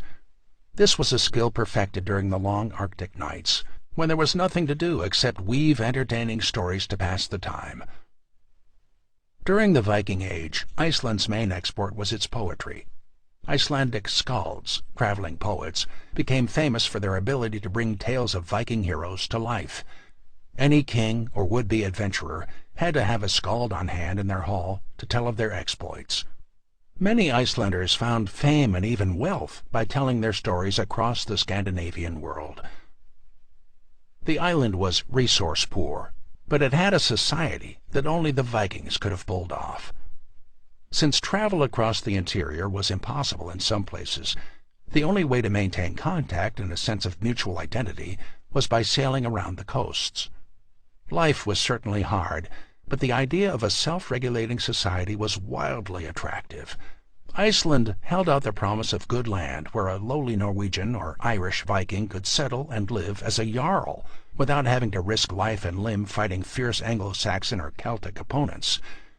Within a generation, it had filled up. 50 years after Ingólfur Arnarsson's landing, the population had risen to around 10,000, and there was no more available land to claim. Iceland remained a popular destination, especially for exiles from Norway, but its initial promise had dimmed. Men began looking out to sea again, perhaps following schools of fish further and further from shore in little journeys of discovery. Glimpses of misty land masses far to the west began to filter back, and there were always restless men who found even Iceland's frontier society too constricting. For them, the lure would always be westwards. Chapter 13. The Western Isles. It is best to search while the trail is new. Edda of Saemund the Wise. The discovery of further islands to the northwest was a replay of the discovery of Iceland itself. Tradition holds that the first Viking to sight fresh land was the Norwegian Gunnbjorn Ulfsson in the early 9th century. He was caught in a storm on a trip from Norway to Iceland, and after a long journey saw previously unknown rocky islands that he named after himself, Gunnbjorn's Skerries. He also caught sight of a much larger landmass to the west, but when he reported his findings, no one was interested since Iceland still had available land. Nearly a century later, Iceland was becoming overpopulated, at least by Viking standards, and in 978, Snæbjörn Galti decided to go and search for Gunnbjorn's mysterious land and colonize it if he could. After putting together a crew, he sailed to Gunnbjorn's Skerries to gather information about what lay beyond. By this time the Skerries were thinly populated with men who wanted to escape the crowds of Iceland, and they confirmed that there was indeed something to the west. Snæbjörn's persistence paid off, and a few days' sailing brought him to the eastern shore of Greenland, a massive volcanic island larger than all of Scandinavia put together.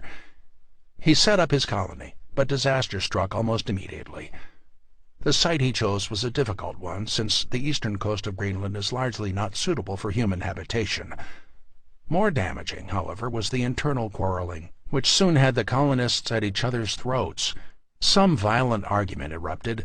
The precise issue was unknown. Both sides drew weapons, and Snæbjörn was killed in the fighting.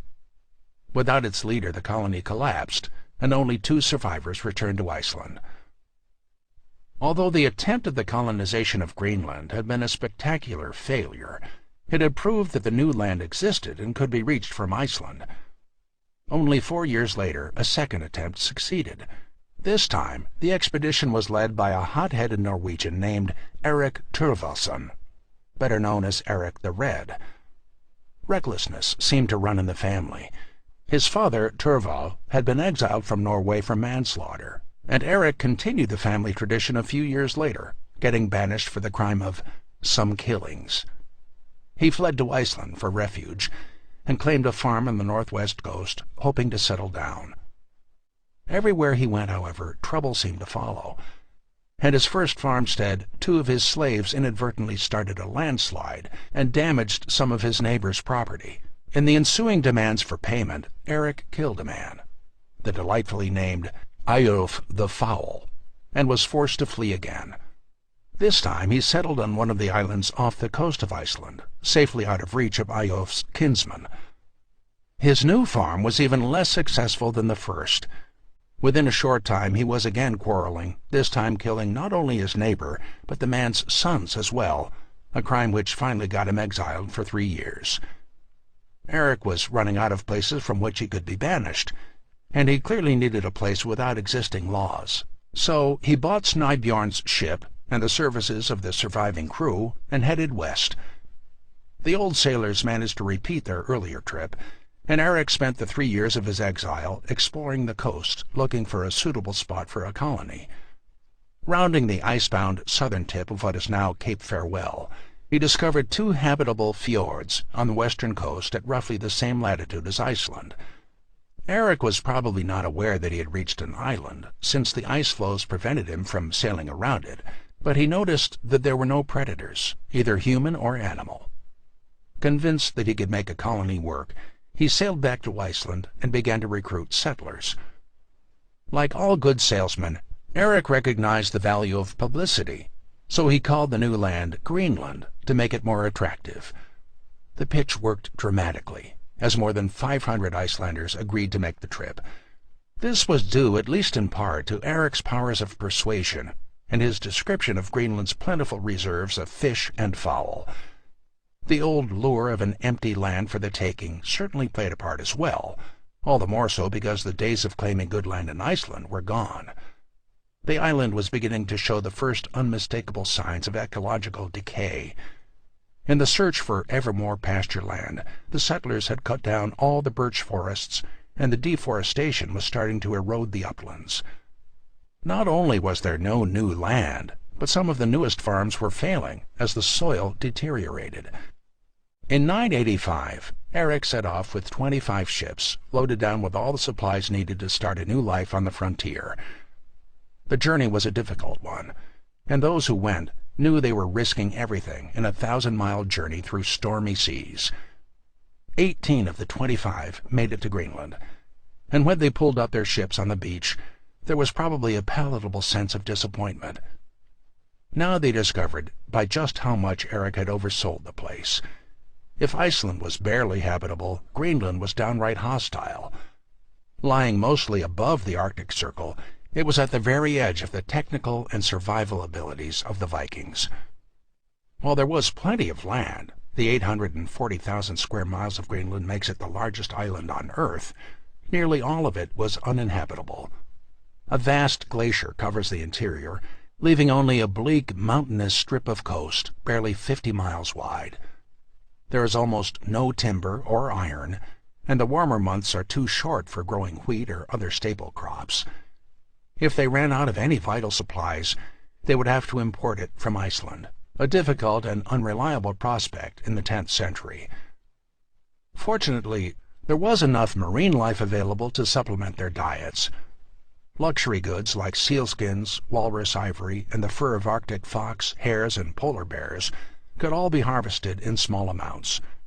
They were in high demand in markets at home, and could even be brought to the continental centers of Europe. The colonization got off to a good start. Eric had probably selected a spot for himself during his 3 years of exile and knew exactly where to go. He planted his farm at the head of several long fjords and called it Brattahlid, meaning the steep slope. It was an exquisite estate, protected from the frigid Arctic waters by the banks of the appropriately named Eriksfjord. It still boasts some of the best farmland in Greenland today.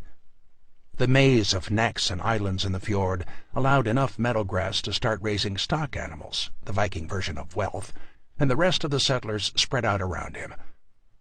Thanks to some clever Viking innovations like using irrigation as cold protection for their crops, the colony eventually swelled to 4,000 inhabitants.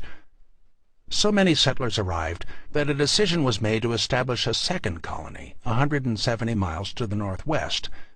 Eric was naturally chosen as the Gothi of the eastern settlement and established a meeting house for an island-wide thing at Brattahlid.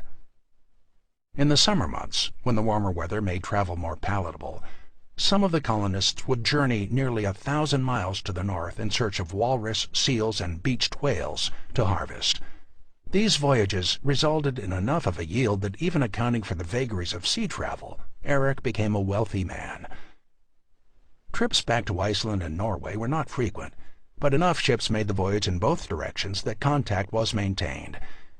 In addition to the continuous trickle of immigrants who had left Scandinavia and found Iceland overcrowded, there were also relatives who would come to visit or colonists who gave up and returned.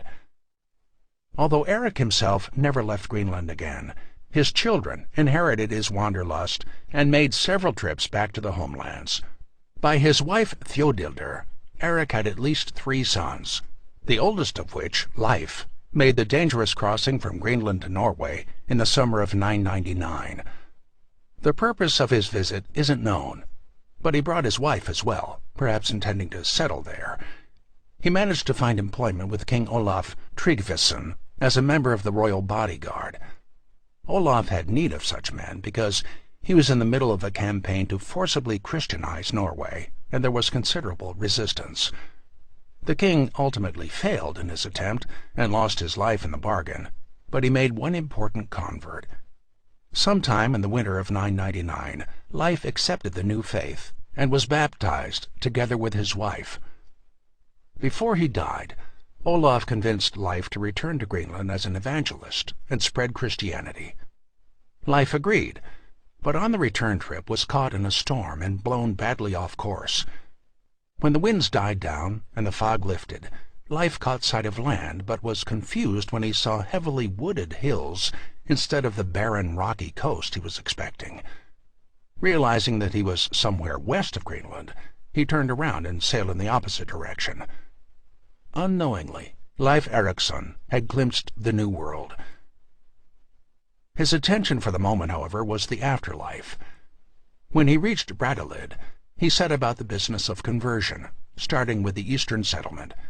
He found an eager audience for his message, but success came at the price of splitting his family. His mother, Thjodildur, became a devout Christian, but his father, Eric the Red, a proud pagan, was horrified. Tensions escalated further when Thjodildur built a church at Brattahlid and informed her husband that she would no longer sleep with him until he abandoned his gods, a tactic which the sagas inform us was a great trial to his temper. Fortunately for familial relations, Leif announced a new project that diverted attention from the religious dispute. There was an undiscovered country to the west, and he was going to explore it. He invited his father along. Eric's success in Greenland had made him a sort of good luck totem, but the patriarch, already in failing health, declined. Leif Erikson was not the first Viking to spot the Americas. That honor belonged to Bjarni Herjolfsson, son of the second most wealthy inhabitant of Greenland. Herjolf had been one of the original settlers, a close companion of Eric in Iceland. He had done quite well for himself there, but had been unable to convince his son Bjarni to join him on the island. This was probably because Bjarni was already a successful merchant in Norway and had no desire to start over on an overcrowded island. He did agree, however, to visit his parents each year, a promise he appears to have kept. In 986, however, when he arrived in Iceland for his annual call, he found no trace of his father, just a rumor that he had left for Greenland. Bjarni immediately decided to go after him, but was faced with a serious navigational problem. Neither he nor anyone else in Iceland had been to Greenland, or even knew how to get there, beyond the vague understanding that it was to the west. There was no map, no compass, not even a description of what the colony looked like. Nevertheless, he set out with a volunteer crew, and, not surprisingly, got completely lost and overshot his goal. His first glimpse of land was of rolling hills covered with trees, a sure sign that he was in the wrong place. To men used to Iceland and expecting Greenland, the sight of so many trees was astonishing. They were everywhere, a vast, unbroken green carpet from the edge of the beach to the gently sloping hills in the distance. The Norsemen named it Markland, Treeland, and continued north, not wanting to stop and explore. They next came to an island dominated by curious flat stones so large that two men could lie heel to head without touching the edges. The only sign of life they saw were the polar foxes that darted away from the ship when they neared the shore. The Vikings called this Helluland, the land of flat stones. Again, Bjarni didn't allow exploration of the island because he was anxious to find his parents. This time his sail caught favorable easterly winds, and after 4 days they finally reached Greenland. Bjarni was reunited with his father and, probably not willing to go through the harrowing journey again, decided to stay on the island permanently. His story of a new country to the west was treated as a curiosity, but there was little interest initially in pursuing it. Even Bjarni was content to let the issue drop. He was a trader, not an explorer, interested in cargoes and profits, not setting up colonies or fighting off natives. When his father died some time later, he inherited the estate and settled down to a life of farming. A decade later, when Leif Erikson announced his intention to sail west, Bjarni still had no interest in going along, but he sold Leif his ship and pointed him to the surviving members of his crew, most of whom signed up for the expedition. All told, there were 35 men, a large number for a single vessel. This was to be a journey of exploration, both to find a suitable place for a colony and, more importantly, to find a source of raw materials. If the land were really as tree-rich as Bjarni claimed, then all of Greenland's resource problems were solved. Although Leif was not aware of it, the very survival of Greenland's colonies were also at stake. Chapter 14. Vinland. Be warned by another's woe. Njal's Saga. The land he was looking for was tantalizingly close.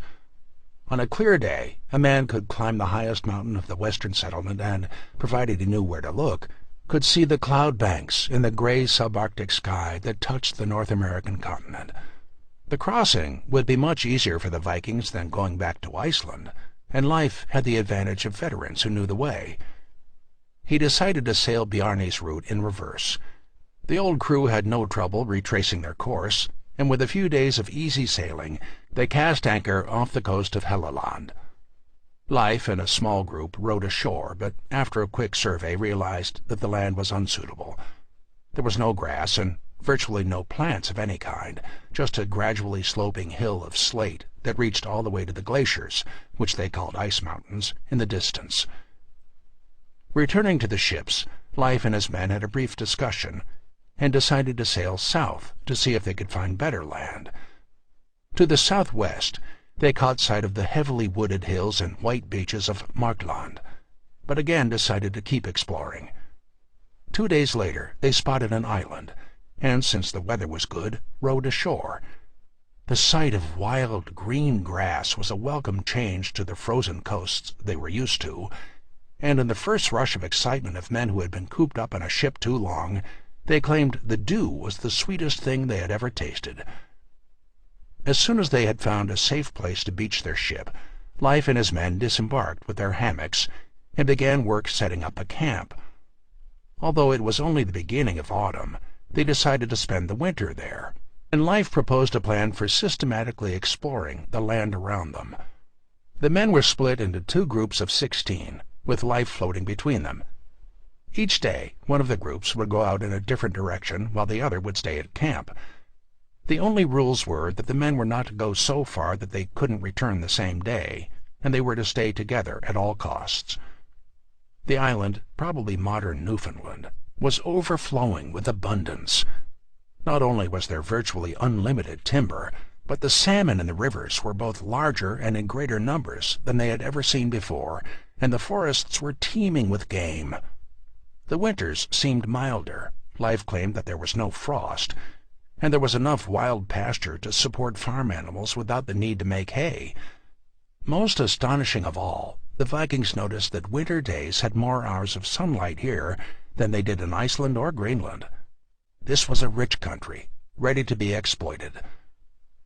The most exciting discovery, however, came after Leif and his men had settled into a routine. One evening it was discovered that Tyrker, Leif's foster father, had gone wandering off from the main group and had lost his way. The distraught Leif immediately gathered a search party of 12 men, but just as they were setting out, Tyrker appeared. He was obviously in good spirits and announced that he had made a discovery. He had found some type of wild wheat growing and had then stumbled across some wine berries. The word he used has traditionally been translated as grapes, which has led to confusion since grapes don't grow that far north. The Vikings, however, referred to any berry as a wine berry. Tyrker had probably come across cranberries or gooseberries. Either way, the Norsemen immediately started fermenting them into a heady wine and got rather drunk toasting themselves in their new find. From that time on, the focus became gathering supplies to return home. The two groups no longer went exploring. Instead, one gathered berries while the other cut timber and loaded it on the ships. The new country, named Vinland by Leif for its berries, was far superior to Greenland or even Iceland. Not only was it lush, but it was also apparently uninhabited. When they had gathered as much timber as they could carry, they shoved off, towing their rowboat, now filled to the gunwales with berries, behind them. They had several days of fair wind, and when they were approaching the skerries off Greenland, Leif spotted several figures clinging to the rocks. Sailing closer, he recognized that it was a group of marooned sailors from Iceland who had missed Greenland and crashed into the treacherous rocks. Somehow he fit the 15 survivors on board, and even managed to salvage the remains of their cargo.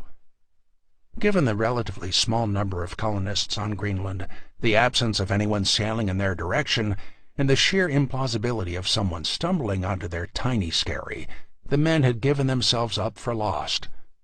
The appearance of Leif out of the vast ocean, arriving within the rapidly diminishing window of time that could survive, won him the sobriquet Leif the Lucky from the grateful sailors, and they spread the story throughout Greenland. Leif undoubtedly intended to go back and found a colony, but didn't get the chance. Sometime before, probably during the winter, his father Eric the Red had died. There is some doubt about the cause, but in 1002 some fresh colonists from Iceland had brought the plague with them, and Eric was probably one of the many who died. The colony needed a leader, and Leif was the natural candidate. His duties prevented any new trips west, and he never again set foot on North American shores. The responsibility for further exploration and colonization fell to his siblings. As a sign that he was passing the torch, Leif gave his ship to his brother Thorvald, and the latter gathered volunteers to start a colony. He was not quite as charismatic as his father or brother and only managed about 100 people, but hopes were high as the expedition set off. At first all went well. Thorvald found Leif's old camp without difficulty and spent the winter fishing and gathering timber. In the spring he equipped a boat and began to explore the western coast, taking careful notes on possible settlement sites. As he investigated one island just off the coast, however, he discovered a wooden hut that looked like it had been used to store grain. It was clearly not Viking workmanship, but there was no other sign of human habitation, so Thorvald and his men returned to their camp. It was a slightly disturbing finding. Someone had obviously discovered this land before them. The only question was if they were still there. The answer was provided the next summer, when Thorvald explored the opposite direction. A sudden squall drove their ship onto the beach, damaging the keel. Not wanting to stay there, they limped along until Thorvald spotted a suitable harbor. The site was pleasant enough to encourage Thorvald to think it would make the perfect site for a colony. As they walked back to the ship, they noticed 3 mounds on the beach that hadn't been there before. On closer inspection, they turned out to be canoes, each with 3 strange-looking men hiding beneath. A short struggle ensued where 8 of them were captured, but one of the strangers managed to escape in a canoe. None of the prisoners understood Norse, so the Vikings called them Skraelings, screamers, or screechers, for the strange noises they made. After they had killed the captives, they climbed a nearby hill to look around, and noticed what looked like the huts of a small village in the distance. While they had been exploring, the Skraeling, who had escaped, returned, this time with a countless fleet of canoes. The two sides attacked each other, but after the first clash, the Skraelings fled. The only Viking casualty was Thorvald, who had been struck with an arrow in the armpit. He managed to pull it out, but the wound proved fatal, and his men buried him, with some irony, on the same beach that he had wanted to make his home. Thorvald's expedition had been reasonably successful, but his loss, he has the dubious distinction of being the first European killed in North America, crippled the survivors' morale. They spent that winter gathering wood and berries, and as soon as the weather improved, they returned to Greenland to report what had happened. By this time, it was clear that if Leif and his father had been lucky, the rest of the family was decidedly less so. The thought of Thorvald's body moldering in some distant land was too much for his siblings to bear. So the youngest brother, Thorsten, decided to retrieve it.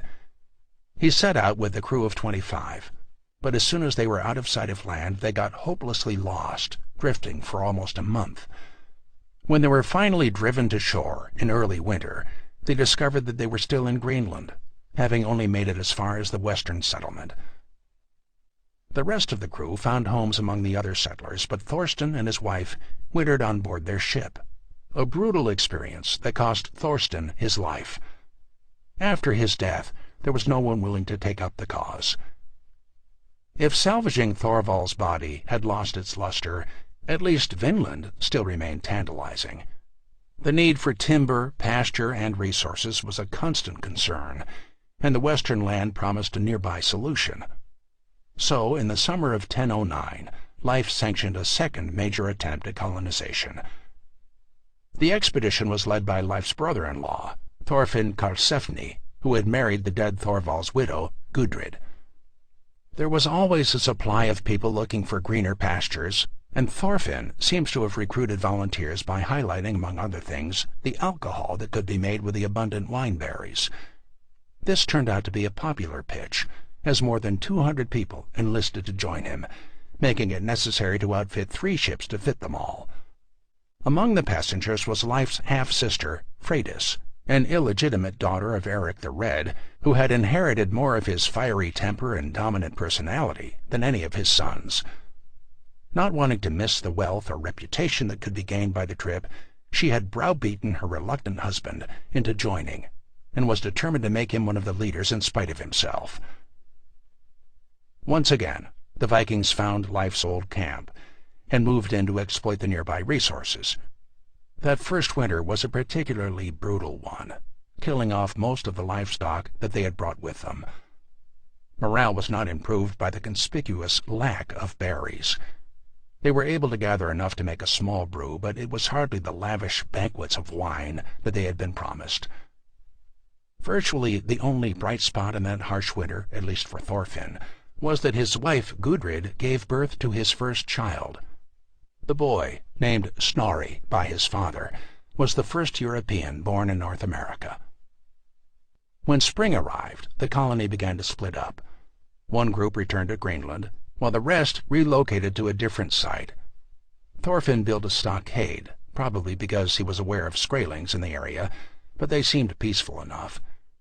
After a while, a group showed up wanting to trade, which Thorfinn was happy to do, with the exception of weapons, which he forbid any Norseman to sell on pain of death. The bartering was conducted amicably, but 3 weeks later, a huge number of Skraelings suddenly burst out of the woods and attacked the stockade. They quickly overran the walls, but were brought up short by 2 unusual sights. The first was the Vikings' penned-up bull, the lone male survivor of the previous winter, that was now agitated and bellowing fiercely. The Skraelings had never seen such an animal before and were suddenly uncertain. The second sight was probably equally terrifying. The Vikings had been caught by surprise and were wavering between resisting and fleeing.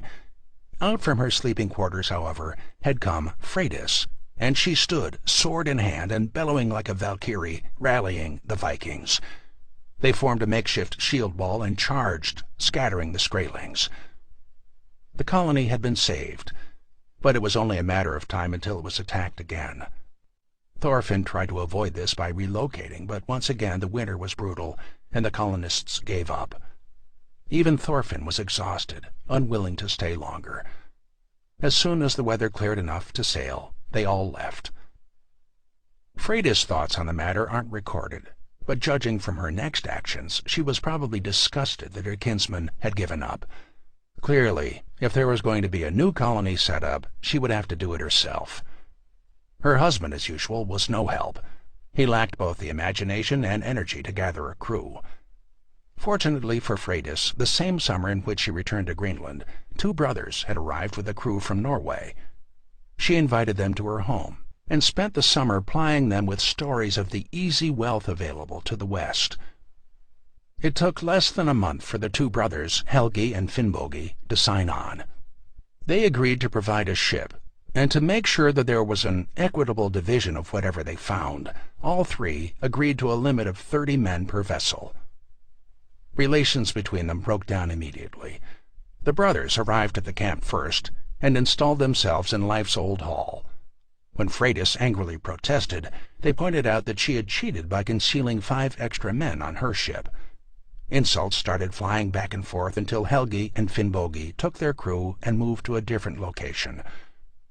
By the time winter set in, relations were so strained that the two camps stopped communicating with each other. Freydis decided to eliminate her rivals in a typical Viking fashion, equal parts ruse and brutality. Early one morning, she walked to Finnbogi's longhouse and offered to make amends with him. She had decided to leave, she said, and was wondering if he would sell her his ship, as it was slightly larger than hers. Finnbogi generously agreed, and Freydis returned to her own camp. When she climbed back into her own bed, her cold feet woke up her husband, who wanted to know why she had been outside. She proceeded to tell him that she had gone to make peace with the brothers, but that they had beaten her instead. Egged on by Freydis, the husband angrily gathered all his men and stormed into Helgi and Finnbogi's camp. They were taken completely by surprise. Everyone in the house was seized, bound, and then dragged out in front of Freydis, where they were killed. The only exception consisted of 5 women, who the men refused to kill, no matter how hard Freydis pleaded. She taunted her husband mercilessly for his weakness, but when he still refused, she grabbed an axe and butchered them herself. The grisly deed may have been gratifying for the formidable Freydis, but it doomed the colony. There were simply too few to sustain another winter, let alone a permanent settlement. She and her husband returned after threatening to kill any man who talked about what happened, and the Vikings never again attempted a settlement in the New World. There is evidence that they did periodically return to gather raw materials. An Icelandic annal records a voyage in search of Vinland in A.D. 1121, and more than 2 centuries later mentions a journey to Markland to harvest timber. The failure to establish a permanent base, however, also doomed Greenland. The island was simply too rugged and sparse to support a European-style existence based on animal husbandry. There was not enough pasture, wood, iron, or farmland available. Vinland would have solved this problem nicely. At the narrowest point of the Davis Strait, less than 200 miles separates Greenland from Baffin Island. Beyond lay a vast continent, teeming with greater resources than Iceland, Europe, and Scandinavia had to offer. But the Vikings simply had too few people to establish themselves against a determined native population. This failure threw the Greenland colony back on its tenuous lifeline of long-distance trade with Scandinavia. As long as Viking sea kings ruled their vast northern empire, that was at least possible. But even by the 11th century, the trade routes were beginning to shift. As Greenland began to grow more isolated, the climate started to deteriorate. Starting in the mid-14th century, global temperatures began to cool, further reducing the island's arable land. The glaciers advanced, and the Inuit crossed over from what is today northern Canada and began to push south. The last years of Greenland's Viking colonies were not pleasant. A cluster of skeletons exhumed from the western settlement reveals a picture of a dying civilization. Half of those who survived to 18 died before age 30, and the average height of both men and women is less than 5 feet. Famine began to be more common. The Icelandic Landnámabók claims that the old and helpless were killed and thrown over cliffs. Communication between the two settlements declined as temperatures cooled. After years of hearing nothing, an Easterner named Ivar Bardason tried to contact the long-silent western colony. He wrote in his diary that he found no people, neither Christian nor heathen, but many sheep running wild. The surviving eastern settlement struggled on a bit longer. It was decimated by the Black Plague, and in 1379 the Skrælings, Inuit, raided it, killing 18 and carrying off 2 boys as slaves. The last record we have of anyone living is the hauntingly short mention in an Icelandic annal. In the year of our Lord 1410, Sigrid Björnsdóttir married Thorstein Olafsson. After that, Icelandic ships stopped going west, and there is only silence. The colonies of Greenland were sustained by trade, and ironically that lifeline was cut by other Vikings. A source for the luxury goods that the remote island provided, the ivory, pelts, and sealskins, was found much closer to the Scandinavian markets in what is today Russia. There was no need to risk life and limb on harrowing journeys across storm-tossed seas. All the exotic goods a rich sea king could ever want were to be had to the east. The Traders. Chapter 15. Rurik the Russ. They are as tall as date palms, blond and ruddy. Ibn Fadlan, describing Vikings. Unlike their Scandinavian cousins, who pointed their longships down the coasts of Frisia and the British Isles, the Swedish Vikings looked in the other direction, to the vast forest zones across the Baltic Sea. As early as the mid-8th century, 40 years before Norwegian raiders had attacked Lindisfarne, the Swedes began to explore the river systems of western Russia. What attracted them was not plunder, but trade. There were no rich monasteries or unprotected towns, just expansive birch and pine forests, and beyond them the grass steppes of the east. The Vikings came at first to exploit raw materials, honey and wax from the Finns living on the Baltic, and Arctic furs and amber from the Lapps to the north. The Slavic populations who lived in the interior of what is today Russia could offer little in the way of plunder, but were valuable as slaves, to be used in Scandinavia or sold in the busy slave markets of the south. The Vikings were joined in these early slave raids by the Finns, whose name for Sweden, Ruotsi, became corrupted to Rus, the name by which the Swedes in the east eventually came to be known to the Islamic and Byzantine worlds to the south. The Vikings, regardless of which area they hailed from, were people of the water, and it was by lakes and rivers that they penetrated what is now Russia. In A.D. 753, they took over the outpost of Staraya Ladoga. The fort sat on the edge of Lake Ladoga, near the mouth to the Volkhov River, and gave access to the 2 great river systems of Russia, the Volga and the Dnieper. Both rivers led to an abundant supply of silver and silks, 2 things in high demand back in Scandinavia. The Volga pointed east to the Islamic world, while the Dnieper led south to Orthodox Byzantium. The Dnieper route was extremely treacherous, and the Rus are the first people we know of who successfully navigated it. It required sailing south from the main Rus base of Staraya Ladoga, then up the Volkhov River to pick up the headwaters of the Dnieper. The 570 miles of river that followed were broken up by a series of 12 dangerous falls that necessitated dragging the ship out of the water and carrying it, cargo and all, to a more navigable spot downstream. This exposed the traders to attack, a daunting proposition since the area was inhabited by the Pechenegs, a terrifying tribe of 8 hordes who specialized in ambushes. If a merchant survived the river, he would still have to navigate the shores of the Black Sea, an additional 350 miles away from Constantinople. The The Volga route, by contrast, was far simpler and therefore preferable. It led by gentle stages to the Caspian Sea, and from there to the wealthy markets of Baghdad. There was a tremendous amount of money to be made, but in this case it was by trade, not by raiding. The Rus were far from home, and they could only operate on the Volga by permission of the Khazars, a powerful tribe that dominated the southern end of the river, where the Volga delta emptied into the Caspian.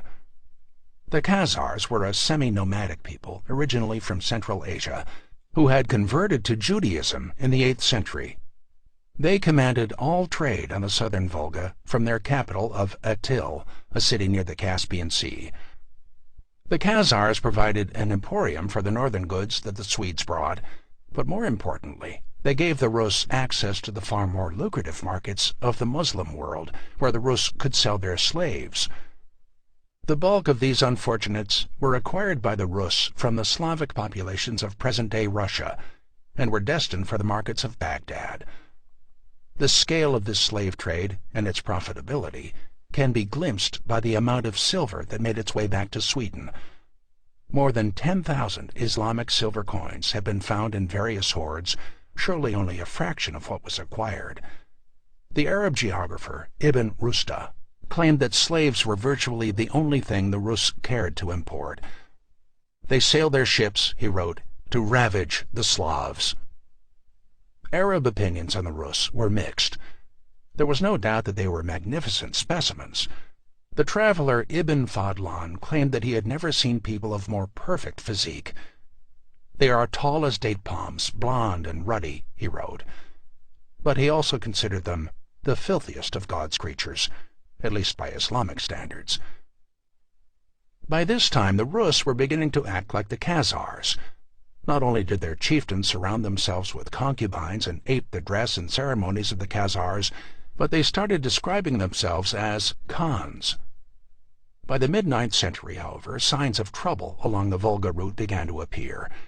Thanks to religious rifts, cultural stagnation, and several civil wars, Baghdad entered a period of decline. And as the silver dried up, the Rus began looking for other ways of making money. Characteristically, they resorted to the old habit of raiding, and fell on the Islamic populations near the Caspian Sea without mercy. A Muslim chronicler wailed that the Rus shed blood, ravished women and children, plundered, destroyed, and burned. Then the people prepared themselves for war, but the Rus attacked them, and thousands of Muslims were killed or drowned. If Baghdad's power was waning, however, that of the Khazars was not, and any raid had to have their permission first. This was made abundantly clear in an infamous raid carried out in A.D. 913. A large Rus fleet, according to an Islamic source it was 500 ships, sailed down the Volga and cut a deal with the Khazars to split evenly whatever spoils they found. After pillaging several cities on the southern coast of the Caspian, the Rus turned north and advanced into a strange, burning land. After 3 days' travel across the surreal landscape, they sacked the city of Baku in present-day Azerbaijan. They found enough plunder to satisfy even the most avaricious Rus.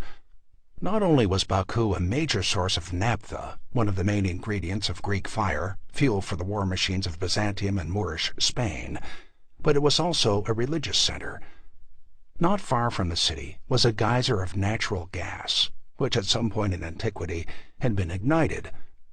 The fire-worshipping Persians had built a temple, which over the years had attracted a tidy pilgrim trade from as far away as India, and was responsible for much of the city's wealth. The raid was a dramatic success, but was remembered less for the haul of slaves and gold and more for what happened on the return journey. When they reached the Volga, the Rus were ambushed by their Khazar allies and slaughtered. The disaster illustrated the dangers faced by the Rus even in war bands. They were far from home and as likely to be victims as raiders. The deeper problem, however, greater than any double-cross, was that the Volga trade was showing diminishing returns. There also seemed to have been troubles closer to home. The Russian Primary Chronicle, a 12th century work written in a monastery near Kiev, records that in the mid-9th century, several Slavic tribes drove the Rus out of their strongholds around Lake Ladoga. It continues, rather improbably, to suggest that the Slavs then fell into a civil war, and after several years of fighting invited a Viking named Rurik to rule over them. This unlikely story is our first introduction to the man who would eventually be known as a founding father of the modern states of Russia, Belarus, and the Ukraine. By 862, a Viking named Rurik, a form of the Norse name Erik, had installed himself south of Ladoga at a fortified market town he called Holmgard, better known today as Novgorod.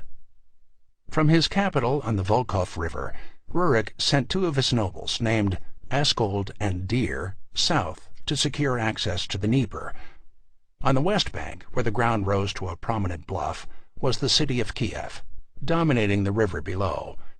It served as a frontier outpost of the Khazars, and by sending his men to take it, Rurik was reorienting the Rus toward the south, a change which would have important ramifications for both Russian and European history.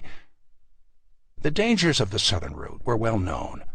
The Rus would have to cross more than 800 miles of hostile territory, at times frighteningly exposed to aggressive tribes and treacherous conditions. But if the risk was much greater, so was the reward. At the end of that journey was the city of Constantinople, at the time the greatest metropolis on earth. In an age of poverty, it was a city of gold. While the capitals of the West counted their populations in the thousands, Constantinople's population was nearly 1 million. It was the physical and spiritual center of a realm that stretched back into antiquity. No mere kingdom, it was the eastern half of the fabled Roman Empire, the final unblemished jewel in the Roman crown.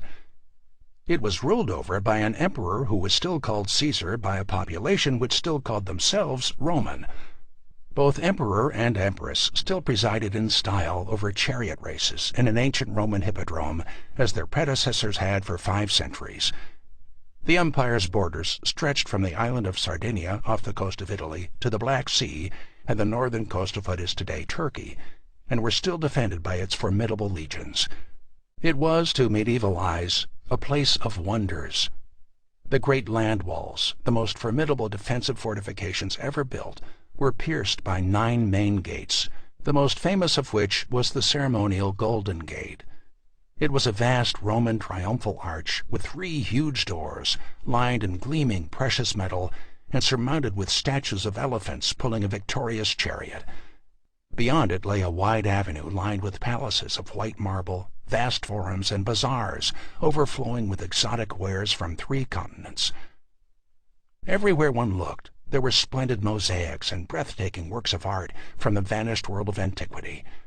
Public squares held famous classical statues, while golden and porphyry sarcophagi held the remains of legendary emperors.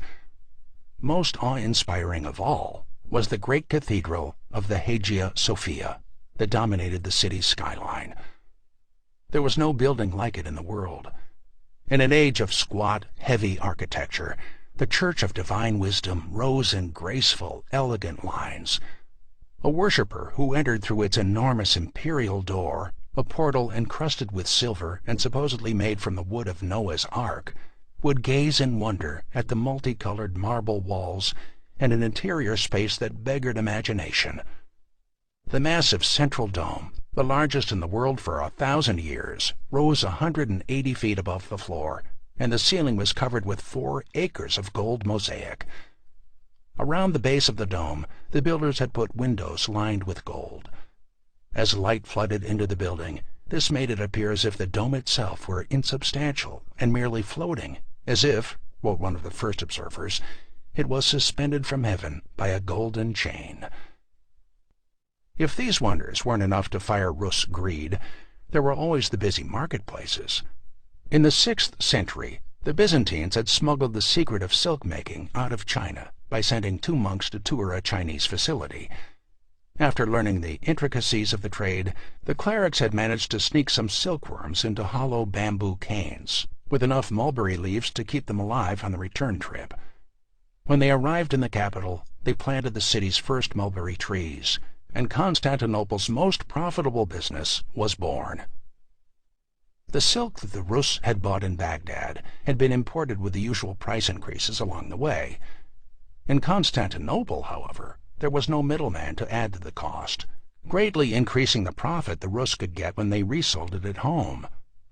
The route there was dangerous, but the Rus were free to develop it without asking permission from anyone, and having done so, they would reap all the rewards.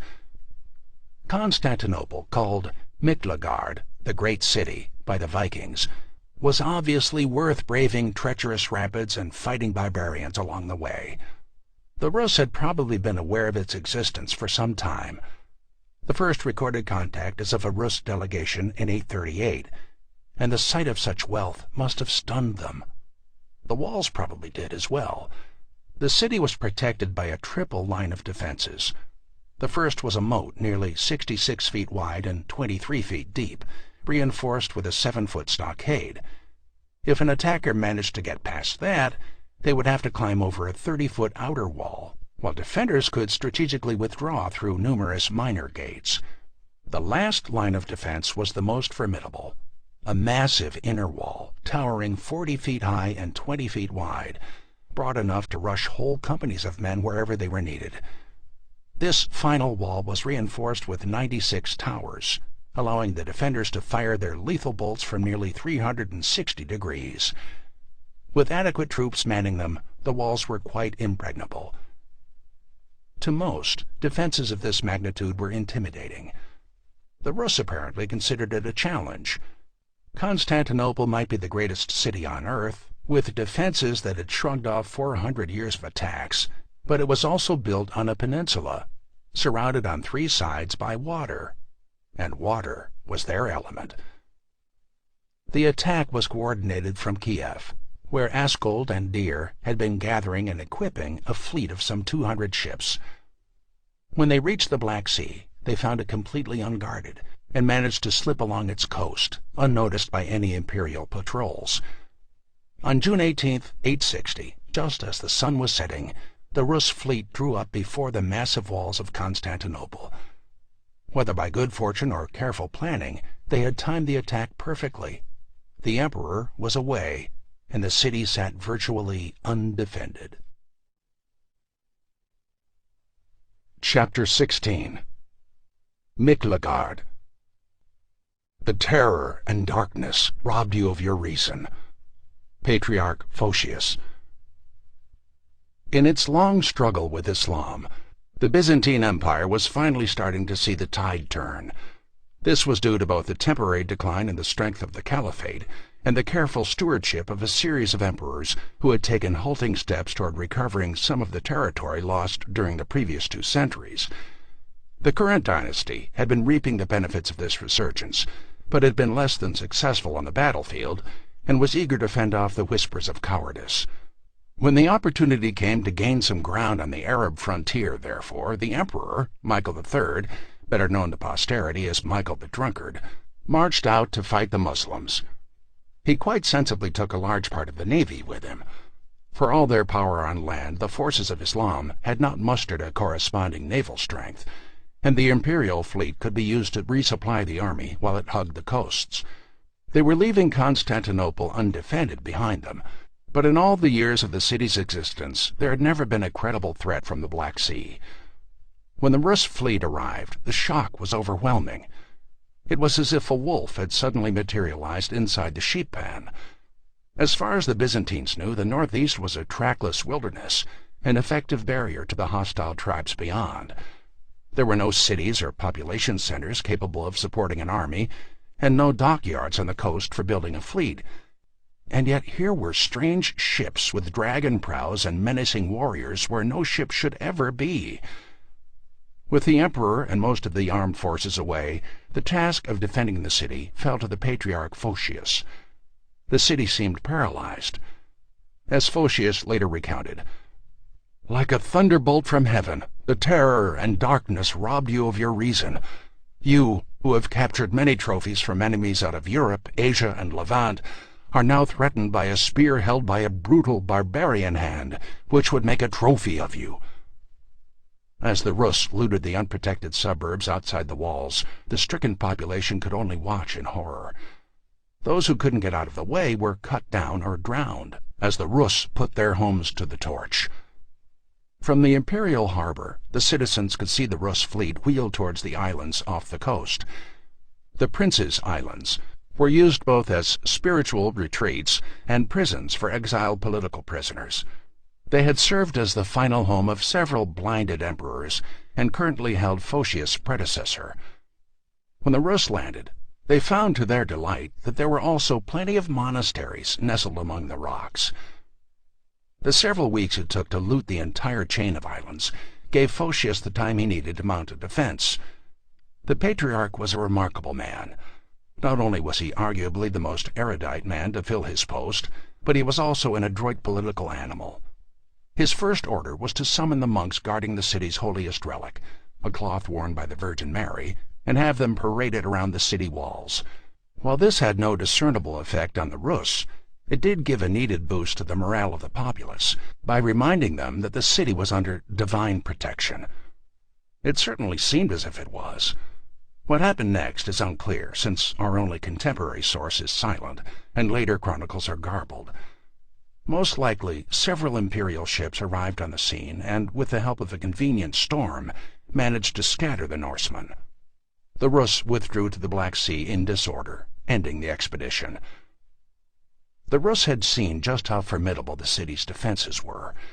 Their failure to attack the city despite the absence of the army is a testament to how impressed they were. They were also concerned about the Imperial Navy. This was the first time that the Rus had ever come across a power that was capable of matching them at sea. They would have to either attack it in greater numbers or gain access to its wealth as traders and mercenaries. For their part, the Byzantines were also shaken. The attack had served as a diplomatic wake-up call. There was a new power to the northeast that had come out of nowhere, and it had to be brought to terms. Byzantine ambassadors were sent speeding to Kiev, and a treaty was agreed to, allowing the Rus to trade inside Constantinople. If that had been the goal all along for the Rus, as it may indeed have been, it was a brilliant success. On this triumphal note, the shadowy Rurik the Rus disappears from history. He had founded the first centralized state, or at least received credit for it, and would become the great ancestor of Russian dynasties. For the next 7 centuries, aspiring leaders would gain credibility by how close they could tie themselves to his house. The future of his state, however, was not in Novgorod, where he had ruled. His successor, Helgi, relocated to Kiev and took the title Great Prince of the Rus. For the first few years, he concentrated on imposing his rule, expanding south and gaining control of the prosperous trading towns along the Dnieper. By 907, he felt secure enough to undertake the major campaign of his reign, an attack on Constantinople. Unlike the earlier probing strike, this one was a full invasion with the full support of a prince. Helgi had made a careful study of the habits of the imperial navy and skillfully managed to avoid it, reaching the outskirts of the city unopposed. The mouth of the imperial harbor was blocked with a huge iron chain, so Helgi walked his men overland and used 2,000 canoes to cross over to the north side of the city. If any spot of the land walls was vulnerable, it was the northeastern district, where they dipped into a valley. Helgi brought his army there, cheekily hung his shield on the gate, and waited until the imperial army appeared. This was a magnificent bit of saber-rattling. Helgi wasn't foolish enough to think that they could overwhelm the most formidable walls in Europe without siege equipment. His predecessor had demonstrated that the Rus were capable of commanding a threatening fleet, and Helgi had now shown the strength of an army he could put in the field. What he really wanted was a formal treaty granting his merchants favored status, and the imperial government decided that it wasn't worth the nuisance of denying him. Specific terms were laid out for how Rus merchants could operate, and they were given a privileged quarter in the city. The Rus were exempted from certain taxes and duties, although what they could sell was strictly regulated.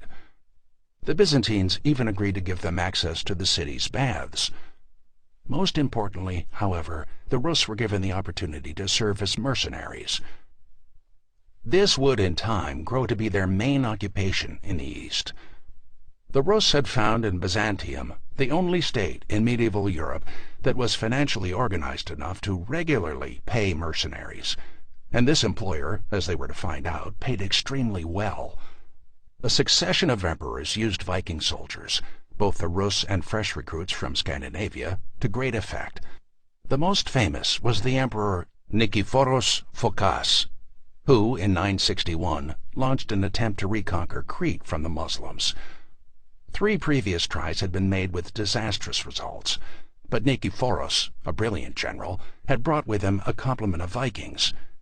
He used them to storm the beach, and so thoroughly intimidated the defenders that they refused to engage in another battle. After a 9-month siege of the capital, they surrendered. It was a mistake, however, to think that Byzantium and Kiev were at peace. The lesson the Rus took from the Treaty of 907 was that they could renegotiate better terms by invading every few years. Helgi's successor, Ingvar, better known by the Slavic version of his name, Igor, launched 2 attacks on the city in 941 and 944. In both cases, the Rus suffered horrendous casualties, largely due to a mysterious superweapon known as Greek fire. It was a naphtha-based liquid, which would ignite on contact, and had been a state secret of Byzantium since its invention in the 7th century. The closest the Byzantines got to explaining it was Emperor Leo the Wise's laconic description that it was fire prepared with thunder and lightning. The sons of Ragnar Lothbrok had run into a version of it when they had raided Muslim Spain, but that was undoubtedly not as effective as the real thing. The Byzantines would store it in clay pots and lob it at ships, igniting the decks as the vessels shattered, or use flamethrowers mounted on their prows to spray it at opposing ships. Since it was oil-based, water only made the situation worse. It would spread out in a slick over the surface, setting fire to anyone who jumped overboard. The Byzantines used their weapons sparingly, but they knew how to deploy it to devastating effect. During Ingvar's attack, the imperial fleet used submerged brass tubes to burn the Rus ships beneath the waterline. To an eyewitness, it looked as if the very sea had caught fire. The Rus, he wrote, seeing the flames, jumped overboard, preferring water to fire. Some sank, weighed down by the weight of their breastplates and helmets. Others caught fire. It took almost a century of costly failures for the Rus to understand that they couldn't take Constantinople by storm or ruse. Despite the trauma that these repeated assaults caused the citizens, there was something in the dogged persistence that impressed the Byzantines. They became the mercenary of choice. And in 988, the Emperor Basil II created a special corps that would in time become the most famous and profitable employer of the Vikings in the East. In 988, Basil was in desperate need of effective soldiers and was on the brink of losing his throne. Although of peerless lineage, he claimed descent from Constantine the Great. The 30-year-old Basil II was facing a massive revolt by Bardas Phokas, one of the empire's most capable generals. Although he would eventually emerge as one of the empire's most ferocious warriors, in 988 he was still new on the throne, with an unreliable army and a skeptical court.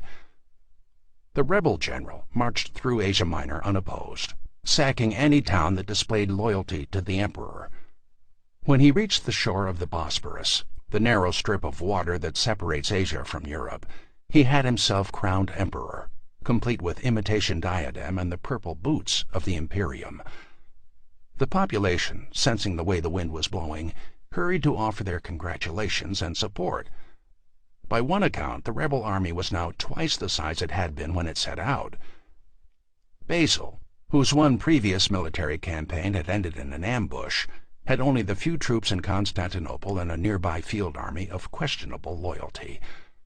Things looked bleak, but the emperor kept his head. Even before the rebel army had reached the shore, his ambassadors were speeding towards Kiev. Ingvar's grandson, Vladimir, was only too happy to receive them, and he made an audacious offer. In exchange for 6,000 Viking recruits from Scandinavia, he wanted to marry Basil's sister, Anna. The ambassadors probably returned to Constantinople believing that they had failed. In the long history of the empire, a princess of the ruling dynasty had never been given to a barbarian.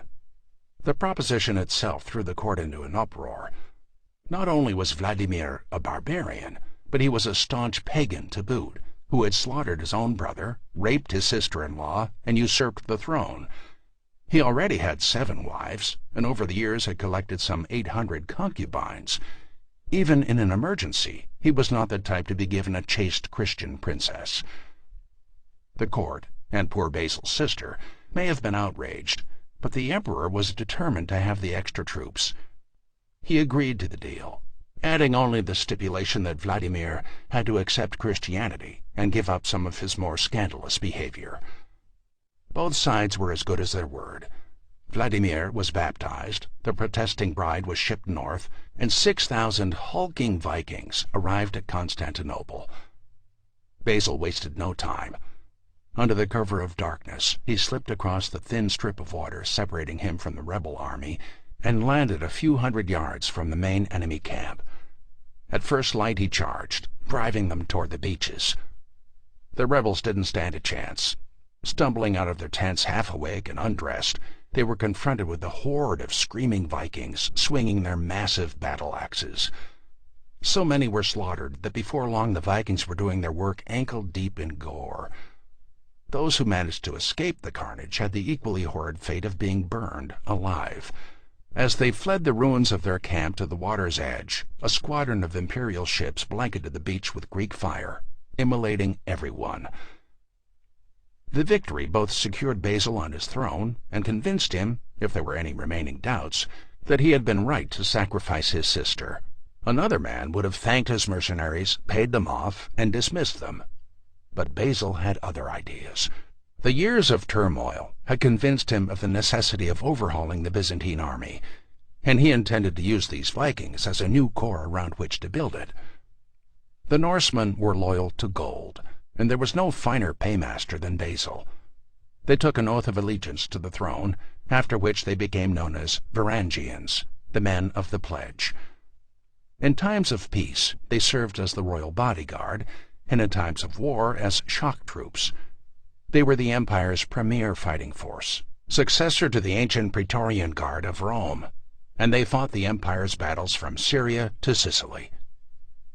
To an ambitious Scandinavian, there was no surer way to find wealth than through service with the Varangian Guard. Signing up with the emperor ensured regular payment and the chance to raid far-off lands without the rigors of planning. These campaigns not only offered a better chance of survival than traditional plundering, but were extremely lucrative. One Byzantine source even claims that when an emperor died, the Varangians were entitled to one trip to the treasury, where they could have whatever they could personally carry away. Over the next few centuries, some of the most famous Vikings from across Scandinavia would spend some time under arms in the Varangian Guard. Kings of Norway, princes of the Rus, Irish jarls, and Icelandic berserkers all found prestige and wealth in tours of duty. Often men who went on to other careers considered their time in the south among their greatest accomplishments. Being part of a successful campaign gave one tremendous cachet with both sexes. Bali Balason, a hero of the Icelandic Laxdala saga, is described returning from Greece like some new Adonis. Wherever he and his men took lodgings for the night, the womenfolk paid no heed to anything but to gaze at Bali and his companions in all their finery. Evidence of the Vikings in Byzantium is littered throughout the south. In Athens, they carved runes into the side of a marble lion that guarded the city's port of Piraeus, and in the Hagia Sophia, at least 2 bored guardsmen carved runic graffiti into the parapet of the second-floor balcony.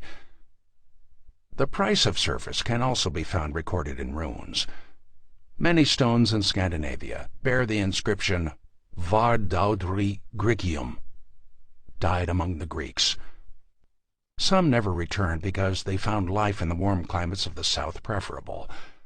Enough axe-bearing barbarians settled in Constantinople to qualify for their own quarter, often serving the throne from father to son. As the Byzantine princess Anna Komnena wrote more than a century after Basil, "As for the Varangians, who bear on their shoulders the heavy iron sword, they regard loyalty to the emperors and the protection of their persons as a family tradition, a kind of sacred trust and inheritance handed down from generation to generation. As time went on, however, the guard began to change.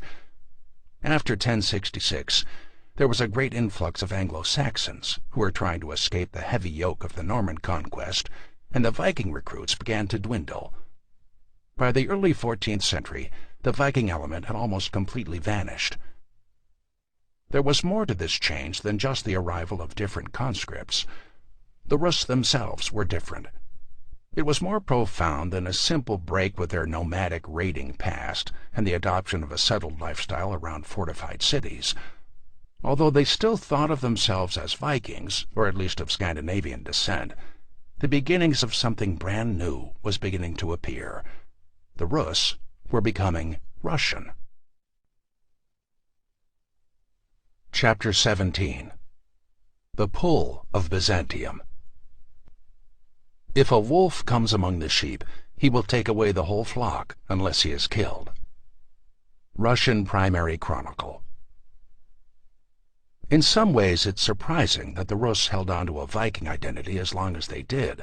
The original Viking raiders that had plied the waters of the Volga and the Dnieper had always been a minority population. The vast area they conquered, from Novgorod in the northwest to Kiev, the current capital of the Ukraine, was populated by Slavs, while the Scandinavians were no more than a privileged military caste. They took local wives, and although a constant stream of immigrants from Sweden would have slowed the process, gradually they began to merge identities with the Slavic population. The slow evolution is represented in the names of the princes of Kiev. Helgi was followed by Ingvar, sometimes rendered as the Slavic Igor, who was followed by the purely Slavic Sviatoslav and Vladimir. As the names began to change, the dress and habits followed. A Byzantine chronicle provides a physical description of Sviatoslav during a visit with the Emperor John Tzimiskes in 971. Sviatoslav is described as more of a Slavic Khan than a Viking sea king. He came rowing in a Viking boat, pulling the oars along with his men like a good Viking, but there the northern comparison stopped. He was of only medium height, with light blue eyes obscured by bushy brows and a snub nose. His head was completely shaved, except for a topknot on one side, which was braided as a sign of his noble status. He wore a simple white tunic, indistinguishable from those of his men except for its cleanliness, and wore no decorations other than a dangling gold earring in one ear. This process was sped up by contact with Constantinople. A treaty in 945 had thrown open the gates of Constantinople to the Rus, exposing them to the great lure of Orthodox civilization, and it was their eventual adoption of Christianity which, more than anything else, marked the great transition from Rus to Russian. It needed time to take root, and was not fully embraced for several generations, but it locked the nascent Russian state to the Byzantine cultural orbit. Ironically, it was the great Rus defeat by Greek fire in the 940s that had indirectly paved the way for Christianity. Prince Ingvar had returned to Kiev badly weakened by the attempt to take Constantinople. Several of the surrounding tribes which had fallen under Rus domination took the opportunity to revolt, and Ingvar was forced to expend most of his energies putting them down. The most troublesome of the client states were the Drevlians, an Eastern Slavic tribe that inhabited part of what is today the Ukraine. When news reached them of Ingvar's defeat, they took the provocative step of ceasing all tribute payments to Kiev. Ingvar couldn't immediately respond, pressed as he was by other concerns, so the Drevlian issue was left to fester. When Ingvar had finally stabilized Kiev, he sent the Drevlians a demand for the back pay they owed, with threats of retribution if they should withhold even a small amount. The delay in addressing the problem, however, had given the Drevlians the impression that Ingvar was powerless, so their prince, Mal, responded with words to the effect that an equal does not pay tribute. The Prince of Kiev immediately set out with his army for the Drevlian capital of Iskorostan, now the modern Ukrainian city of Korostan, and at the sight of the massed troops, Mal's bravado evaporated. Formally apologizing to Ingvar, he handed over the gold that was owed. A wiser ruler would have left it at that. But on the way back to Kiev, Ingvar decided that the Drevlians hadn't been punished enough. Defying his authority had to have a higher price. Ordering his men to continue on to the capital, he turned back with his bodyguards. When Prince Mal was informed of the demand for more gold, he stalled by claiming to need to inspect his treasury to see if the funds were available. When he asked his advisers what to do, one supposedly offered, "If a wolf comes among the sheep, he will take away the whole flock unless he is killed." Mal heeded the words. At his sign, a group of Drevlians burst out of the gates, massacred Ingvar's guards, and captured the Prince of Kiev. According to a Byzantine source, the grisly revenge Mal took was one the Vikings could appreciate. Ingvar was held down on the ground while two young birch trees were bent toward him. Each of his feet was secured to a tree, and then the saplings were released, ripping the unfortunate man in half. Having a leader cut down in the prime of life was a nightmare for any medieval society. It usually left a young successor, and if a regent didn't grab control firmly, all the attendant horrors of a civil war. This would indeed have been the fate of Kiev, since Ingvar's only son was only an infant, if it had not been for his remarkable wife, Olga. Not only did Olga have the loyalty of the nobility of Kiev, but, according to the colorful account given in the Russian Primary Chronicle, she was also a more effective leader than her late husband. The news of Ingvar's death was followed closely by a group of 20 ambassadors from Prince Mal with a proposal of marriage. The request was not quite as outlandish as it at first seemed. Royal widows were among the most eligible wives of the medieval world. They would frequently look to remarry quickly to avoid upheaval, and such a marriage offered the chance of a dramatic rise in political fortunes for ambitious suitors. What was unseemly was the boldness of the ambassadors. Mal rationally assumed that a newly widowed Olga would be feeling vulnerable and open to suggestion. So instead of tactfully ignoring his part in her husband's murder, his emissaries openly admitted it. When they were shown into her quarters, they told the grieving widow that Ingvar was like a ravening wolf who deserved to be killed. Now, they continued, Olga had the chance to marry a real prince. Surprisingly, she seemed open to the idea. Her husband would not rise from the grave, and how he died was not as important as the fact that he was dead. Olga said she needed a day to think about it, but strongly hinted that this was only a formality. Pleased with her pragmatic approach, the ambassadors withdrew to their camp, agreeing to visit her the next morning. As soon as the Drevlians had gone, Olga ordered her men to dig a deep ditch just behind her citadel. By the morning it was finished, and when the ambassadors arrived, dressed in their finest clothes as a token of respect to the woman who was about to become their princess, Olga had them seized, dragged past her citadel, and buried alive.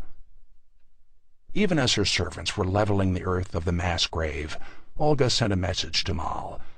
She would gladly marry him, she said, but only if he provided a grand enough escort. The 20 ambassadors he had already sent were an insufficient honor guard for a woman of her status. She would arrive in state with the most noble men of Iskorostan, or not at all. Prince Mal, perhaps impressed by her sense of decorum, eagerly sent the leading men of the city with as sumptuous an honor guard as he could afford. When they arrived at Kiev, Olga was the model of civility, offering the use of her own private bathhouse to wash the dust from their long journey. When they were all safely inside, however, Olga had the door barricaded and then set fire to the building, ignoring the agonized screams. As the embers flared, she calmly sent a final message to Mal, requesting that she be allowed to conduct the customary funeral feast for her dead husband when she arrived at Iskorostan. The prince, still unaware that anything was amiss, hastily agreed. When he saw her approaching the city with a large group of retainers, he rode out to greet her, asking where his ambassadors were. She replied that she had been so excited to meet him that she had ridden ahead, and that the rest would soon join them. Satisfied, the prince escorted her into the city to a great feast that had been prepared. Olga gave every appearance of the joyful bride, but had carefully instructed her men not to touch a drop of alcohol, a prescription that neither Mal nor his soldiers noticed. When the Drevlians were deep into their cups, the lethal widow gave a signal, and her guards drew their swords, butchering all of their bleary-eyed hosts. Cutting their way out of the city, Olga and her retinue joined her army, which was hiding nearby, and reappeared before the walls of Iskorostan. The terrified inhabitants, now without their prince or leading men, begged for mercy, and to their immense relief, Olga agreed. Her terms were surprisingly modest. Instead of honey or furs, the usual stuff of tribute, she asked only for some birds, 3 pigeons and 3 sparrows from each household. Unfortunately for the Drevlians, this was an old Viking trick. When she got the birds, she had her men attach rags dipped in a flammable material to the feet of each bird. When they were lit, the panicked animals returned to their nests, lighting the houses on fire. Before long, the wind had turned the scattered flames into a raging inferno. The panicked citizens came pouring out of the ruined gates into the waiting arms of Olga's army. They showed no mercy. Those who weren't slaughtered on the spot were rounded up and sold into slavery. Only in the morning, with Iskorostan a blackened, deserted ruin, was Olga finally sated. Whether or not Olga was as cold-blooded as the legends make her out to be, she was certainly an effective ruler.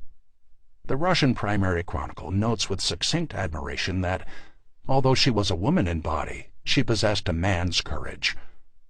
Her shrewdness not only kept the throne safe for her son, but also increased its authority. Regardless of the numbers of Drevlians left alive, the message that Kiev's new ruler was not to be trifled with quickly spread. To her credit, Olga chose not to govern with the sword. Although focused on revenge, she was not blinded by it, and was shrewd enough to realize that forcing Kiev's client tribes to pay a tribute each year built up murderous resentment. The gold usually came out of each chief's personal hoard, lessening his ability to reward his men, and thereby weakening his authority. This virtually ensured that the moment Kiev's grip slipped, there would be a rebellion.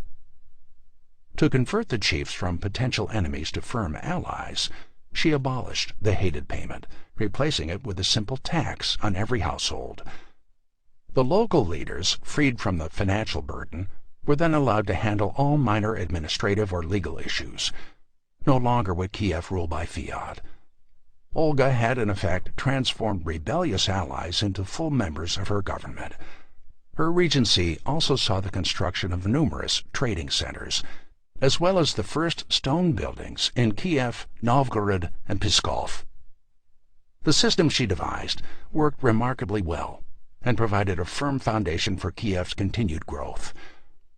Olga spent the rest of her son's minority successfully dodging marriage proposals and steadily building up Kiev's power. As successful as the regency was, however, Olga seems to have been aware of a lingering problem. No matter how politically integrated she made the various tribes, they still saw themselves as different from the inhabitants of Kiev. There was no underlying unity beyond a common ruler, no big identifying idea that could turn the people of individual cities into a unified state. In an attempt to rectify this, Olga took the boldest move in a career full of them. She traveled to Constantinople around the year 955, ostensibly to shore up trade relations, but in reality to officially adopt Christianity. The ceremony was carried out in the Golden Church of the Hagia Sophia, with the Emperor Constantine VII standing in as her godfather. As a token of respect, Olga took the Christian name of Helena after the emperor's wife. Her personal conversion may have helped to seal an alliance and perhaps squeeze more trade privileges out of Constantinople, but Olga was quickly disabused of any notions that her people would follow suit. There was a small Christian community in Kiev, but the vast majority of her subjects were pagan, worshipping a variety of Viking, Turkic, and Slavic gods. The aristocracy, in particular, were vocal supporters of Thor, and instead of uniting them behind her, she risked undermining the stability that she had worked her entire regency to maintain. Olga did her best to spread the new faith, bringing Bibles, priests, icons, and vestments back with her. She ordered the construction of several churches in multiple cities and publicly attended them, but all to no avail. The aristocrats, particularly the new arrivals from Sweden, violently resisted, as did most of her family. Her son, Sviatoslav, refused to even consider it, informing his mother that the gentle virtues of patience, forgiveness, and mercy were hallmarks of a feeble religion that would see him mocked by his own men. Olga may have failed to establish Christianity in her son's generation, but she did at least plant the seeds for it to take root in the next one. Sviatoslav, in a conscious rejection of his mother's conciliatory policy towards Byzantium, carried out the last major Rus attack on the empire. While he led the army overland, yet another sign that the old Viking ways were dying out, he left his mother in charge of Kiev, as well as of the education of his 3 sons, Yaropolk, Oleg, and Vladimir. She performed both tasks admirably, although the latter would take several years to manifest. The last glimpse we get of her, fittingly enough, is once again acting as a military commander. When a group of raiders invaded in 969, she organized a vigorous defense, which managed to drive them off. She died a few months later, having lived a life more suited to a Valkyrie, a Viking deity that rewarded bravery in battle, than a saint. Her reign marks the beginning of a great watershed in European history. By converting to Christianity, she had chosen to align Kiev with Europe instead of Asia, to look west instead of east. The Viking roots of the Rus were gradually supplanted by Byzantine ones, and Kiev would drink so deeply from Constantinople's cup that the 3 modern states which claim descent from the House of Rurik, Ukraine, Belarus, and Russia, continue to see themselves as the heirs to ancient Greece and Rome. Olga may not have been responsible for all of this, and in fact may have died considering herself a failure, but the Orthodox faith she championed would one day give her people the common identity she envisioned and make possible a vast empire. Chapter 18. From Rus to Russian. Every king of Europe marries a princess of Kiev. Russian Primary Chronicle.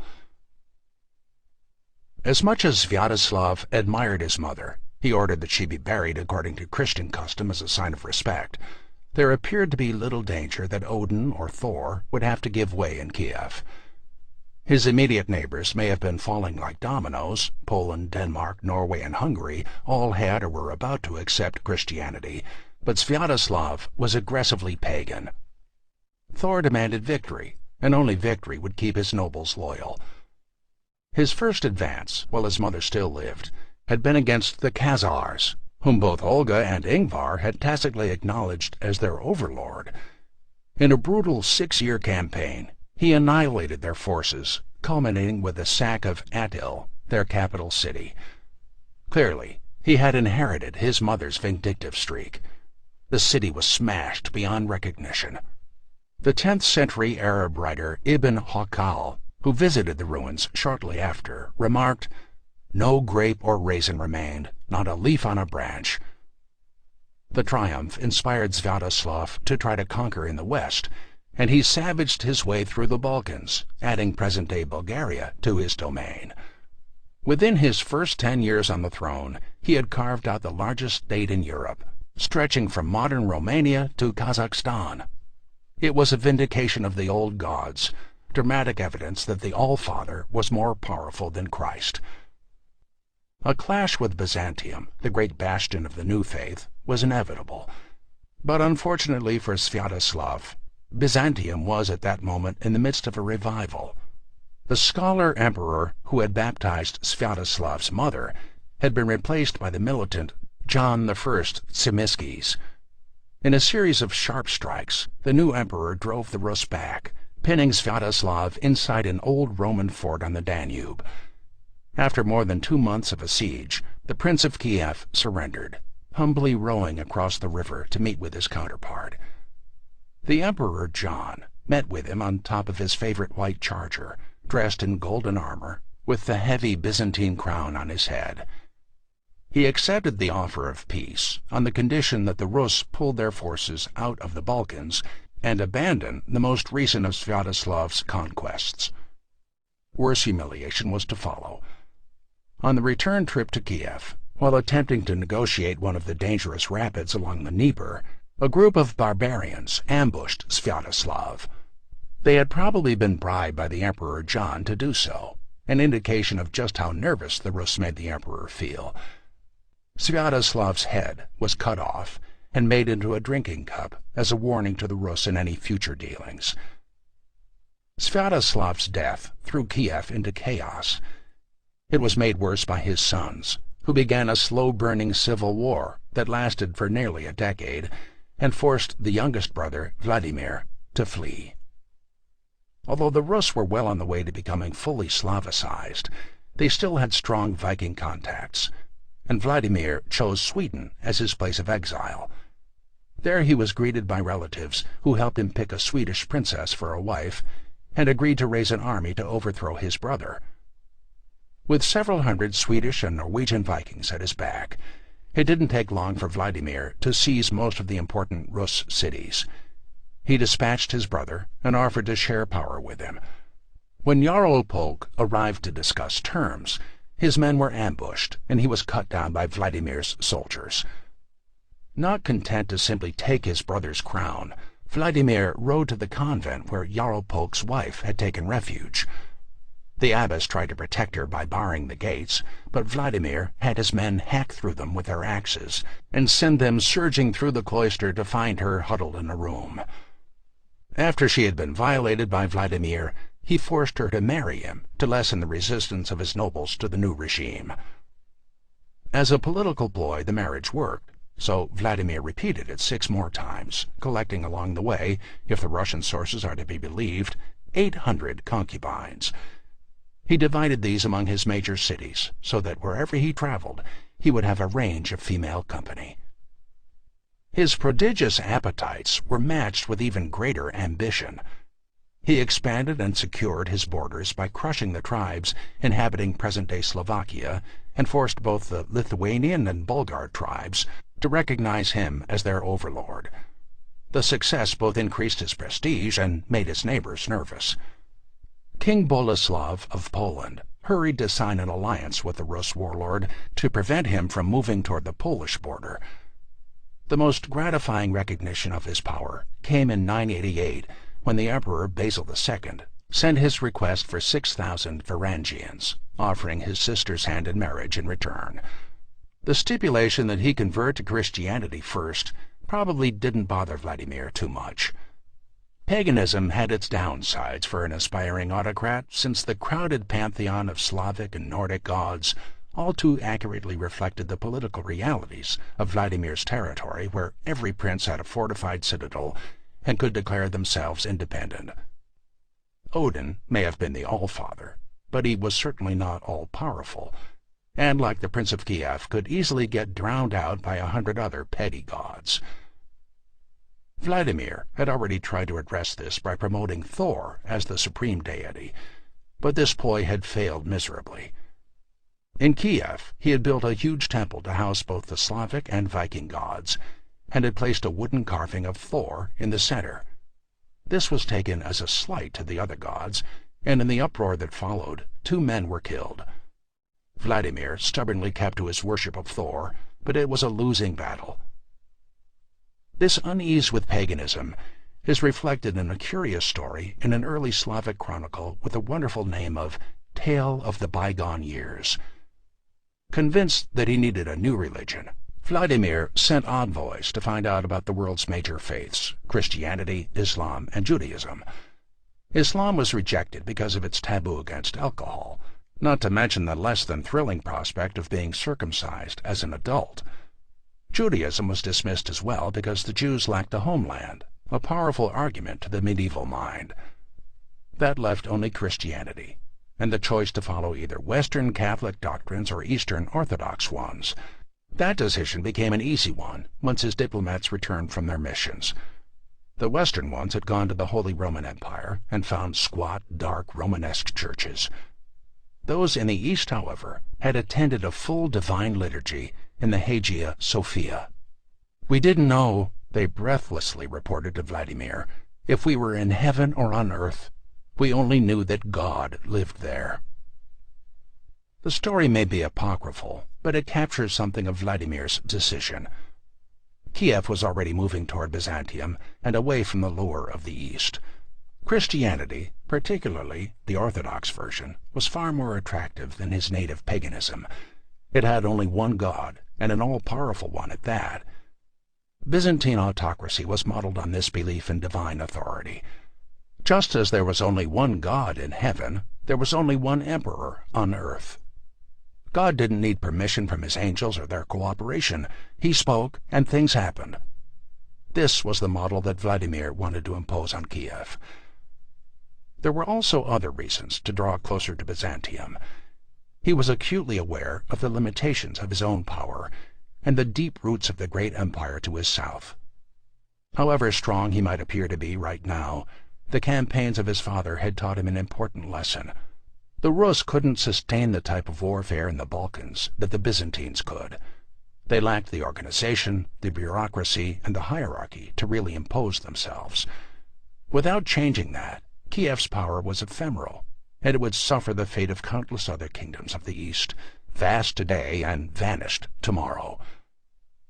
The conclusion to which Vladimir came, to convert to Christianity, was the realization that he could accomplish far more as an ally of Constantinople than as a Viking sea king.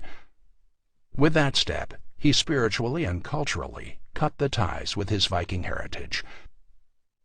A cynical observer, and there were many of them in Vladimir's time, would say that his conversion was purely a political move. But strange as it may seem, he appears to have been genuinely changed. The man who had raped his own sister-in-law now organized daily food drives for the ill and destitute. He laid out his own table for the sick, and when told that some were too ailing to make it, he arranged for wagons of bread, fish, vegetables, and mead to be taken to them. He dismissed his non-Byzantine wives and his small army of concubines and, ironically, considering the amount of blood that he had spilled, abolished the death penalty. Schools were founded in several cities, and a part of each year's tax revenue was set aside for alms. Judging by Vladimir's children, the effort to increase literacy was a dramatic success. His amorous activities had resulted in quite a few daughters, which he proceeded to marry off to the various crowned heads of Europe. So many were exported that the ambitious men of Kiev grumbled, undoubtedly under their breath, that there was a shortage of eligible brides. "Every king of Europe," went the complaint, "marries a princess of Kiev." Part of the attraction was their learning. Vladimir's daughter Anna married King Henry I of France, and she was familiar enough with the court bureaucracy to act as regent for their son Philip. A document dating from early in her regency was well stocked with the customary crosses and marks of noble French witnesses that couldn't sign their own names. Only one signature graces the vellum: Anna the Queen, written in proud Cyrillic characters by her own hand. Not all of the old Viking traits disappeared, however. Vladimir intended for Kiev to be a Christian city and would not tolerate dissent. His first action upon arriving in his capital was to burn down the temple he had made to the old gods. The carving of Thor was tied to a horse's tail and dragged down to the Dnieper River, where it was symbolically beaten with clubs and then thrown into the water. The entire population of the city was then driven down to the river, at spear point, for a mass baptism. On the ruins of his pagan temple, Vladimir built a great church in imitation of those in Constantinople. He named it St. Basil, after the Christian name he had adopted, and spent the rest of his reign strengthening the clerical infrastructure of Kiev. By the time of his death, no less than 7 bishops were needed to administer the spiritual life of the kingdom. Perhaps the most profound effect of Vladimir's conversion was that it brought with it the Cyrillic alphabet. Vladimir needed to use a written language, and Viking runes were unsuitable for long or complex texts. His adoption of Cyrillic opened the Rus up to the deep literary tradition of Constantinople and further cemented cultural ties with the empire. When Vladimir's son, Yaroslav, issued Kiev's first law code, he did so in Cyrillic and based it on Byzantine and not Viking precedents. Physically, the kingdom centered around Kiev even began to look like its southern neighbor. Byzantine craftsmen and artists flowed north, and the wooden halls of the Vikings were replaced by stone buildings. Under Vladimir's stewardship, nearly every town got brick and marble gates in imitation of the imperial city, and stone churches with onion domes to mimic the arched roofs to the south. Under Vladimir and his son, Russia's market towns swelled to real cities with populations over 60,000. The inhabitants were Slavs, who were no longer seen as targets to be raided, but as Christian subjects to be protected. Even the Viking way of life based on animal husbandry was abandoned in favor of agriculture, and cavalry replaced the shield wall. A sentimental connection to the north remained. Both Vladimir and his son hosted Viking sea kings, but they had clearly begun to think of themselves as distinct. They no longer used the Norse language or even Viking names, and within a generation they even began to view the Swedes as trading rivals instead of allies. Within 100 years of Vladimir's death, the Viking imprint on the East had all but disappeared. Despite the role they played in founding the first centralized state, virtually all that's left of the Viking legacy in the East is the name Russia, and Vladimir's seal on the Ukrainian flag. The Viking roots were scoured away by the cultural pull of the Eastern Roman Empire, a process completed in 1472 when the niece of the last Byzantine emperor married Ivan the Great. If the Rus became Slavic, however, they also changed the Slavs. They gave the Slavic world its first centralized state and its first lasting dynasty. They brought order to an unstable region and provided a foundation for the Slavic Empire that would come. Perhaps it was to be expected that the Viking influence would quickly wane, since the Scandinavians were always a tiny minority among a vast Slavic population. At least a part of the reason that it ended when it did, however, was because by Vladimir's time the Viking world itself was changing. The days of footloose adventurers and prowling sea wolves were over. Scandinavia had become a land of kings. The Homelands. Chapter 19. Viking Kings. Our ravens croak to have their fill, the wolf howls from the distant hill. King Harold's Saga. The Viking Age is often judged by its impact on other cultures. It's remembered as a time of destruction, the brutal sacking of monasteries, the ruin of much of Anglo-Saxon England, Ireland, and the Frankish Empire. But there was creation, too. Colonies were founded in Iceland and Greenland, a duchy was created in Normandy, great trading cities like Dublin and York flourished, and Russia gained its first centralized state. All of this, however, is focused outwards, and neglects the effect the Viking Age had on the Norse homelands. The most obvious impact can be seen from the mind-boggling amounts of loot, coins, silver, plate, and slaves. According to the various Frankish chronicles, in the 9th century alone, roughly 45,000 pounds of silver was handed over in payments to the Vikings, an amount representing perhaps a third of the total that was carried off. The 10th century was even more lucrative. In Anglo-Saxon England, King Athelred the Unready paid 180,000 pounds of silver in bribes. This was something on the order of 40 million English silver pennies, an amount that contributed greatly to the king's unpopularity. The flood of silver coming from England was increased by plunder from Ireland and the two Frankish kingdoms, as well as trade from markets ranging from Greenland to Byzantium. The availability of precious metals led to the development of a coin-based economy instead of a barter system, and further integrated Scandinavia into the wider European marketplace. In the great Viking trading towns like Hedeby and Birka, the Vikings even began to mint their own coins based on Frankish, Byzantine, or Anglo-Saxon models. Most of this wealth flooded into lands dominated by a warrior culture that prized individual prowess. Great figures built halls and gave generously to their followers. They were described as ring-givers and passed out bracelets, or tarks, for the arms and neck, weapons and armor, and ingots of gold, silver, or iron.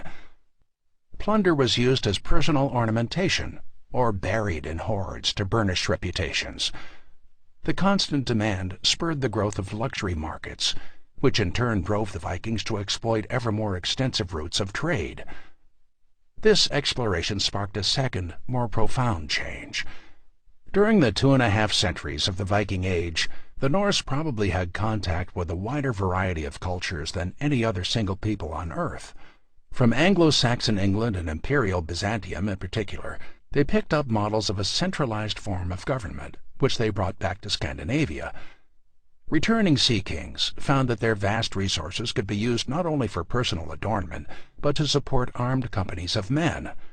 These slowly coalesced into royal armies, which, supported by a Byzantine-style administration, further centralized power. As their wealth increased, so did their ability to do kingly things, like constructing stone buildings, raising walls, and decorating their palaces. By the close of the 10th century, this process was nearing completion. Strong men were being transformed into petty kings who vied for control of the wealthy market towns of Scandinavia. The old Viking dream of the sea kings, dominance at sea, was vanishing, replaced by men who wanted to gain territory on land. Surprisingly, given the size of its coasts, the first to unify was Norway. Unlike the origin stories of most countries, Norway's founding myth is a love story. Around the year 860, Halfdan the Black, the petty king of an area in the southeast around modern Oslo, died, leaving his kingdom to his 10-year-old son, Harald Fairhair. According to the Heimskringla, an Icelandic account of the history of Norway, the boy fell in love with a nearby princess, but she refused to marry him until he was king over all of Norway. Harald took an oath not to cut or comb his hair until the job was done, and proceeded to slowly expand his territory. A more likely scenario is that the ambitious Harald was simply continuing a process that had been going on for several decades. His particular genius was to use fleets to do so. Each petty sea king that he conquered boosted the power of his own navy and made it harder to resist. The climactic battle occurred at Hafrsfjord, where the king crushed an alliance of petty kings and jarls and brought western Norway under his control. Although he probably only controlled the southern and western coasts, for the first time it is possible to talk about a kingdom of Norway. It was in Harald's best interest to suppress the old Viking traditions of sailing out for plunder in the summers, because this in turn created the very sea kings that he had struggled so long to overcome. Any raiding that took place would have to be either by his authority or permission, a fact that must have rankled many grizzled sea wolves. Many of them chose to leave Norway for freer lands in Iceland, the Orkneys, or the Faroes, forced out by Harald's uncompromising control. If he had really won Norway for a woman's love, it was the highest dowry Harald ever paid. Over the course of his 50 years, he allegedly collected 200 wives and had more sons than he knew what to do with. Even 3 generations later, nearly every jarl in Norway could credibly claim to be related to the first king. This tremendous fecundity, however, undid most of Harald Fairhair's hard work. He chose his favorite son, Eric Bloodaxe, to replace him, and even ruled jointly with him for a few years. This might have proved effective if there had been fewer claimants to the throne, or if his heir had behaved with more restraint. Eric, however, did his best to thin the family ranks. A good amount of the blood on his axe belonged to half-brothers, and lopped off the heads of countless jarls who resisted him as well. When a younger half-brother named Håkon the Good, who had been raised in England safely out of reach of Eric's hatchet, arrived with an English army at his back, Eric gave in without a fight. He was as tired of Norway as they were of him, and left for greener pastures in England. Håkon was the baby of the family, and had been born when his father was already an old man. He proved to be a far more competent administrator than his brother, and an innovative general to boot. When the sons of Eric Bloodaxe invaded, he crushed them at a hill which was later named the Blood Heights due to all the carnage. When Eric's nephews tried again 2 years later, he positioned his army around 10 standards spread a massive distance apart along a ridge. This created the illusion that his force was much larger than it in fact was, and the unnerved invaders turned and ran. In addition to his martial abilities, Håkon is also responsible for attempting to introduce Christianity to Norway, a religion which would thoroughly change Scandinavia as it did other lands. The new faith, to which Håkon had probably converted in England, had much to recommend it. Not only did it provide a model of centralized power, as Vladimir had realized God brooked no challengers to his authority in heaven, but it brought with it literacy as a free gift. A literate king, or at least one who employed literate men, could make his wishes known without face-to-face contact. The old system of personal charisma extended only as far as the king could physically go, but his writ could extend much farther. Literacy meant contracts, uniform laws, and official documents, the glue with which a kingdom was held together. Unfortunately for Håkon and subsequent Norwegian history, the population was firmly pagan, and the king's attempt to impose Christianity only managed to alienate most of his subjects. Perhaps over time he would have been successful, but in 961 the royal nephews invaded again, and although Håkon's army was victorious, he was mortally wounded in the struggle. Eric's oldest son, Harald Greycloak, was chosen as the new king, but he had little real authority. While Norway had been plagued by infighting, powerful kings had risen to the south and united the kingdom of Denmark. It was to these rulers that the sons of Eric Budax had appealed, and when they invaded Norway it was at the head of a Danish army. Harald Greycloak had won his throne, but the price for Danish aid had been to accept the Danish king as an overlord. After less than a century of independence, Norway had slipped back into chaos. Chapter 20. Harald Bluetooth. Harald, who conquered for himself the whole of Denmark and Norway, and made the Danes Christian. Inscription on the Yelling Stone. Medieval Denmark was considerably larger than its modern incarnation. Extending across parts of Germany, Sweden, and Norway, it had the densest population and was by far the most powerful of the Scandinavian kingdoms. Much of its strength was due to a remarkable 10th-century family that ruled from their stronghold of Yelling on the eastern side of the Danish peninsula. The family patriarch was Gorm the Old, who started life as a typical Viking sea king, but managed to kill off or neutralize the surrounding petty rulers to unite most of the Jutland Peninsula under his control. He was a Viking of the old type, a raucous worshipper of Odin, Thor, and Frey, who claimed descent from Ragnar Lothbrok and spent each summer raiding. Gorm was generally suspicious of Christians, probably because of the powerful German kingdom directly to his south, and was said to go out of his way to be cruel to them. He had good reasons to be worried. Thanks to the missionary activity inspired by the Frankish Emperor Louis the Pious a century before, there was a small Christian community in the Jutland Peninsula, and they would make a splendid pretext for the German king Henry the Fowler to intervene in Danish affairs. Whether Henry used that excuse or another one is unclear, but early in Gorm's reign, a German army was sent over the Danevirke, and Gorm was forced to recognize his southern neighbor as an overlord. This hardly checked the king's raiding activities, although he does seem to have generally avoided German lands. His companion in most of these raids was his oldest son, Canute, who was as vigorous a plunderer as he, and the two of them ransacked the coasts of northern France and the British Isles. Gorm's younger son, Harald Bluetooth, stayed with his mother, Thyra, a formidable woman who had led the Danish army against the invading Germans. She had a better reputation among Christians than her husband, and although pagan, may have exposed her son to at least a form of the new faith. The last years of Gorm's life were not happy ones. His wife died before he did, and the grieving king raised a great stone in her honor, with deeply carved runes that called her the Ornament of Denmark. His own end was clouded by treason. As he aged, Gorm began to fear for his favorite son's life. He vowed to kill anyone who threatened Canute's life, or even informed the king of his death. When word reached the court that Canute had actually been killed while attempting to take Dublin, there was an understandable reluctance to go tell the king. Finally, Thyra thought of an ingenious solution.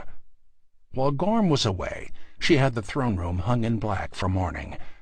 When the king returned, he realized immediately what had happened and cried out, "My son is dead." Since he had blurted it out himself, there were no executions, but death was still given its due. 2 days later, Gorm was dead of a broken heart. That at least is the legend, but there are some hints that foul play may have been involved. Canute had been shot in the back by an arrow while he was watching some games, hardly a likely death for a Viking. The two brothers had been together when it happened, and there were many who whispered that Canute's blood stained Harold's hands. 10th century Scandinavia was a violent place, however, and such unpleasantries could easily be forgiven if the new king provided effective leadership. The first thing that needed to be done was to take care of Gorm's corpse. Harold gave it a magnificent funeral, raising a huge mound of rough stones over his father's body. In the center was an ornate wooden chamber filled with the valuables of Denmark's first true king. He then raised a second rune stone with an inscription informing posterity that he had made it to honor his parents. Having taken care of his predecessor's remains, Harold Bluetooth could now turn to the business of stamping his own authority over the kingdom. He did so in a way that thoroughly eclipsed his father. If Gorm the Old created the Kingdom of Denmark, it was his son, Harold Bluetooth, that created the Danish nation. He joined together the disparate tribes of the Jutland Peninsula into a single people, joining them temporarily with parts of southern Norway and Sweden. Harold Bluetooth needed a unifying idea to tie his people together, something larger than just a shared king or common laws. He found it in Christianity, and in 965 he officially converted. Much deliberation seems to have gone into his decision. The contemporary Saxon historian Widukind describes Bluetooth as a man who was eager to listen but late to speak. The chronicler goes on to describe the colorful argument that led to Harold Bluetooth's conversion. As expected, the abandonment of the old gods was hotly debated, culminating in a furious exchange between several members of the court and a German missionary named Poppo. The Danish nobility was willing to admit that Christ was a god, but held that he was not nearly as powerful as Thor or Odin. Poppo retorted that the latter two were in fact nothing but trolls, and that Christ was the only god. Throughout the exchange, Harold Bluetooth had remained quiet, but now, as swords were being drawn, he broke in, wondering aloud if Poppo was willing to back up his claims with a test. The cleric unhesitatingly agreed. A bar of iron was heated in a fire until it was glowing red, and the king commanded the monk to grab it with his bare hand. Poppo, declaring his faith in the power of his god, reached into the coals and seized it, holding it up before the assembled court until Harold begged him to put it down. He did so calmly, showing the various notables his undamaged hand. The impressed king converted on the spot. Another compelling reason for baptism was just south of Harold Bluetooth's borders. Henry the Fowler's son, Otto I, had traveled to Rome and been crowned emperor of a new Roman Empire. In addition to his German lands, he owned northern Italy, the Low Countries, parts of France, and much of Central Europe. He was still relatively young, and was well on the way to earning his epithet, the Great. Such a man would always be looking to expand his territory, and there was every reason to believe that Denmark would be the next course on the imperial plate. Bringing the gospel to the heathen Danes was precisely what a conscientious emperor should be doing. By accepting baptism, Harold Bluetooth deftly took away the major pretext for invasion. Christian monarchs did not go to war with each other, at least not with the blessing of the Pope, and Harold made sure that everyone knew that he and his dynasty were Christian. At his capital of Jelling, where the great pagan burial mounds were, he built a wooden church and exhumed his father's body. Gorm's bones were carefully wrapped in a rich cloth woven with threads of gold and transferred to the crypt of the new church.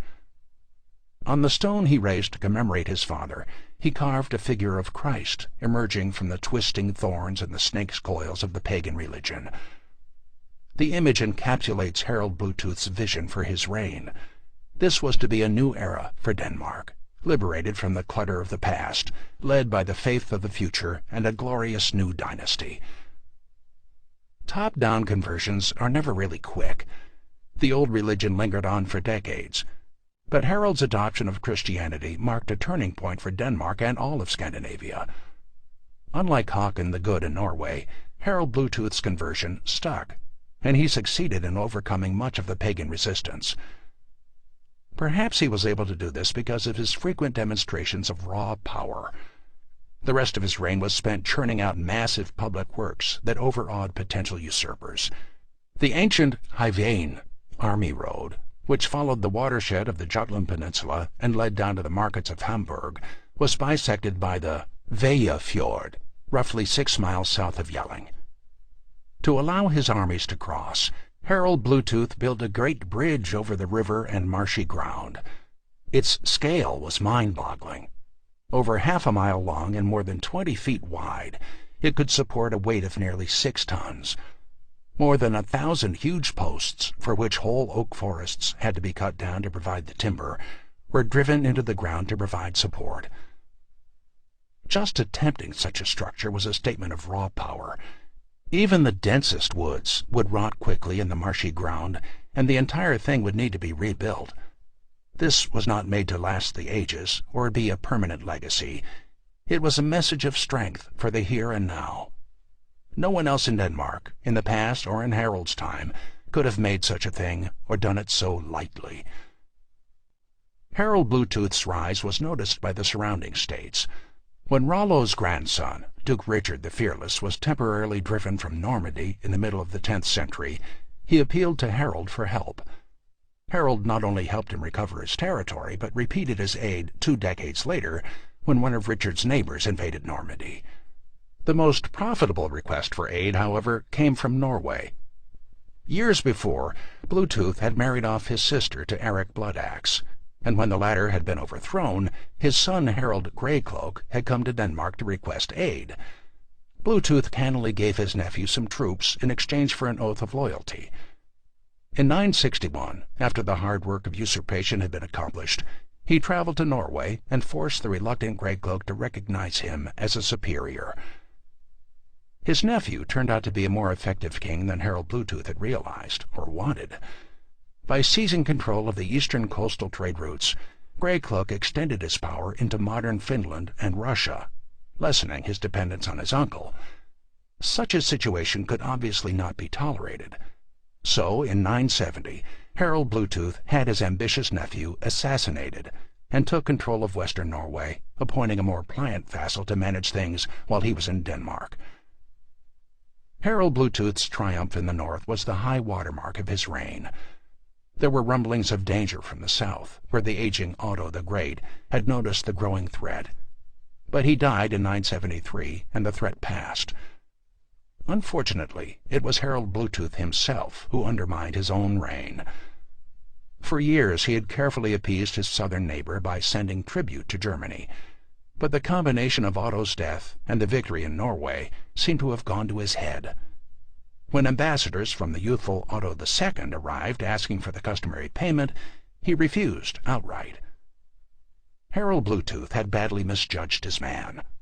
The German emperor had resources far beyond Harald's young kingdom, and a more disciplined and cohesive army. Although the first battles went well for the Vikings, the imperial army pushed them back to the Dannevirke, and Bluetooth was forced to sue for peace. The loss should not have been particularly crushing, since Harald had kept the empire out of Denmark, but he had demonstrated the cardinal sin of the Viking world: weakness. The Norwegian king, a fervent supporter of Thor, who resented both Harald's religion and political control, rebelled, and Norway slipped out of Danish control. Everything seemed to crumble at once. Harald managed to keep his hold on Denmark, but just as he was preparing to push south against the Germans, his oldest son, Sven Forkbeard, who had been chafing under his father's authority, rebelled. Caught by surprise, the king fled to his stronghold at Jomsburg, on the southern coast of the Baltic Sea. He could not have chosen a better sanctuary. The Joms Vikings were Scandinavia's most famous company of warriors. They were a fiercely loyal group between the ages of 18 and 50, handpicked for their bravery. They took strong oaths to live by a unique code of honor, and although staunchly pagan, would faithfully serve whoever paid them. Their fortress, situated on a harbor with easy access to the sea, was virtually impregnable.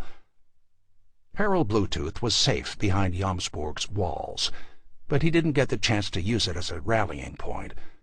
In a skirmish outside the gates, he was wounded and died a few days later. The body was taken back to Yelling and interred in his church. He had written his own epitaph long before, when he had raised the great Yelling stone during his years of triumph. Like many things he did, the carving, ostensibly to show filial devotion, was in reality a canvas to proclaim his own greatness. This stone, he wrote, was raised by the herald who conquered for himself the whole of Denmark and Norway and made the Danes Christian. Both claims are highly dubious. Norway was only partially held, and rather tenuously at that, and the old gods had hardly loosened their hold on Danish hearts. But it shows how Harold Bluetooth wanted to be remembered. Conquest and conversion, the two ways he built the nation of Denmark, were copied by his contemporaries in Sweden and Norway. As Harold Bluetooth lay dying, a Swedish minor king named Eric the Victorious was already consolidating the land around what is present-day Stockholm. He and his son and successor, Olaf Skotkonung, were accepted by the various sub-rulers as the first Swedish kings, and they duplicated the Danish model by converting to Christianity and using it to unite the main tribes. Ironically, the success of Harold Bluetooth and people like him was evidence that the Viking Age was beginning to wane. The days of untethered sea wolves roaming the waves were gone, and much of the old energy in Scandinavia was dissipating as well. The summers were just as likely to see royal tax collectors arriving as footloose young men slipping their longboats into the fjords. The three Viking kingdoms were joining the rest of Europe, slowly congealing into centralized monarchies. There were still wild parts.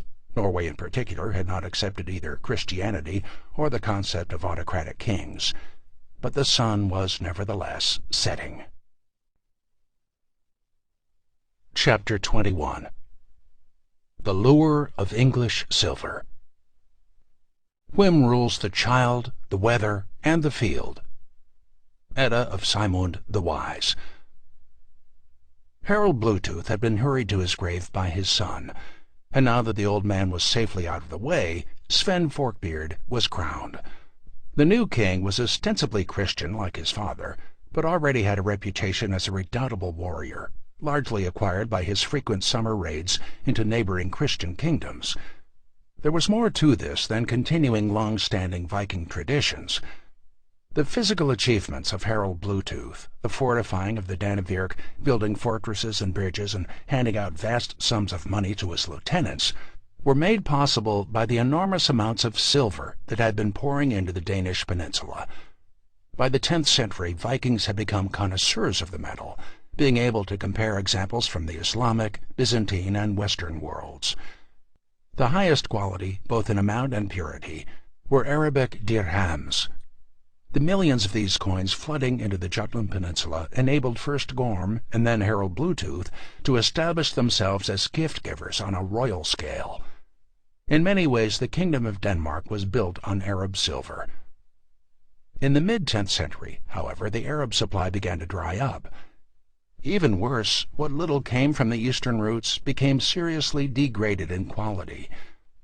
When the Vikings first started trading with the Arabs, dirhams were roughly 90% silver. By the 11th century, that had plummeted to 5%. If Sven wanted to continue to act as his father and grandfather had, a new source of silver had to be found. Fortunately for the Danish king, there was a ready supply in a very familiar place. England's recovery from the ravages of the great heathen army had been nothing short of remarkable. Alfred the Great had been followed by a brilliant son and grandson, who built up the kingdom and briefly forced even the Scots to acknowledge them as overlords. In the process, they transformed themselves from kings of Wessex to kings of England. Their success in creating a stable, prosperous state is illuminated by the nicknames the English gave them. Edmund the Just was followed by Eadwig the Fair, who was followed in turn by Edgar the Peaceful. England was among the most prosperous kingdoms of Western Europe, far surpassing the crumbling remains of the Carolingian Empire. 4 generations of rule by Alfred's family had given it a rare sense of security, and had overseen the golden age of Anglo-Saxon England. Unfortunately, this stability started to collapse just as the Viking kingdoms were looking to exploit new revenue streams. The trouble started when Edgar the Peaceful died, leaving 2 young sons behind. The older of the pair, the 13-year-old Edward the Martyr, was crowned, but since he may have been illegitimate, he wasn't accepted by large parts of the north. After a short but turbulent reign, he was assassinated under cloudy circumstances, and his 10-year-old half-brother Athelred the Unready became king. There were suspicions from the start that Athelred's men were involved, although seemingly without his consent, and the slain king's body was unceremoniously dumped in a grave without royal honors. What is clear is that neither brother had control of government, but was surrounded, as all kings generally are, by grasping, ambitious courtiers acting in their name. Direction of the government began to founder, and power began to devolve to the nobility. Athelred the Unready has one of the more unfortunate nicknames in English history. The Anglo-Saxon word rad means counsel or advice, and so the king's name, Athelred, would translate as noble counsel. Unrad, or unready, therefore, would mean without counsel, probably referring to the low quality of advice the king got, not his state of preparation. It's also a pun on the king's name, noble counsel uncounseled. Ironically, this may have been because he was showing signs of actually becoming a strong king. In the first decade of his reign, he managed to break the power of the great magnates and centralize power in his own hands. The king wanted to keep his own counsel. Unfortunately for Athelred, however, just as he was getting to grips with the machinery of government, the Vikings returned. The second great wave of Viking attacks was, like the first, launched by Norwegians. In 991, a fleet of more than 90 ships arrived, led by the adventurer Olaf Tryggvason. The local forces proved hopelessly inadequate to stop them, and the Vikings plundered Essex at will. Finally, in August, an Anglo-Saxon army, under the command of a seasoned veteran named Byrhtnoth, stood up to them. The English commander gallantly, but rather foolishly, allowed the Vikings to cross from the island they were on to the mainland, but fell early in the fighting. Those who stayed and fought were slaughtered to a man. The rest fled in a panic. The disaster convinced Athelred that his army wasn't dependable, so he elected instead to buy the Norwegians off as a short-term solution. This led to a hemorrhaging of silver, which illustrates both the wealth of England and the ineffectiveness of the strategy. Athelred paid the Vikings 10,000 pounds of silver, but after collecting it, Olaf Tryggvason continued to raid, this time with the newly crowned Sven Forkbeard and his Danes along for the ride. The two plundered the south, taking all major towns except for London, where they were bloodily repulsed.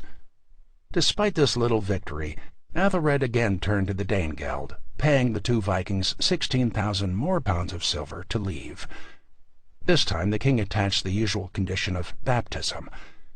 When it was awkwardly discovered that both were already baptized Christians, the ceremony was switched to confirmation, with Athelred standing in as a sponsor for Olaf. Both Vikings were satisfied, and each returned home to their respective countries soon after. In Olaf's case, this had less to do with the ceremony than it did with the thousands of pounds of silver that came with it. Olaf intended to make himself King of Norway, and now he had the resources to do it. Sven Forkbeard watched these developments with interest. Olaf Tryggvason was slightly older, and the two were close allies, but he probably watched his colleague's career with mounting tension. In 997, Olaf successfully seized the throne from Sven and set about founding a new capital at Trondheim. One of his first building projects was a church, Norway's first, which he used as a propaganda tool in his goal of forcibly converting the Norwegians to Christianity.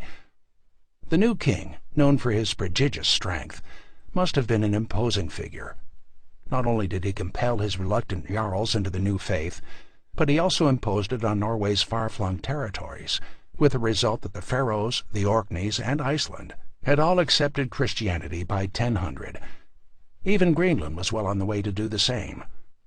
That same year, a converted Leif Erikson left Olaf's court on his voyage of discovery. Although deeply resented by many of his subjects, it wasn't Olaf Tryggvason's religion that proved his undoing. A few years before, Sven Forkbeard had married off his sister to a Baltic chieftain. The union had proved unhappy, and against Sven's wishes, the woman had fled to Norway, where she was not only given shelter by Olaf Tryggvason, but taken as his wife. This ill-timed act convinced the Danish king that Olaf was his enemy. Forkbeard had been wary of his old colleague for some time. Much of Olaf's success at converting people was due to his massive flagship, the Long Serpent, which cruised up and down the fjords, imposing the king's authority. It was well known that Olaf wanted to expand his territory. He had already tried to marry the widowed Queen of Sweden, and there was a belief that he was now attempting to set himself up as king over all of Scandinavia by insinuating himself into the Danish royal family. The fears resulted in a Danish-Swedish alliance, and a combined fleet of 70 ships that managed to ambush Olaf as he sailed between Denmark and Norway. The Norwegian fleet of 11 ships was quickly overwhelmed, with only the Long Serpent successfully resisting. When it was clear to Olaf that even his great flagship was lost, he leapt overboard, clutching his weapons to speed his descent. The triumphal Sven Forkbeard divided Norway up with his allies, taking most of the south for himself. He was now the most powerful Scandinavian king, having restored most of his father's territorial holdings. It was at this moment, with Forkbeard at the height of his career, that Athelred the Unready made the worst mistake of his reign. While the Scandinavian kings had been occupied, Athelred had been trying vainly to stem the increasing Viking tide. Buying off Olaf and Sven had only demonstrated that extortion worked, and in the immediate years after, the English king had handed out another 108,000 pounds of silver in increasing installments. In his frustration, Athelred came to believe that his northern subjects in the Danelaw were either harboring or encouraging the raids. The paranoia made it easy to believe that there was a Danish plot on his life. So, on the 13th of November, 1002, he ordered the liquidation of every Dane in the kingdom. The slaughter, remembered as St. Brice's Day Massacre for the feast day on which it took place, was among the more foolish things Athelred ever did. The population of the Danelaw may have had some vestigial Scandinavian traditions, but they had repeatedly demonstrated loyalty to the English crown since the days of Athelred's grandfather. One of the thousands who died in the bloodbath was Sven Forkbeard's sister, Gunhild, who had settled in England with her Danish husband. Not only did Athelred alienate his own citizens, but he also earned the animosity of a Danish king at the peak of his powers. Sven wasted no time. The next year he was in England, harrying the West, but was driven off by a combination of unexpectedly stiff local resistance and a famine which made it difficult to live off the land. As he gathered additional troops, other independent Vikings kept up the pressure. The Jomsvikings, led by their leader Thorkel the Tall, conducted a profitable raid in Canterbury that netted 48,000 pounds of silver from Athelred's government. It should have been more, since they captured the Archbishop of Canterbury, the same man who had presided over the ceremony welcoming Olaf into the faith. But the stubborn cleric had refused to allow his parish to pay a penny for him, and the annoyed Vikings beat him to death. By 1013, Sven Forkbeard was ready, and he invaded England in force, not to punish Athelred, but to overthrow him. The hapless English king, who had seen his reign begin with such promise, was deserted by most of his subjects. The great-grandson of Alfred shamefully fled to Normandy, leaving England to the Vikings. London surrendered in December, and Sven Forkbeard was crowned on Christmas Day of 1013.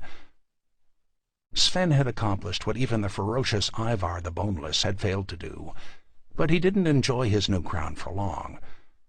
Within a few weeks he fell ill, and by February he was dead. the body was washed, embalmed, and attended to by Sven's teenaged son, Canute, and then sent back to Denmark for burial. The great Viking dream of conquering England seemed over just as it had begun. Ironically, it was only now, with the Viking spirit half-tamed and the days of the sea-wolves vanishing, that the most successful and least appreciated of the Sea Kings arrived. Chapter 22. The Emperor of the North. Moribus inclutus facet hic, rex nomine Canutus. Here lies King Canute, illustrious for his conduct. The original epitaph of Canute. Sven Forkbeard may have had 2 crowns, but they weren't of equal importance to him. His beloved eldest son, Harold II, was crowned King of Denmark, while young Canute was given the unenviable task of governing the half-conquered England. The young man at least looked the part. The earliest description of him describes his exceptional height, prodigious strength, thick head of fair hair, and clear and penetrating eyes. The only flaw in this ruddy complexion was his nose, which was thin and rather hooked. Unfortunately for the new king, his subjects had soured on Danish rule. The citizens of the Danelaw confirmed his elevation, but the rest of the country didn't follow suit. They may have feared the father, but they saw no reason to pay homage to the son. As a mark of their determination to oust the invader, they sent a delegation to recall Athelred the Unready. The disgraced Anglo-Saxon king, who had spent 3.5 decades ruining his reputation, now saw it rehabilitated within a few months. He had been living in Normandy with his wife Emma and their 2 sons, at the court of his Norman brother-in-law, Duke Richard the Good. The English, however, didn't exactly welcome him with open arms.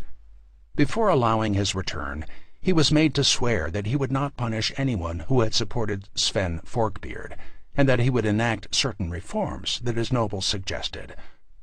Athelred agreed, and crossed the Channel leading an army composed of both Norman and English recruits. Canute had taken the sensible step of acquiring hostages from the leading nobles to ensure their loyalty, but his army was caught unprepared, and they defected anyway. Realizing that his position was hopeless, he fled to his fleet at Sandwich on the southern coast, pausing only long enough to mutilate his hostages and leave them bleeding on the beach for his disloyal former subjects to take care of. For Athelred, regaining his kingdom without a single battle must have been an exhilarating moment, a soothing balm for the long years of humiliation. Sadly, it didn't last. Within a year, his son, Edmund Ironside, revolted, establishing himself in the Danelaw, and defying every attempt by his father to bring him under control. Even more serious was the fact that Canute hadn't given up. The exiled king sailed directly to his brother's court, where Harold II received him warmly, aiding in the recruitment of an army to reclaim England. This was probably motivated less by fraternal loyalty than a desire to see a potential competitor out of his kingdom, but either way it proved effective. Within 2 years, Canute had a fleet of 200 ships to carry his army of 10,000 Vikings. The invasion, so soon after Athelred's triumph, broke something in the aging and now sick king. He took no part in the defense of the kingdom, delegating those responsibilities to his son, Edmund Ironside, and his brother-in-law, Eadric the Grasper Striona. With Edmund, England was at least in capable hands. His vigorous defense of London won him the admiration of his father's subjects, and when Athelred finally expired a few months later, Edmund was unanimously elected as king of what was left of the kingdom. Athelred had lived long enough for one final humiliation. His brother-in-law, Eadric Striona, had issued a vote of no confidence by publicly deserting to Canute, winning lasting infamy as the most notorious traitor in English history. The combined Danish and English army pursued Edmund into Wessex, where 2 inconclusive battles were fought. Canute withdrew into Mercia, and Edmund Ironside surprisingly went after him, forcing him to retreat further. The small victory convinced the waffling Eadric Striona to rejoin the English side, where he was welcomed largely for the men he brought with him. Edmund needed to raise additional fresh troops, so he set off through Essex. As he was marching through open country, however, Canute managed to surprise him. The battle was hard-fought and bloody, and at the climactic moment Eadric Striona once again deserted his countrymen and handed the victory to the Danes. Edmund Ironside was wounded in the fighting, and most of his nobles were killed. He fled, with what was left of his army, to an island in Gloucestershire, and there came to an agreement with Canute. England north of the Thames would be Danish, while he would retain the south. Furthermore, the lands of the king who died first would be given to the survivor, whose children would be heirs to the entire kingdom. The treaty amounted to an unconditional surrender. Both sides could see that the stricken Edmund Ironside wouldn't live much longer, while Canute was in the bloom of life. It was little more than a tactful agreement, perhaps as a nod to Edmund's heroic defense of his kingdom, to spare the English sovereign the humiliation of exile. In any case, Canute didn't have long to wait to claim his prize. Edmund only clung to life for a few weeks before succumbing to his wounds. On January 6, 1017, Canute was crowned, becoming the first Viking king of England. Little more than a century after Alfred had defeated the Vikings, his descendants had ceded it all to the Danes. If history had taught Canute anything, it was that English crowns did not sit easily on Viking heads. He had already lived through one coronation that had failed because the English preferred even the most unpopular native monarch to a foreign one. Under no illusion that anything had changed, he set about firming up his control. Potential threats were ruthlessly crushed. Edmund Ironside's younger brother was executed, as were many native earls who had supported the late English king. Displaying a good sense that had escaped his two predecessors, Canute also had Eadric Striona killed, exposing his head on London Bridge. Not all those who had remained loyal to Edmund were punished, however. One noble in particular, a half-Danish man named Godwin, had been unwaveringly faithful to the English king, and was therefore greeted with skepticism when he then pledged himself to Canute. The king asked him why he should trust a man who had until recently been his implacable enemy, and Godwin responded with the argument that his constancy was proof against suspicion. The king, he continued, should instead be wary of those who switched sides during the war. He, on the other hand, had proved his loyalty even when his side was obviously doomed. Could Canute's English allies claim the same thing? Charmed, Canute made Godwin the first Earl of Wessex, and even allowed him to marry his sister-in-law. The formerly obscure noble became the most powerful native earl in England. To strengthen his legitimacy, Canute married into the native royal family. Athelred the Unready's Norman widow Emma was both eligible and relatively young, and more than happy to abandon her two sons to regain royal power. The fact that Canute was already married to an Englishwoman, Elfgefu of Northampton, was tactfully overlooked. Elfgefu faded quietly to the background, and Emma took up residence with Canute. The new marriage proved successful, and in a short time Emma presented her husband with a boy that they named Harthacnut. Since Canute already had two sons, Sven and Harald Harefoot, by his first wife, the succession was now secure. Canute had crushed all opposition to his rule, so he disbanded his army, keeping only 40 ships and their crews as a standing army. To pay off his veterans, he needed to raise the enormous sum of 72,000 pounds of silver, roughly half of what Athelred the Unready paid out during his entire reign. It was a measure of Canute's control and England's financial stability that he was able to do it. Ironically, he used the system that his predecessor had put in place to bribe the Vikings. The usual officials were sent out, and a final Danegeld payment was collected from the English to pay off the army that had conquered them. No sooner had Canute released his forces, however, than his elder brother, Harold II, King of Denmark, died. Canute only had his small English army available, but he picked up some Viking recruits and sailed for Denmark to press his claims for the crown. There was considerable irony in this latest campaign.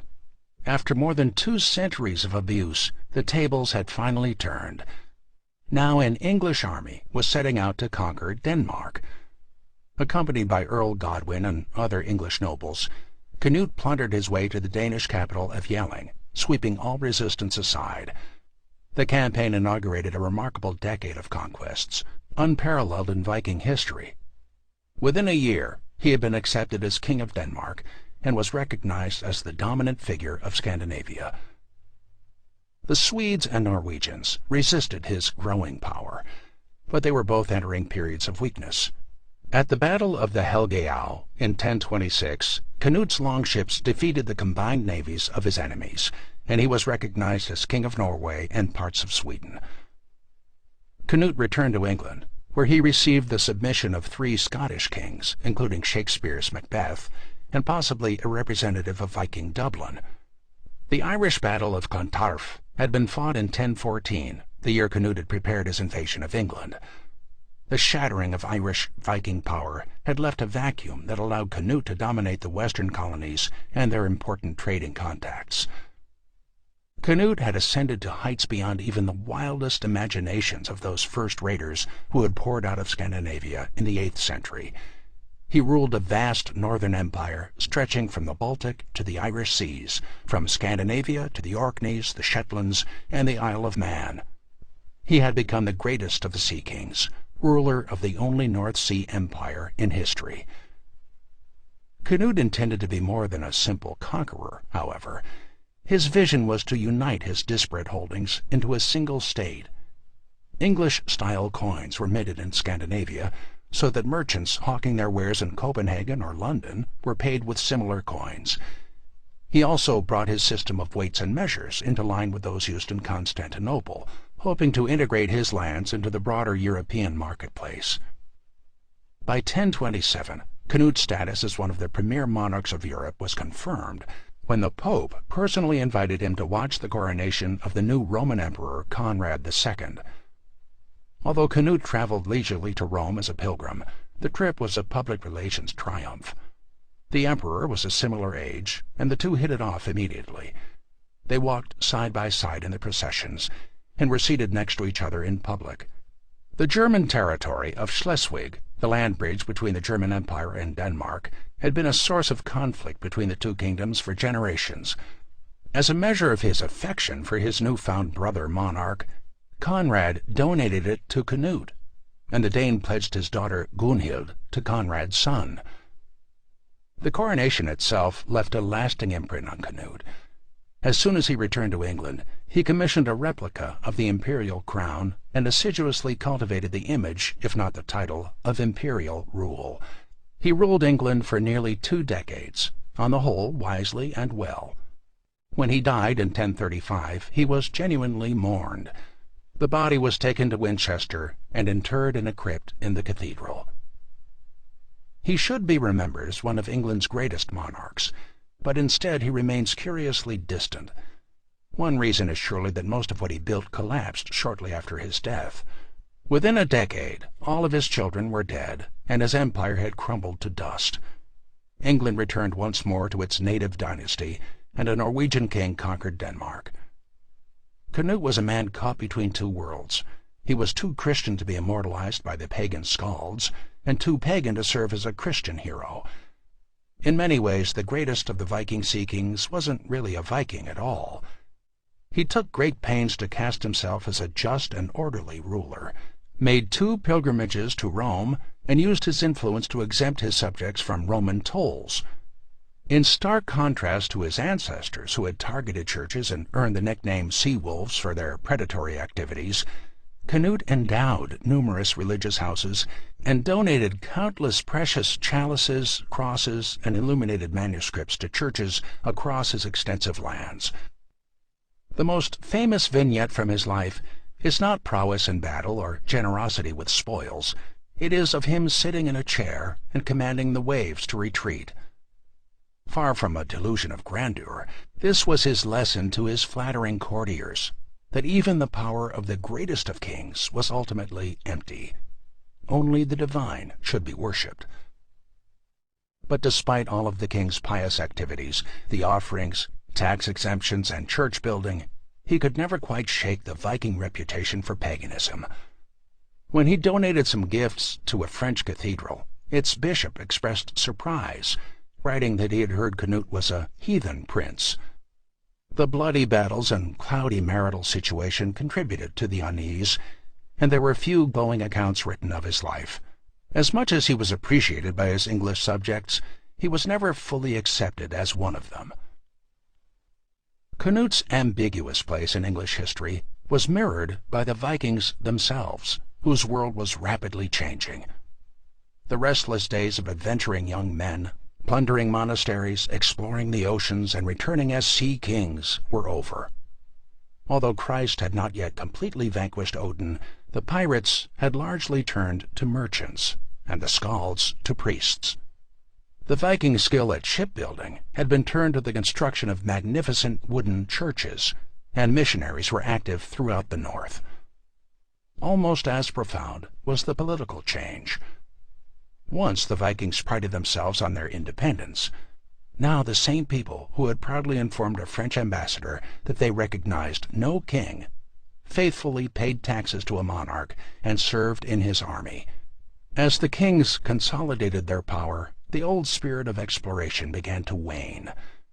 Finland was abandoned, contact with Greenland lapsed, and Scandinavia began to lose its dominance at sea.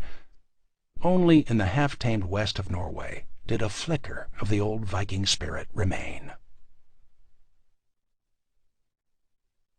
Chapter 23. The End of an Age. Mighty Harold is fallen, and we are all imperiled. King Harold's Saga. No family better symbolized the changing world than the pair of half-brothers Olaf the Stout and Harald Hardrada.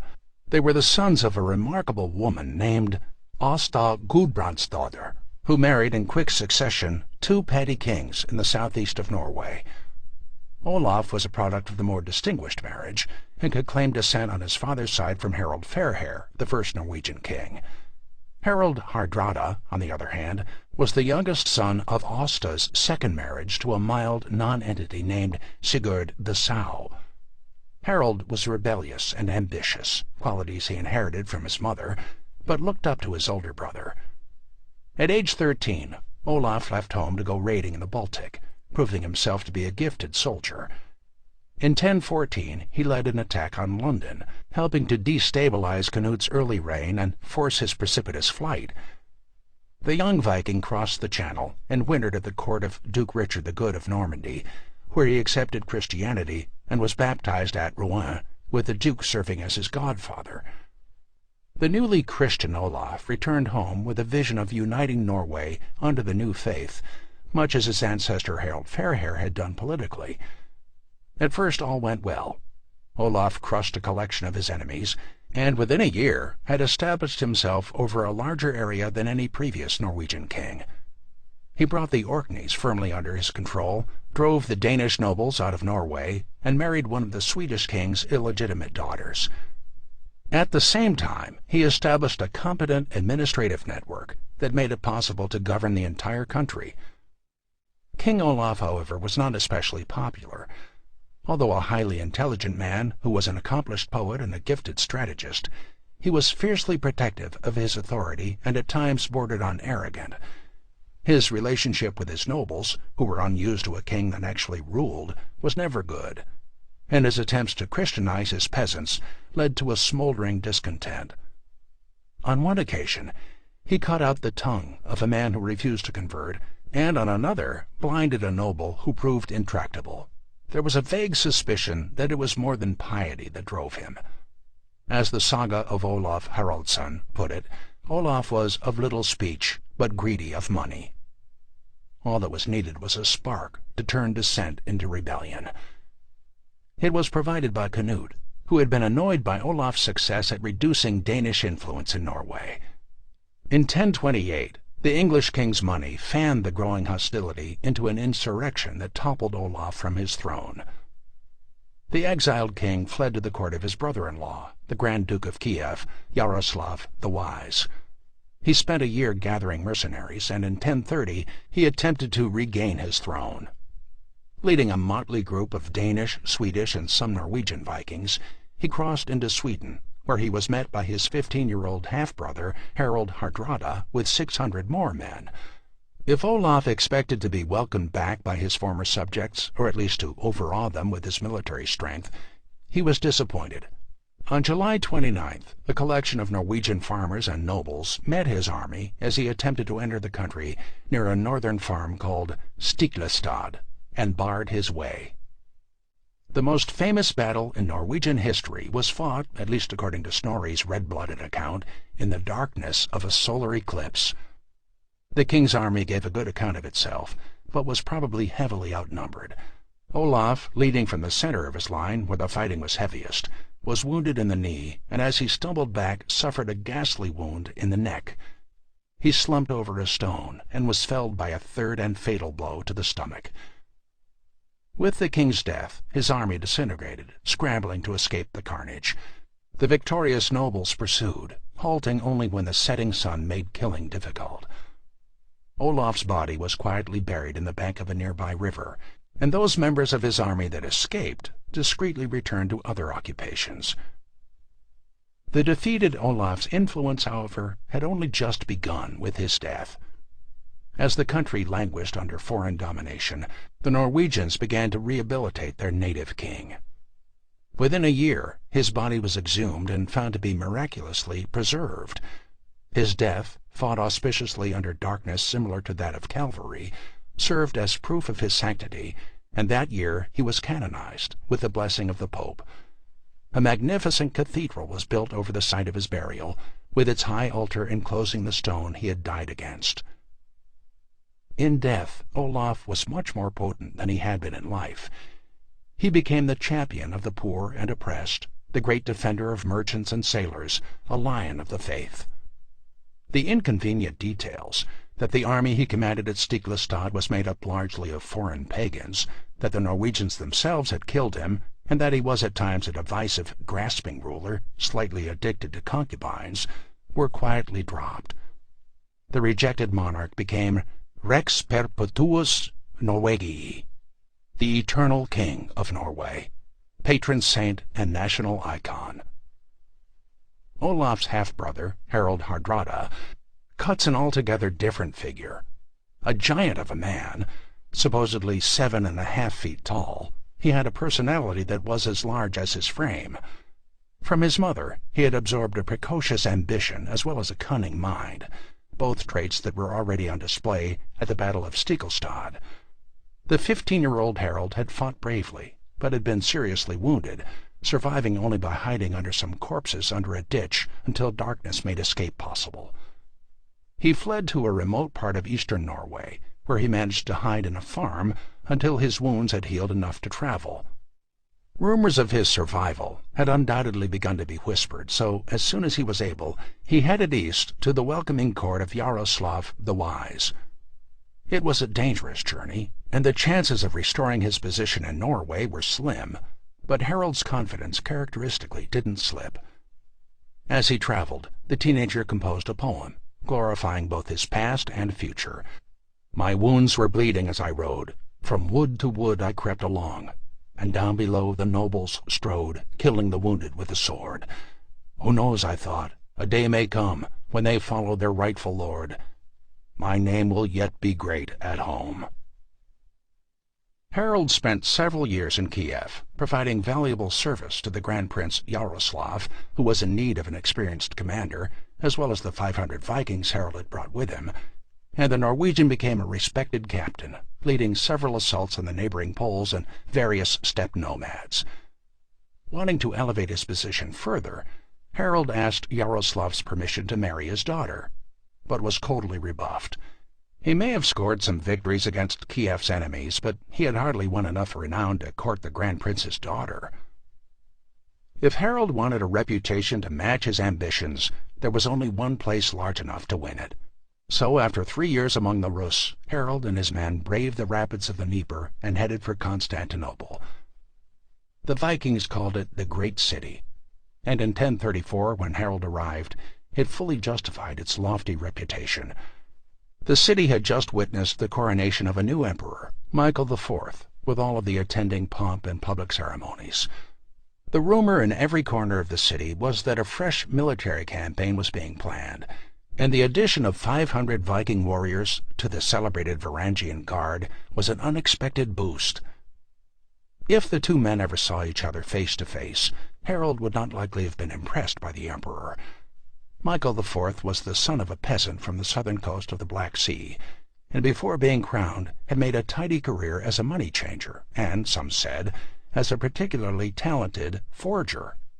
He owed his elevation completely to his looks and his older brother, a powerful eunuch, who had introduced him to the recently widowed Empress Zoe. She had fallen madly in love with Michael, and despite being more than 3 decades older, had married and raised him to the throne. As thanks, Michael had immediately confined her to the women's quarters of the palace, completely excluding her from any share in power. He may have been an ungrateful boor, but Michael proved to be a competent administrator who guided the empire to a minor economic boom. Unfortunately, he also suffered from epilepsy, and his incapacitating fits made it impossible for him to lead his armies in battle.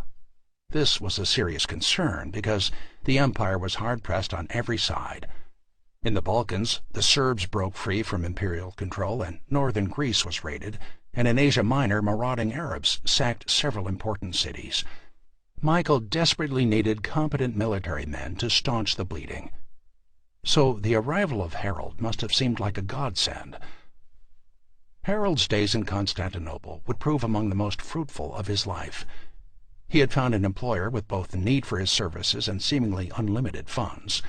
There was the small matter of his noble status, since the Byzantines were reluctant to allow Scandinavian royalty to join the Guard, but it was fairly easy to conceal, and in any case, Michael was hardly in a position to be picky.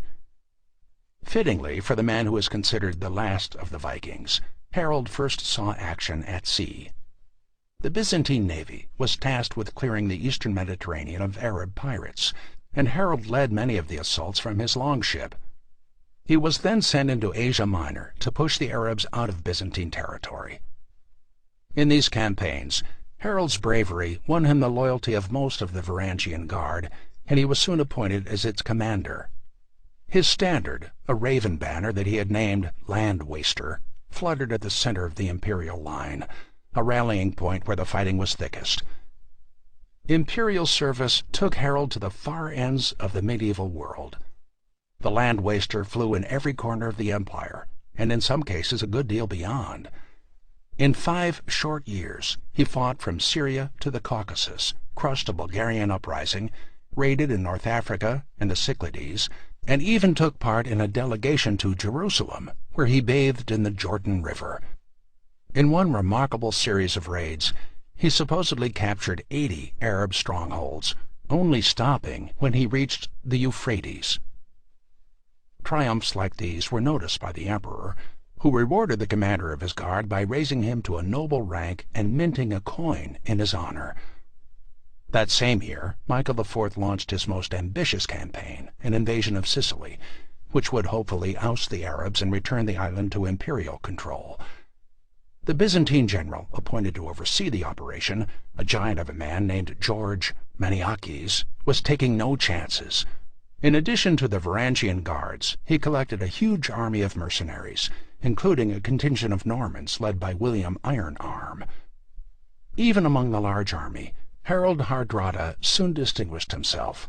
Maniakes used the Varangians as the tip of the spear, sending them crashing into the center of the enemy lines. He also sent them on repeated raids, hoping to break the will of the Sicilian Arabs. This allowed Harold to personally capture several cities, both by force and trickery. On one occasion, after surrounding a particularly well-defended town, he realized that his soldiers were unlikely to be able to storm their way inside. He had noticed, however, that several species of birds were using the thatched roofs to construct their nests. Each morning they would fly out into the surrounding countryside to forage and return in the evening. He decided to copy Olga's trick and instructed his men to capture as many of them as they could, treating the townspeople to the unusual and presumably amusing sight of hundreds of Vikings scurrying around trying to trap birds. Their laughter, however, was soon muted by horror. Harold attached shavings of wood smeared with wax to the backs of the birds and lit them on fire. When the panicked animals were released, they flew straight to their nests, starting a blaze in nearly every building in the town. Although he covered himself in glory, the Sicilian campaign was not a success.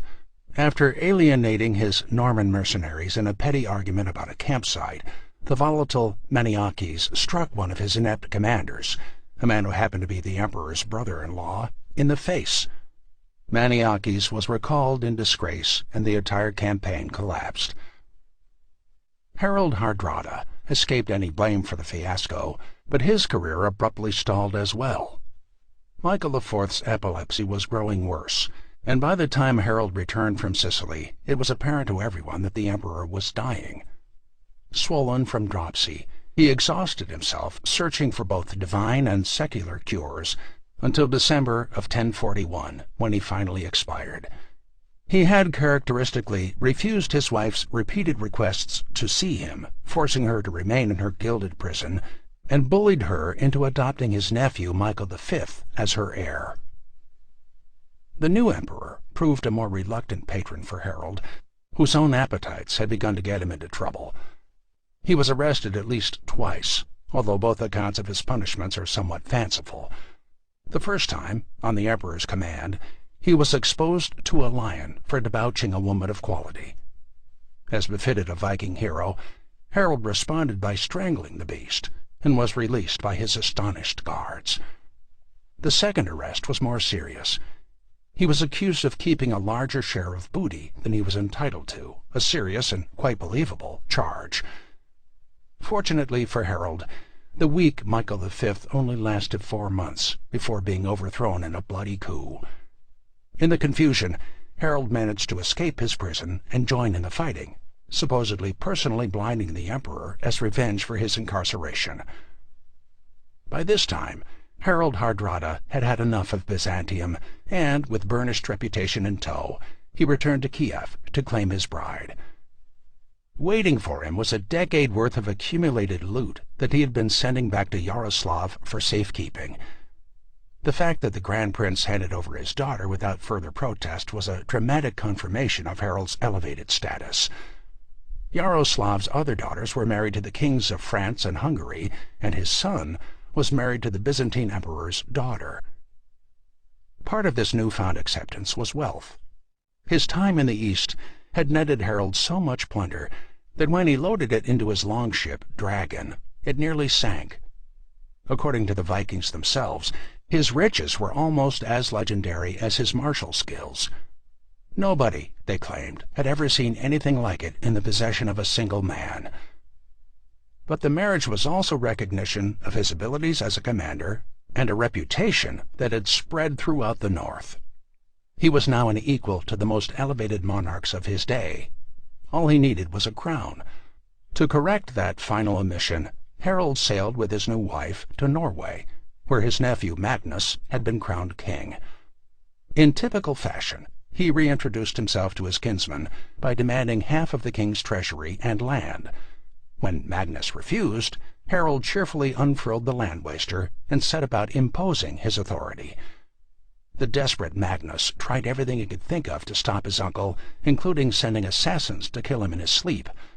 Harold dodged this by keeping a log in his bed while he slept on the floor, easily dispatching the confused assassins who hacked uselessly at the blankets. The Civil War was mercifully ended after only 2 years, when Magnus abruptly died without an heir, charitably naming Harold as his successor.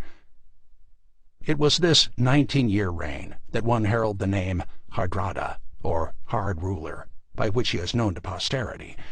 He had gained more than wealth during his time in the south. Byzantium had shown him what pure autocratic rule looked like, and he intended to copy it in the north.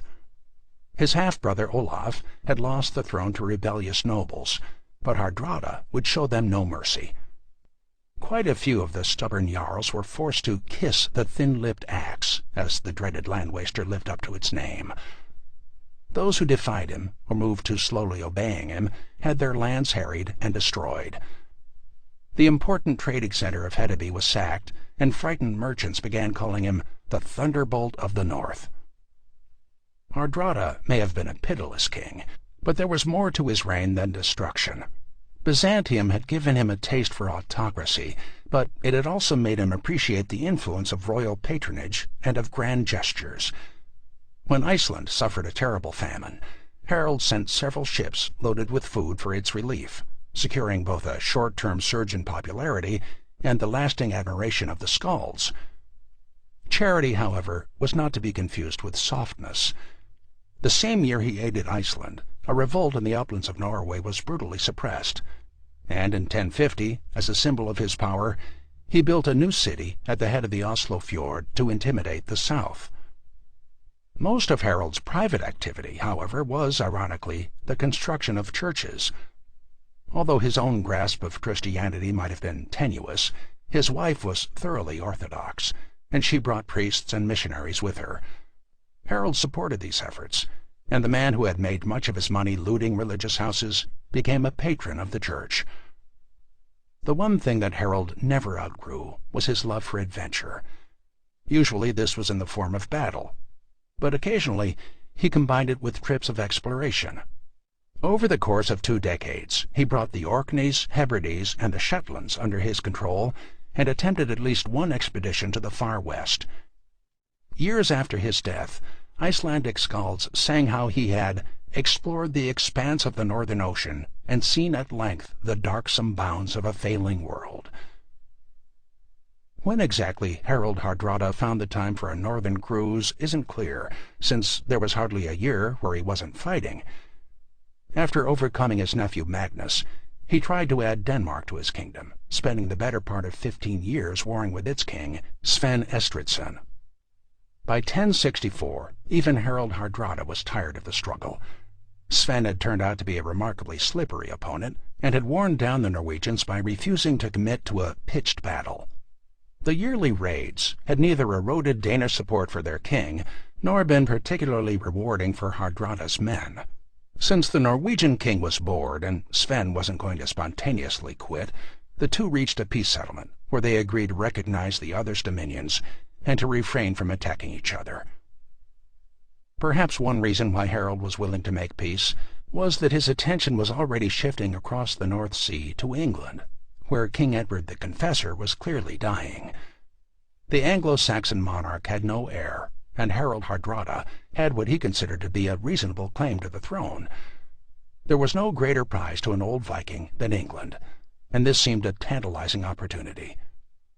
Official justification for an invasion was usually not even an afterthought for the Vikings, but in this case Harald Hardrada actually had one, a possibility that must have acutely whetted his appetite.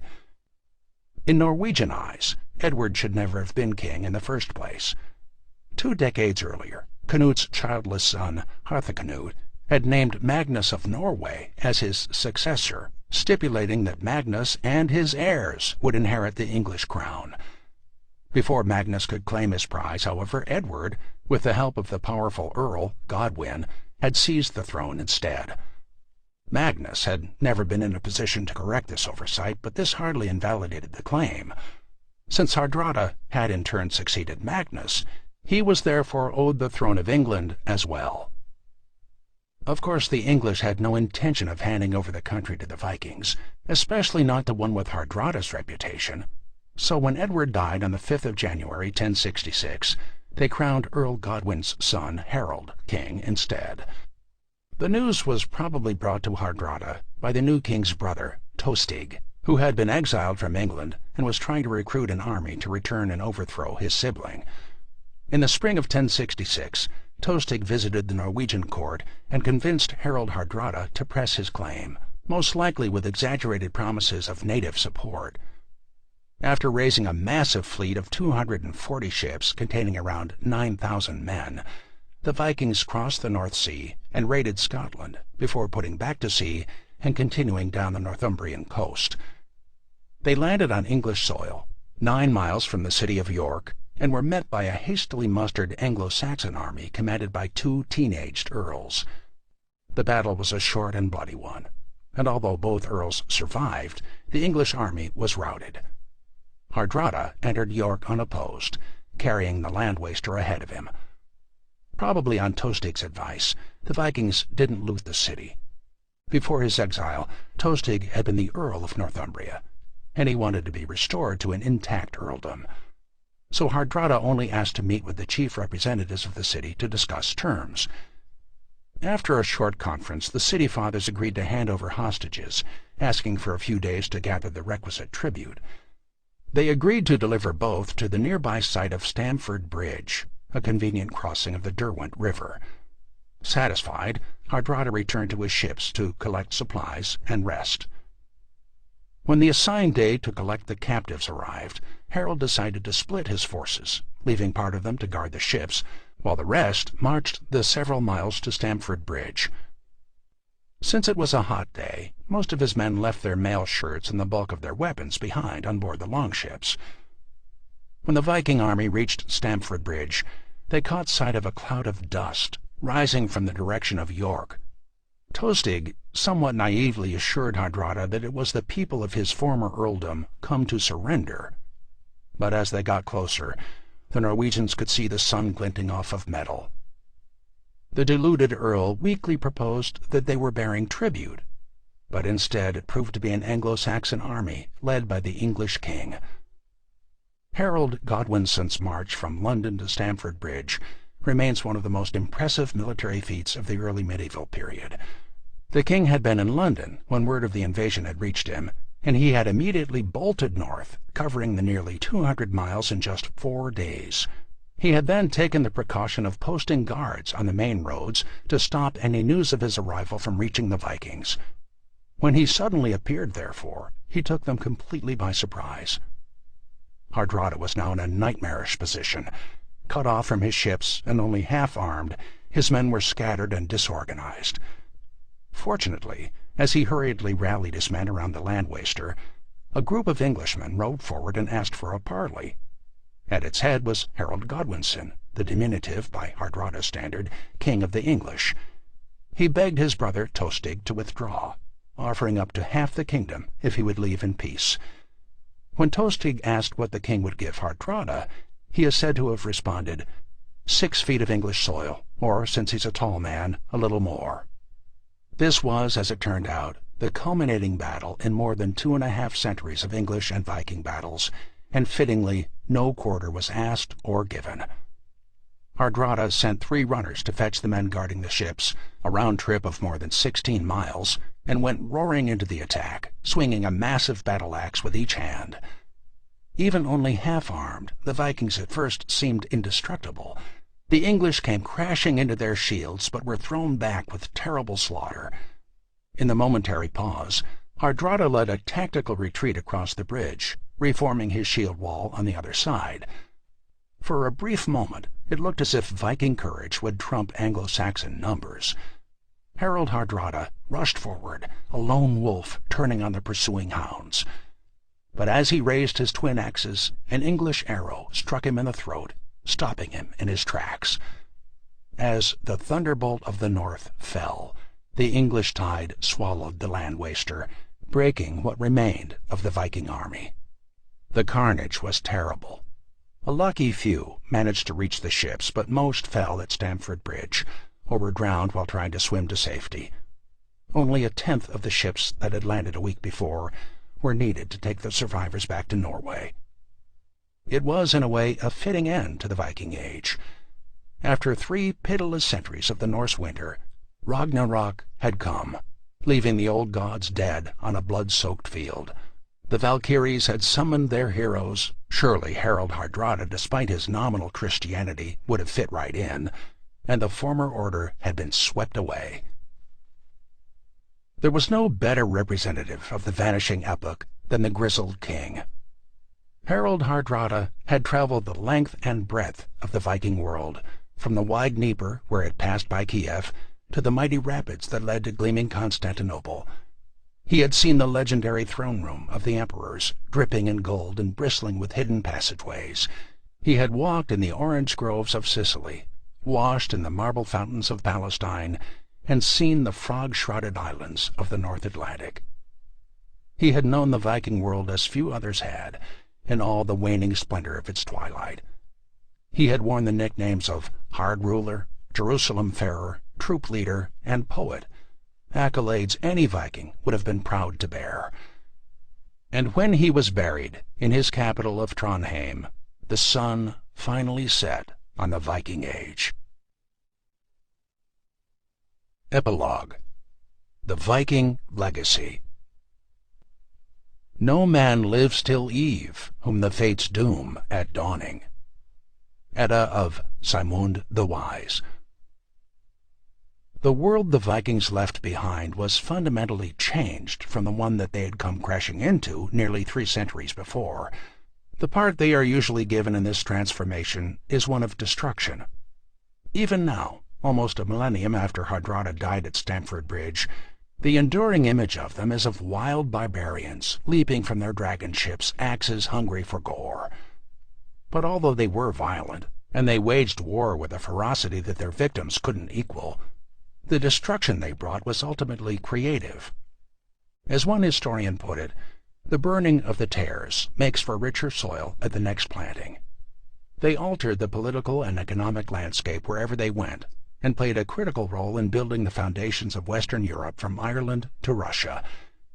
It was the Vikings who exposed the sprawling empire of Charlemagne, revealing fundamental flaws in the organization of that would-be Roman Empire. As it broke apart under the hammer blows of the Vikings, the survivors were forced to create smaller, more efficient states. Out of the ashes of the Viking assault rose the 4 great medieval powers of Western Europe: France, England, the Holy Roman Empire, and the Kingdom of Sicily. All 4 of these were direct products of the Viking Age, and 3 of them were founded or consolidated by Viking descendants. Before the Norse arrived, England was politically divided and loosely organized. By wiping out all but one native kingdom, the Vikings ensured that it would be unified by the House of Wessex into a single nation. Scotland, too, benefited in the long run from Viking depredations. The native Picts, Strathclyde Britons, and Northumbrians who dominated it were all destroyed, leaving the unlikely Scots, Gaelic-speaking Irish immigrants, to unify the northern third of Britain. In France, the Vikings founded a state, the Duchy of Normandy, that would redraw the map of Europe. Just 2 days after Harald Hardrada fell, William the Conqueror, great-great-great-grandson of the Viking Rollo, landed on English soil. He defeated Harold Godwinson at Hastings and was crowned King of England, integrating the island into the broader orbit of Western Europe. His successors invaded Ireland, whose brilliant monastic culture had been shattered by the Viking attacks, and added Scotland and the surrounding islands to the Western European political orbit. Other Normans headed south and west, campaigning in Spain and northern Italy. They crossed to Sicily and founded the West's wealthiest medieval kingdom there, a rival to mighty Constantinople. At the same time, Viking traders in the east were establishing the market towns and trade routes with Byzantium that would bring Roman institutions far beyond the borders of the ancient Roman Empire. The centralized states that they founded would eventually develop into what is today the Ukraine, Belarus, and Russia. There was more than brute force to these sea wolves. They were makers of law. The term itself comes from an Old Norse word, and they introduced a novel form of trial by jury to England. A century of innovation in shipbuilding climaxed in the great dragon ships, vessels which could cross oceans or sail up fjords and rivers. This technological achievement, one of the brightest of the age, allowed them to establish a sophisticated trading network stretching from Baghdad to the coast of North America. But perhaps the greatest Viking trait was not their martial or navigational skills, but their remarkable adaptability. They had a genius for absorbing whatever local traditions they encountered, combining them into new and dynamic forms. In France, these filthiest of God's creatures created the model chivalric state. In Iceland, they set up a republic based on individual rights, and in Russia, they became autocratic defenders of orthodoxy. Where there were no native foundations to build on, the Vikings showed a willingness to experiment, combined with a stubborn practicality. They claimed that Odin himself had advised that no better burden can a man carry on the road than a store of common sense. In Iceland, in particular, There were plenty of opportunities to put this belief into practice. When changing ecological conditions made it apparent that they would have to abandon some of their rights, they held a vote, deciding to willingly place themselves under the Norwegian crown. In the same gathering, they agreed to adopt Christianity, although the majority were still pagan, in order to avoid a religious war. The Christian Icelanders, in turn, preserved their pagan past, faithfully recording both Norse mythology and the exploits of their heathen ancestors. This Viking pragmatism flowed back to Scandinavia as well. Canute introduced Anglo-Saxon-style coins to the Viking homelands and distributed them by means of a government that was based in part on a Byzantine model. The knowledge of southern agriculture and social institutions that returning Vikings brought back with them transformed Scandinavia even more than the wealth that accompanied it. But the most far-reaching change was a result of Christianity, imported from continental sources as far apart as Rome and Russia. What was true of physical distance also spanned the spiritual spectrum of the new faith. St. Olaf had kinsmen across Europe. He was baptized in Catholic Rouen and took shelter in Orthodox Novgorod. The very alienness of the Vikings to the modern world is, in a way, a testament to their adaptability. The Norse homelands today are model social democracies, known for their stability, order, and unflappable citizens. Their flags all proudly display a cross, and instead of raiding, they hand out peace prizes. They could hardly be more different than the brutal and bloodthirsty pagan warriors who overturned the medieval world. And yet there is something bewitching about that vanished age, with its blend of exotic beauty and violence, its cunning raiders and wild, untamed adventurers. The pull they still exert can be seen all around us, from cruise ships to NASA probes named Viking, from common nautical terms to town names that end with Beck in France or By in England. 3 of the days of the week are named after Viking gods, and a Viking king's name graces Bluetooth, the ubiquitous wireless technology that connects our phones and computers. Perhaps it is a longing for, as a nameless exile once mused in the Anglo-Saxon poem The Wanderer, a time that has grown dark under cover of night, as if it had never been. Or perhaps it is a resonance with individuals who pitted themselves against the world and, for 2.5 centuries, carried all before them. Either way, one suspects that the Vikings themselves would be pleased with their enduring reputation. All men are mortal, they were fond of saying. Only a noble name can live forever.